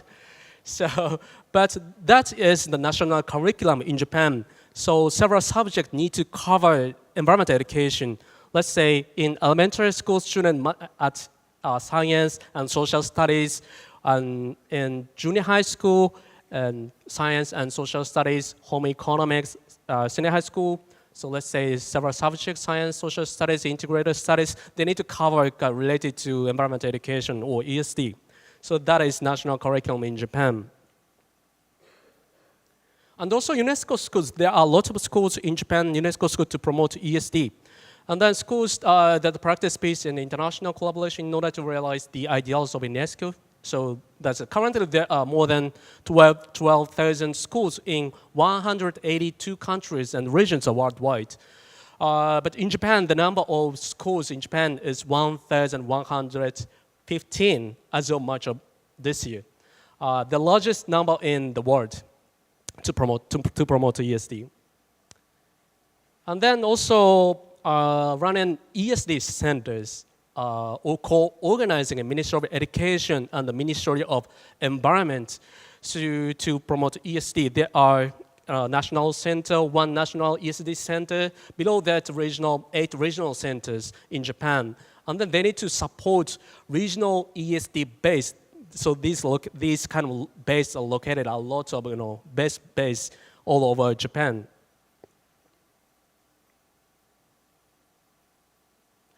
Yes, and national initiatives in accordance with the law of environmental education. There are lots of programs and budget to promote environmental education, which is kind of our implementation status in Ministry of Education, Ministry of Agriculture, Ministry of Environment. We are doing these kind of programs. Especially, so there are a lot of programs you could see 29 programs regarding living in harmony with nature and biodiversity.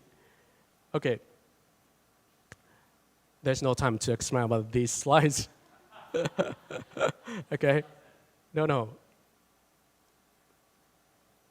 But I'd like to say the several challenges in Japan. It's kind of I'll share that, and it doesn't work well. Doesn't work.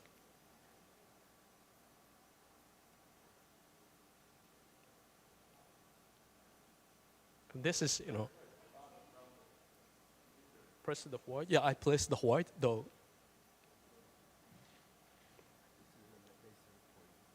You know, I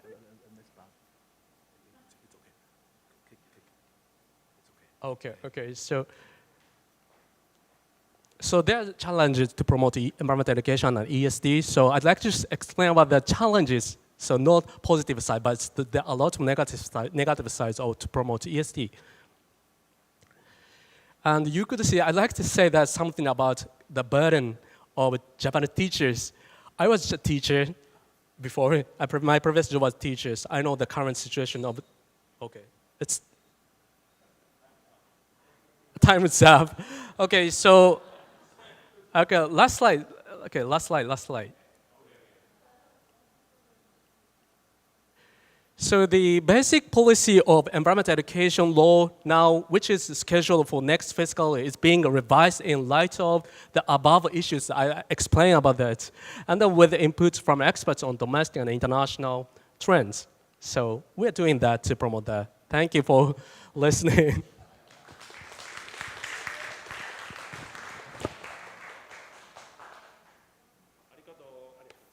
ありがとうございました。ケスケ様。Now our third presenter, Professor Surani Hassanetti, right? Please prepare your presentation when I introduce you. Surani Hassanetti, please prepare your presentation. It is a teaching staff and researcher at the Department of Development Geography, Faculty of Geography, University, Gajah and Gajah-Mada. Okay. Thank you for teaching me. And director of the SDGs Forum, SDGs Seminar Series, Faculty of Geography, UGM. Yeah. In 2014, started collaboration with several organizations and institutions such as UNESCO, Regional Center of Expertise, etc. She has been the secretary of Higher Education Leadership Forum of Geography and Geography Education throughout Indonesia since 2007. Okay, ladies and gentlemen, now let's welcome Professor Surani. Thank you very much. Okay. Thank you so much. It's really warm greetings, and pardon me because the moderator will punish me if I take over time, so I have to read the note so that I could be punctual, yeah? Okay, thank you again for inviting me here. Last year, I invited to be in workshop online about community movement, about ESD to river management. And today I have to share a bit about this as introduced by moderator. I come from UGM, the oldest, the largest, and the one and only university located in a historical place and a palace. Yeah, real palace. Yeah, because we really have a king, and he is our governor. Yeah. UGM established on 1949, so we have this old ancient building, yeah, the same one. And I forget by myself. Okay. Here is my email address if you need a future to discuss on, and also WhatsApp number if you want to text me something. Okay.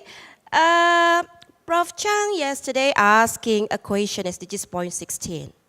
Yeah, that's peace. It's clear. And Since many times speakers talking about geographic matters, so because of my background is geographer, so I really needed for me to show you our Indonesian map. Yeah, it's quite. We have 5 big lands. Yeah, it's Sumatra, Java, Borneo, where our capital city will be moved on from Jakarta to Borneo, and then Sulawesi, and the last is Papua. So UGM is here, Jakarta is here. So pardon me for the first day and the last day I cannot accompany you because the flight consists of many hours to do, so I have to go earlier. Okay. Well, because of we have big Indonesian archipelagos, and we have 8 million square kilometers, consisting of a water area about 6 million and land area of 2 millions. So we can imagine how we are trying very hard to achieving SDGs and transforming ASD as a tools to achieve that. And I forgot again. Okay. Yep. So when geographer talks about environment, oh, so thank you. Thank you. Terima kasih. Thank you. When geographer talks about environment, we have to strong notice about 3 basic approaches that linked one into another. The first one, ecological approach. Yeah, this is an approach that analyzing the relationship between geosphere phenomena and existing environmental variables. So humans who live in coastal areas will have different activities with humans in mountains area. That's clear. And spatial approach, the spatial approach is an attempt to examine a series of similarities from differences in geosphere phenomena in a space. To understand that, simple things is like the eruption of Mount Merapi, because I am living in Merapi Slope area, caused by surrounding area to be covered in thick volcanic ash. Or Indonesia is a confluence of 3 large plates, so earthquakes often occurs. And the last approach is regional complex approach, is an integration of the spatial approach and the ecological approach, which examines that the geographical phenomena that occur in each region are different. So these differences from regional characteristics.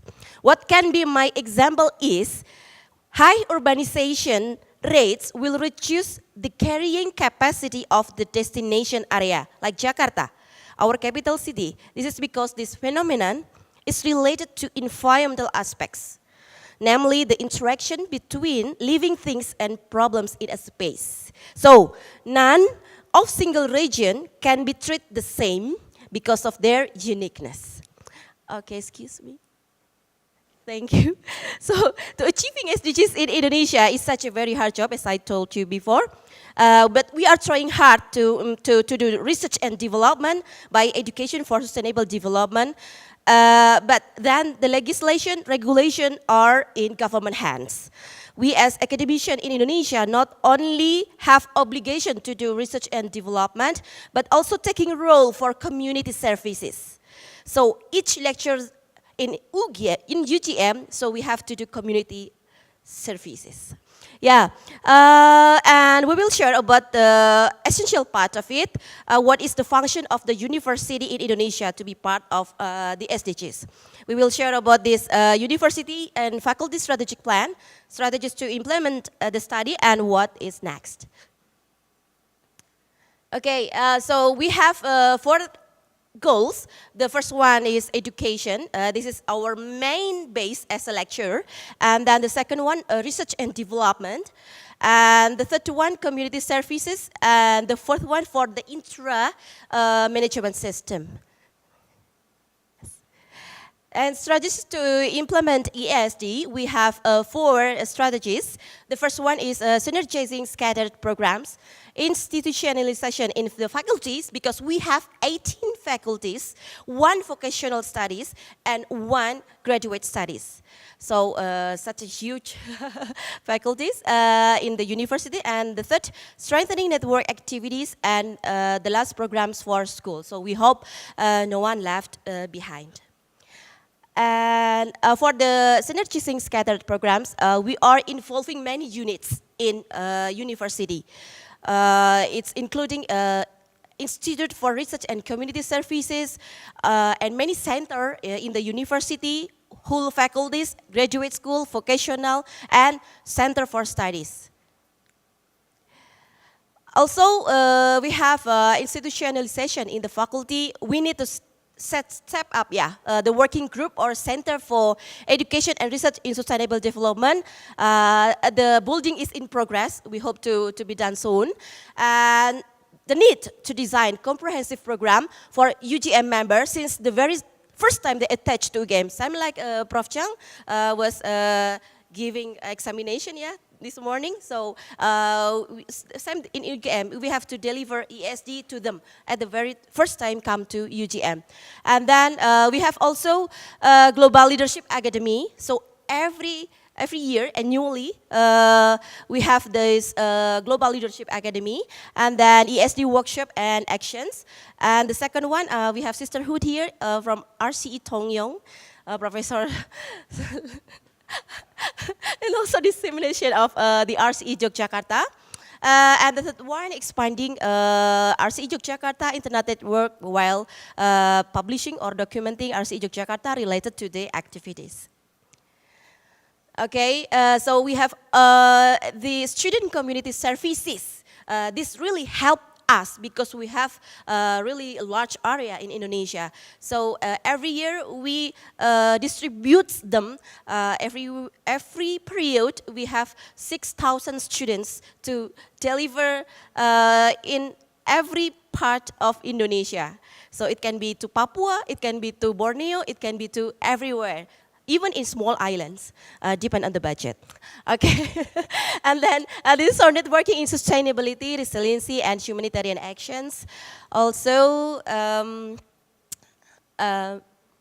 maybe, this kind of dissemination about ESD, we have a publication also, and also consortium, and etc.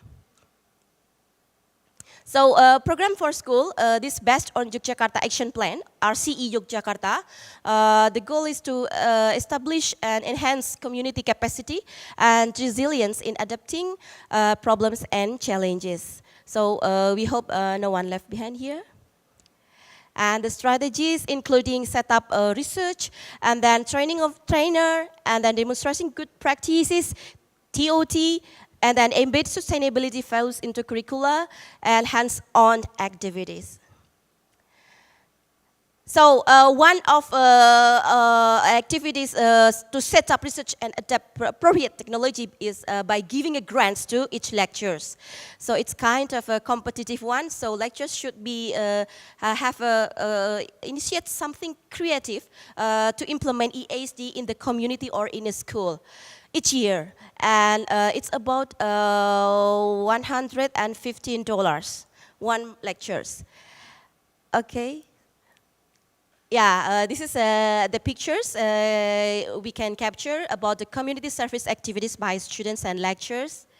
Maybe next. Yeah, it was me, but it's not for the presidential elimination, no.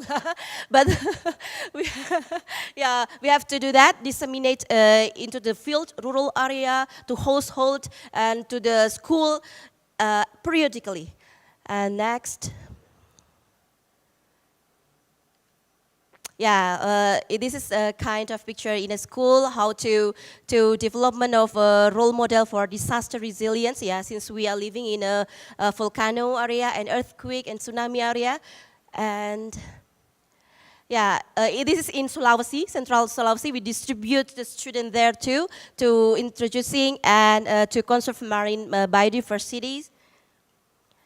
Yeah, this is still in Sulawesi, in Gorontalo. how to conserve, you know, this really tiny monkey, Tarsius. This one, yeah, in Manado, North Sulawesi. Okay. Yeah, this is our student committee service for the ceremony before they depart. Next, what's next? This is what I want to tell you. There are my children. The youngest one did traditional storytelling by puppet show. Yeah, puppet show. As part of action of education for sustainable development to campaign living harmony with the Merapi volcano in this school. So what I want to mention here is take a small action, make a little space, make a better place. And do you know Michael Jackson's song? Can we sing together? Can we sing together? Okay. Heal the world. Okay? Okay. Come on. 1, 2, 3. Heal the world. Make it better place for you and for me and the entire human race. There are people dying. I'm not a good singer. Okay, like what Alan said in the morning, environmental education perspective is about qualification, socialization, and subjectification. Those distinguished ladies and gentlemen, please continue to be committed to be becoming an ESG warrior. Thank you.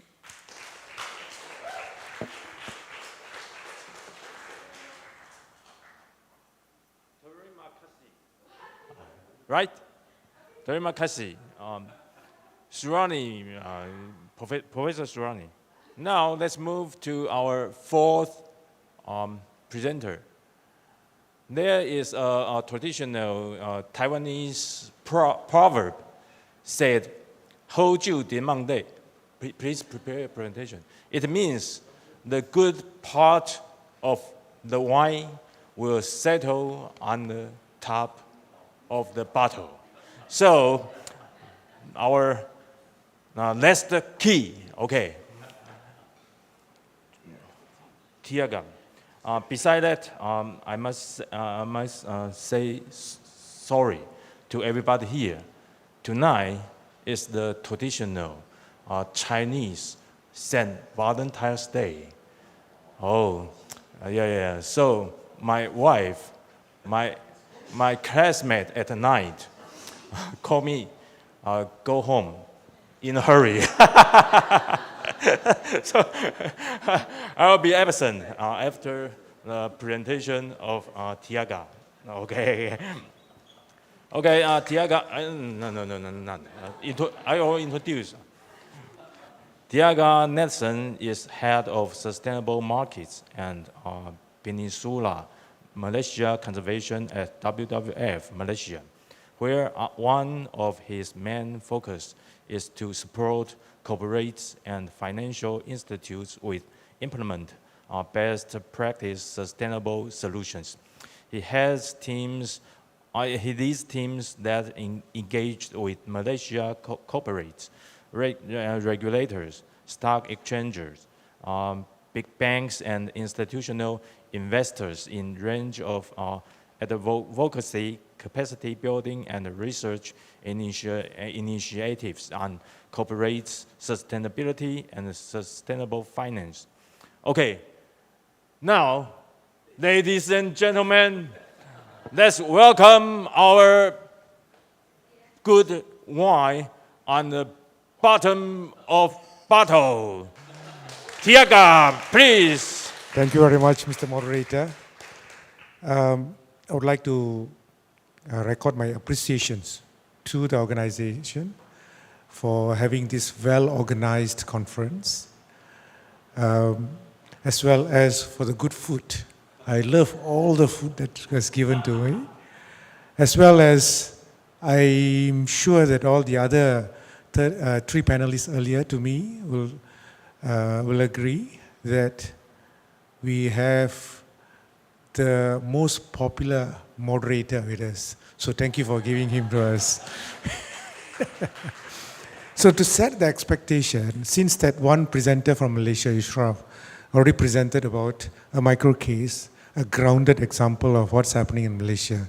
So I'll be looking into the global perspective. Yeah, I think it's also justified where that I'm the last speaker to look into what's happening at the global level and try to give some kind of reflections of what's happening so far. I will start with what our keynote presenter, Alan, was talking about. Be ambitious and act now. Yeah? Don't worry about that. I only have 11 slides, minus the section title slides. I only have 8 slides. Yeah? So be ambitious and act now. And he also mentioned about urgency is very important. Yeah? So we have dealt with our youth through formal, informal, and also non-formal approach, and it is now for us to activate them. Either they are cells, sleeper cells, or they are already maturing in environmental education. We need to now activate them to act. Perhaps that knowledge, skills, and also attitude is something that already been planted. Now we need to bring them to a behavioral change to act. Yeah, that's very important. So why it's important? That's what that we're going to see. Yeah, and in terms of getting them to act, the important segment within the society is the youth. And I've mentioned a few times that Taiwan has a very young country with an average population centered around 40.9 old age populations. And this is actually very important for us to work on in terms of how that we want to mobilize act for the environment. Yeah? But by saying that, I'm not discounting other segments of the society, like the very young, as well as the elderly people. All played a role. But I think that the catalyst to push is actually the youth. Yeah. And also try to remind ourselves and try to motivate myself. You know, I've been in environmental education for about 20 years. And finally, environmental education has been, or NGOs, yeah, to make it general, has been recognized as the third force. All the while, the government is being recognized as first force, and until now, they have been recognized. And second force, because of urbanizations, the cities are being recognized as the second force. NGOs finally recognized as the third force. Why? Because the first force and second force couldn't do the job properly. They need the third force. So kudos to everyone who gathered here, as well as who you have worked with as partners, because you brought the force into a greater force, and therefore that together we'll actually try to push for a better world. Yeah. Okay. Let's look into the global call to actions on climate. Prof. Lee has mentioned about IPCC, as well as some of our speakers has mentioned about IPCC. And they have come out with reports. What it means. What those reports means. So I'm trying to synthesize that into a more digestible manner. So IPCC, in their recent report, this is the latest report, they said that our climate now is in red code status, a dying state. You need to act now. Otherwise, you will be facing a lot of problems. And that's why that we are being the generation that seeing the worst of the environment. And if you don't do it, we're going to die together with the generations to come. Yeah? If you look at the CO2 concentration is the highest in at least 2 million years. Even our ancestors who lived many, many, many years never seen this before. Arctic sea ice, lowest level in at least 1,000 years. And this is based on many scientists' research and published in IPCC. Sea level rise, fastest in at least 3,000 years, meaning that more and more country going to be under the water. And then glaciers retreat, unprecedented in at least 2,000 years. More and more glacier is actually being retreat to the inland. But if we can take some actions collectively in partnerships with youth taking the lead together with the guidance from our able technical expertise, we still have hope. If you look at what's happening, 20 countries have reduced GHGs over a decade. I'm sure you know what is GHG, greenhouse gas. Cost of solution have fallen up to 85%. Adoptions have exponentially increased. And this is very true through solar panels. And then climate policies now cover more than 50% of global GHGs. So there's hope. There is a big momentum pushed, although there's a gap between policies and ambitions. But progress has been uneven. Developing countries, as well as third world countries, that's uneven progress. And if you look at third world country or developing country, they house the biggest population of the world. And insufficient. GHG emissions continue to climb to highest level in history. Recently, they have shared with us the Earth Overshoot Day is becoming nearer to January, right? As well as World Hottest Day was announced recently. This is all a sign of how that we are actually progressing. We are doing a lot of work, but is that enough? We need to ask ourselves, is that enough? So, government is doing their part, city is doing their part, but I don't think it's enough. So, the third force has to be properly mobilized so that social mobilizations can be the answer to complete the cycle where it is being pushed by first force and second force. So the window to limit warning to 1.5 degrees Celsius is rapidly closing, meaning the next 7 years is very important. If you don't do it, forget about how that we want to enjoy our life in this earth. And that is the urgent message that's coming from IPCC as well as scientists around the world. If we look at the key milestones, which will give us around 50% of likelihood, global GHG emission has to peak before 2025. If it is peaking after 2025 and continue to peak and don't see a trend of going downwards, then we are doomed. GHG emission reduced by half by 2030. Even if it is peaked at 2025, this is the highest, and then go down, it has to half by 2030. And then only we can achieve net zero CO2 in 2050. This is the target and this is the milestones that we need to keep in mind. And if you work with your respective government, and if this is not achieved at the respective government, collectively we are going to fail in terms of taking care of the world.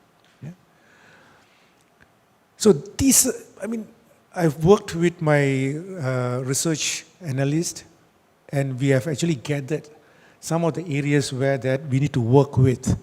I think that the policy package across all levels, international cooperation, system transitions, as well as SDGs are the most appropriate for most of the NGOs.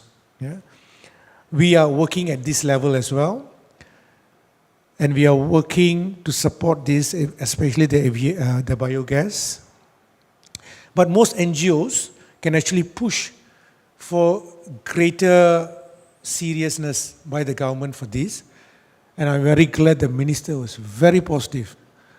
And I think that these are the cordial relationships that every country has to have. The minister is at ease with the NGOs, and now they're talking about as though that we have the same problem, which is true, but I'm seeing this in Taiwan. International cooperation, I think that the cooperation between Taiwan and US is testimony. I don't want to talk more than that. And then system transitions, and we are talking about the formal, non-formal, and also informal system. We need to work more than what we are working now, especially, and also SDGs. These are the levers that actually we can focus to bring changes. But those changes has to be monitored. How that we are scaling it up to a level where that we can actually support the peaking at 2025, halve it by 2030, and achieve net zero by 2050. Yeah? But climate cannot be tackled in isolation. Climate has to be seen together with nature. In fact, that if you want to achieve net zero, it's much more cheaper if we actually tackle it together with the nature. Yeah? There's one study WWF and BCG has done in Malaysia, where in that study it shows that in order to achieve net zero by 2050, for Malaysia, 70% of the cost to achieve net zero is actually taken care by land use change, and forestry. Malaysia has 50%, slightly bigger than Taiwan, where Taiwan has about 42 to 45 percentage of forest. So that 70% of the cost to achieve net zero is actually taken care of because we have nature. And that is very important, meaning that you need to have standing forests, which actually produce forest, and they also produce carbon dioxide, but minus that, net, you can actually achieve that level of savings in achieving net zero. Yeah? That's one. Yeah? Secondly is, if you look at climate change and people and nature, is all interrelated. Yes, I am mindful of the time. So climate change, people and nature are all interrelated. So we need to see it from all these three angles. If you want to tackle climate change, we also have to tackle people, because people are affected by the climate change. And if you want to tackle people's well-being, we need to take care of the nature. If you don't take care of the nature, it's going to impound further the climate change issues. Yeah? So good thing is that our youth, actually this is my last slide, yeah? Our youth, as well as positively driven pro-environmental or pro-sustainability behaviors, actually showing sign of improvement. If you look at the first one, products marketed as sustainable grew 6 times faster than regular products. Jason has mentioned about economic case, business case, and that is very important. Yeah? The world are governed by capitalist system. Business case has to come in, where that financial institutions as a lever will come in. Yeah? And then 90% of consumers likely to switch to sustainable brands given equal price and quality. The price sensitivity, as well as how value that they're getting in terms of quality of the services. So it's not all doom and gloom. There's a lot of hope, but let's capitalize on that and push further on this. In conclusion, I feel that there's a lot of international push for net zero. But we shouldn't stop there. We need to see how nature positive come in hand in hand to support the net zero. to support the biodiversity and also the ecosystem as well, but just transitions has to cut across. How that we are managing our social equality, social disparity, and all those things together. With that, thank you very much.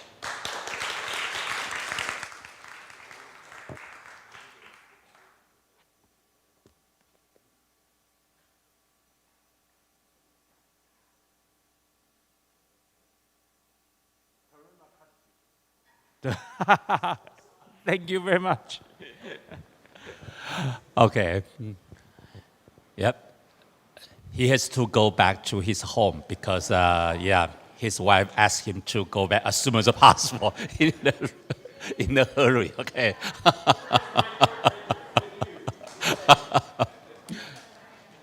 Okay. Mm-hmm. We have 5 minutes for any comments or questions or response to the last session for the 4 very inspiring presentations. Okay, for 5 minutes. Anyone? Okay, go ahead, Mike. Thank you so much for the presentation. Anyone can answer, actually. When we had consultations with children and youth, when we were developing the communication for strategy, one of the issues that were surfacing is that the role of parents as one, sometimes they can be a barrier in terms of youth action because a lot of, how to call this, considerations to consider, the safety of the children, etc. And second, the role as an actor. So as an enabler of youth actions and children actions, and second, as actors for environmental action and climate actions. So I just want to hear the thoughts of our speakers on how can we activate the parents as both an enabler and an actor in terms of environmental education. So that's something that we wanted to know about your experiences as well, since we have different contexts as well in the Philippines. So thank you. So you want to point someone to answer a question? I'll just choose who's ever. Okay, I'll choose Professor Lee. Thank you. Okay, yeah, Professor Lee. Mm-hmm.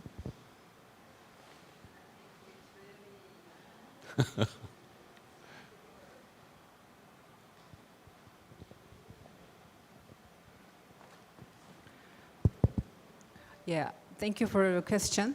Actually, it's really tricky question to answer. So I don't know how to start with answering that question, but maybe, I don't know, the communication is really important between children and parents.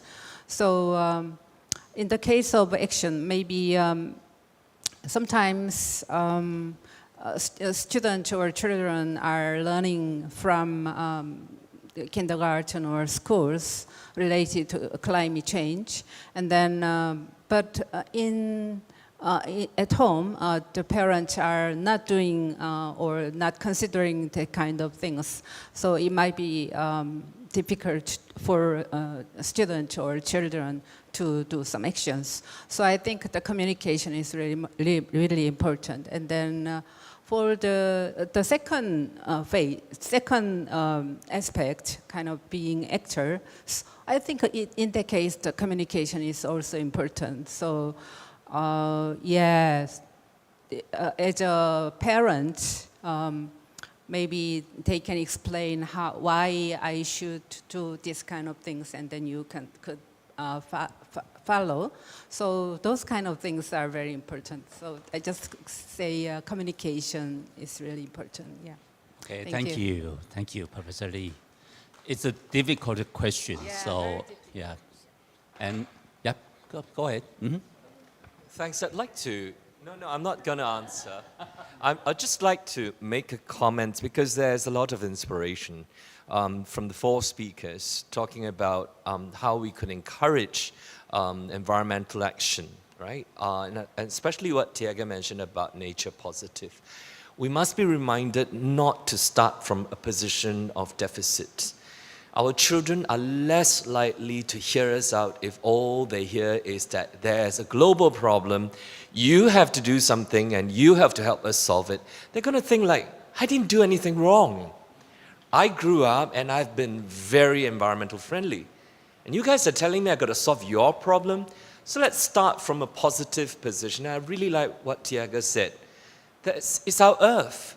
We should love it because of what it provides for us. And linking back to some of the presentations earlier today, what was mentioned in terms of the ocean game, for example, Jackson's program, they're all very positively positioned. So I think I would just like to say that we need to remind ourselves when we talk to our children, let's not be negative. Thank you. Okay, good point. Okay, go ahead.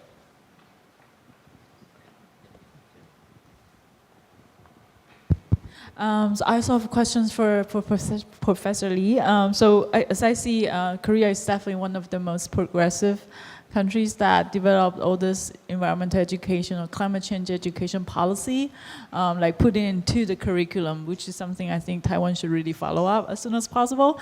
But my question has two parts. One is, what do you think, what is the drive that makes that happen? Does it just follow with the net zero announcement, or is there other drive from nonprofit or civil society? And to follow that question, my next question is, how do you see, as a scholar, what really happens on the ground? Like teachers in elementary schools, in middle school, when they still have all these college entrance exams, like super precious in school systems, students are under pressure, teachers are under pressure, parents are giving pressures. How's that happen in terms of when the policies is right there? Thank you. Okay, thank you. Thank you for another very difficult question. Yeah, very difficult and very important question. I think the first one I can say about the drivers for those kind of initiatives. I think the will of leadership based on the international and global changes acted a very important role in the past, in the beginning of the curriculum revision. So the previous government was really interested in, they are very keen to integrate those kind of things into their policy. So I think that was very important. So as in other Asian countries, our country is very hierarchical society. So the will of the leaders are very important. So I think that could be one of very important drivers. And then the other one is a kind of situation in our society and Earth are based on. So I think two are very important. And then for what's happening in our country at this moment, actually I was discussing with Alan during the lunchtime. We always talking about environmental education or education for sustainable development in schools or in society should be a kind of mainstreaming one. But I think we are in the mood to transit from the minority and pilot one to the mainstreaming one.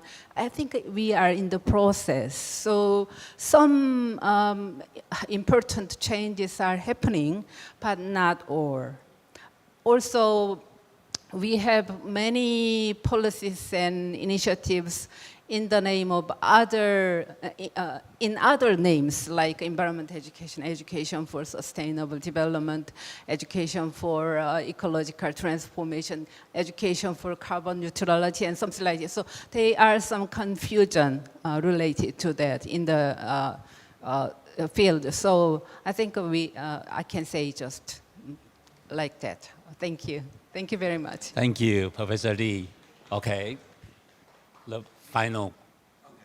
Yeah, I don't I don't have any question for you because I know you guys are so, brain is full, and we have been inspired by all your presentation, your, sharing. Here, there are about 12 or 13 countries in this room here. And I believe everyone, every country, nation is unique, is precious. And it's worth of, to work for it. So here, I just want to have 3 points. One is because the partnership is a very important one, for like 17, the 17th of SDGs. So partnership means a lot. So like I'm working for the government of a Ministry of Education. But, we have to focus on, emphasis on more like intergovernmental agencies. And that is the one. And the other one is we have to, like yesterday we heard about the important person, from the financial institute. So which means we need to close, to step out our boundary and to share the hand with the other people. So interdisciplinary is very important. And the other one is the most important, is intergeneration. Yeah, because here, okay, for example, I just want to ask, know how many years have you worked on environmental education or conservation? Below 10 years. Can you raise your hand? Below 10 years? Okay, below 20 years? Okay, here, below 30 years? All right, and below 40 years? Okay, we are generations, and we need more people who just, and love the nature. And then I really agree with Tiaga and Professor Jane. We need to be positive to look at the world for the future. And I just don't want to blame everybody,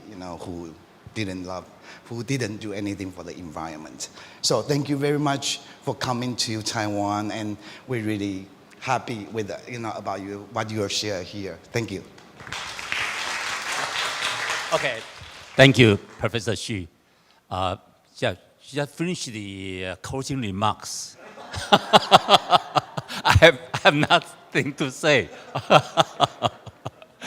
Okay, before we close the workshop today, I just was asked by Nikki. This is a questionnaire for your feedback for today's workshop. Yeah, you have to finish it before we close the workshop, okay? So, 1-2 minutes? Oh, okay. We can do it after. Okay, so you can finish it after our workshop. Okay, so please answer the question now, please, okay? Then, now we are closing our workshop right now.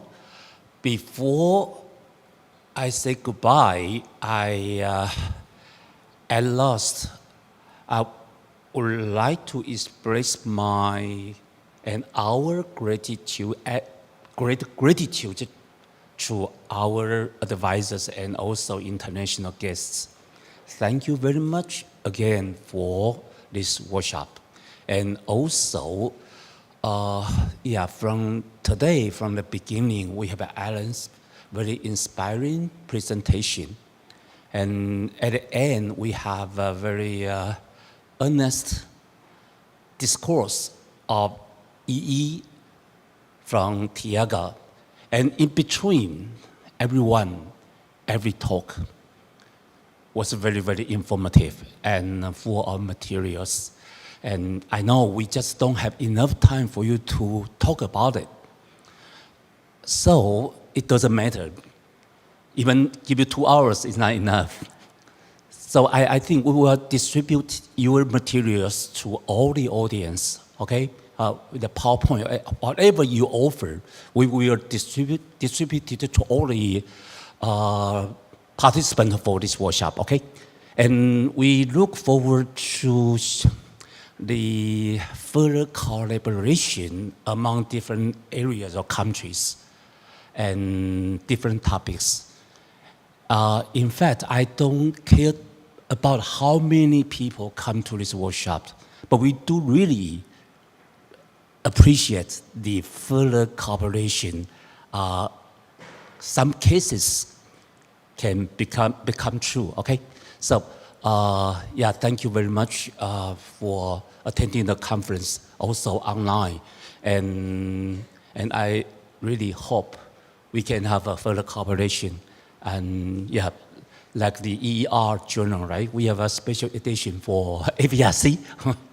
We can have a further cooperation between the curriculum design, comparison the different countries' curriculum framework, like all the countries, right?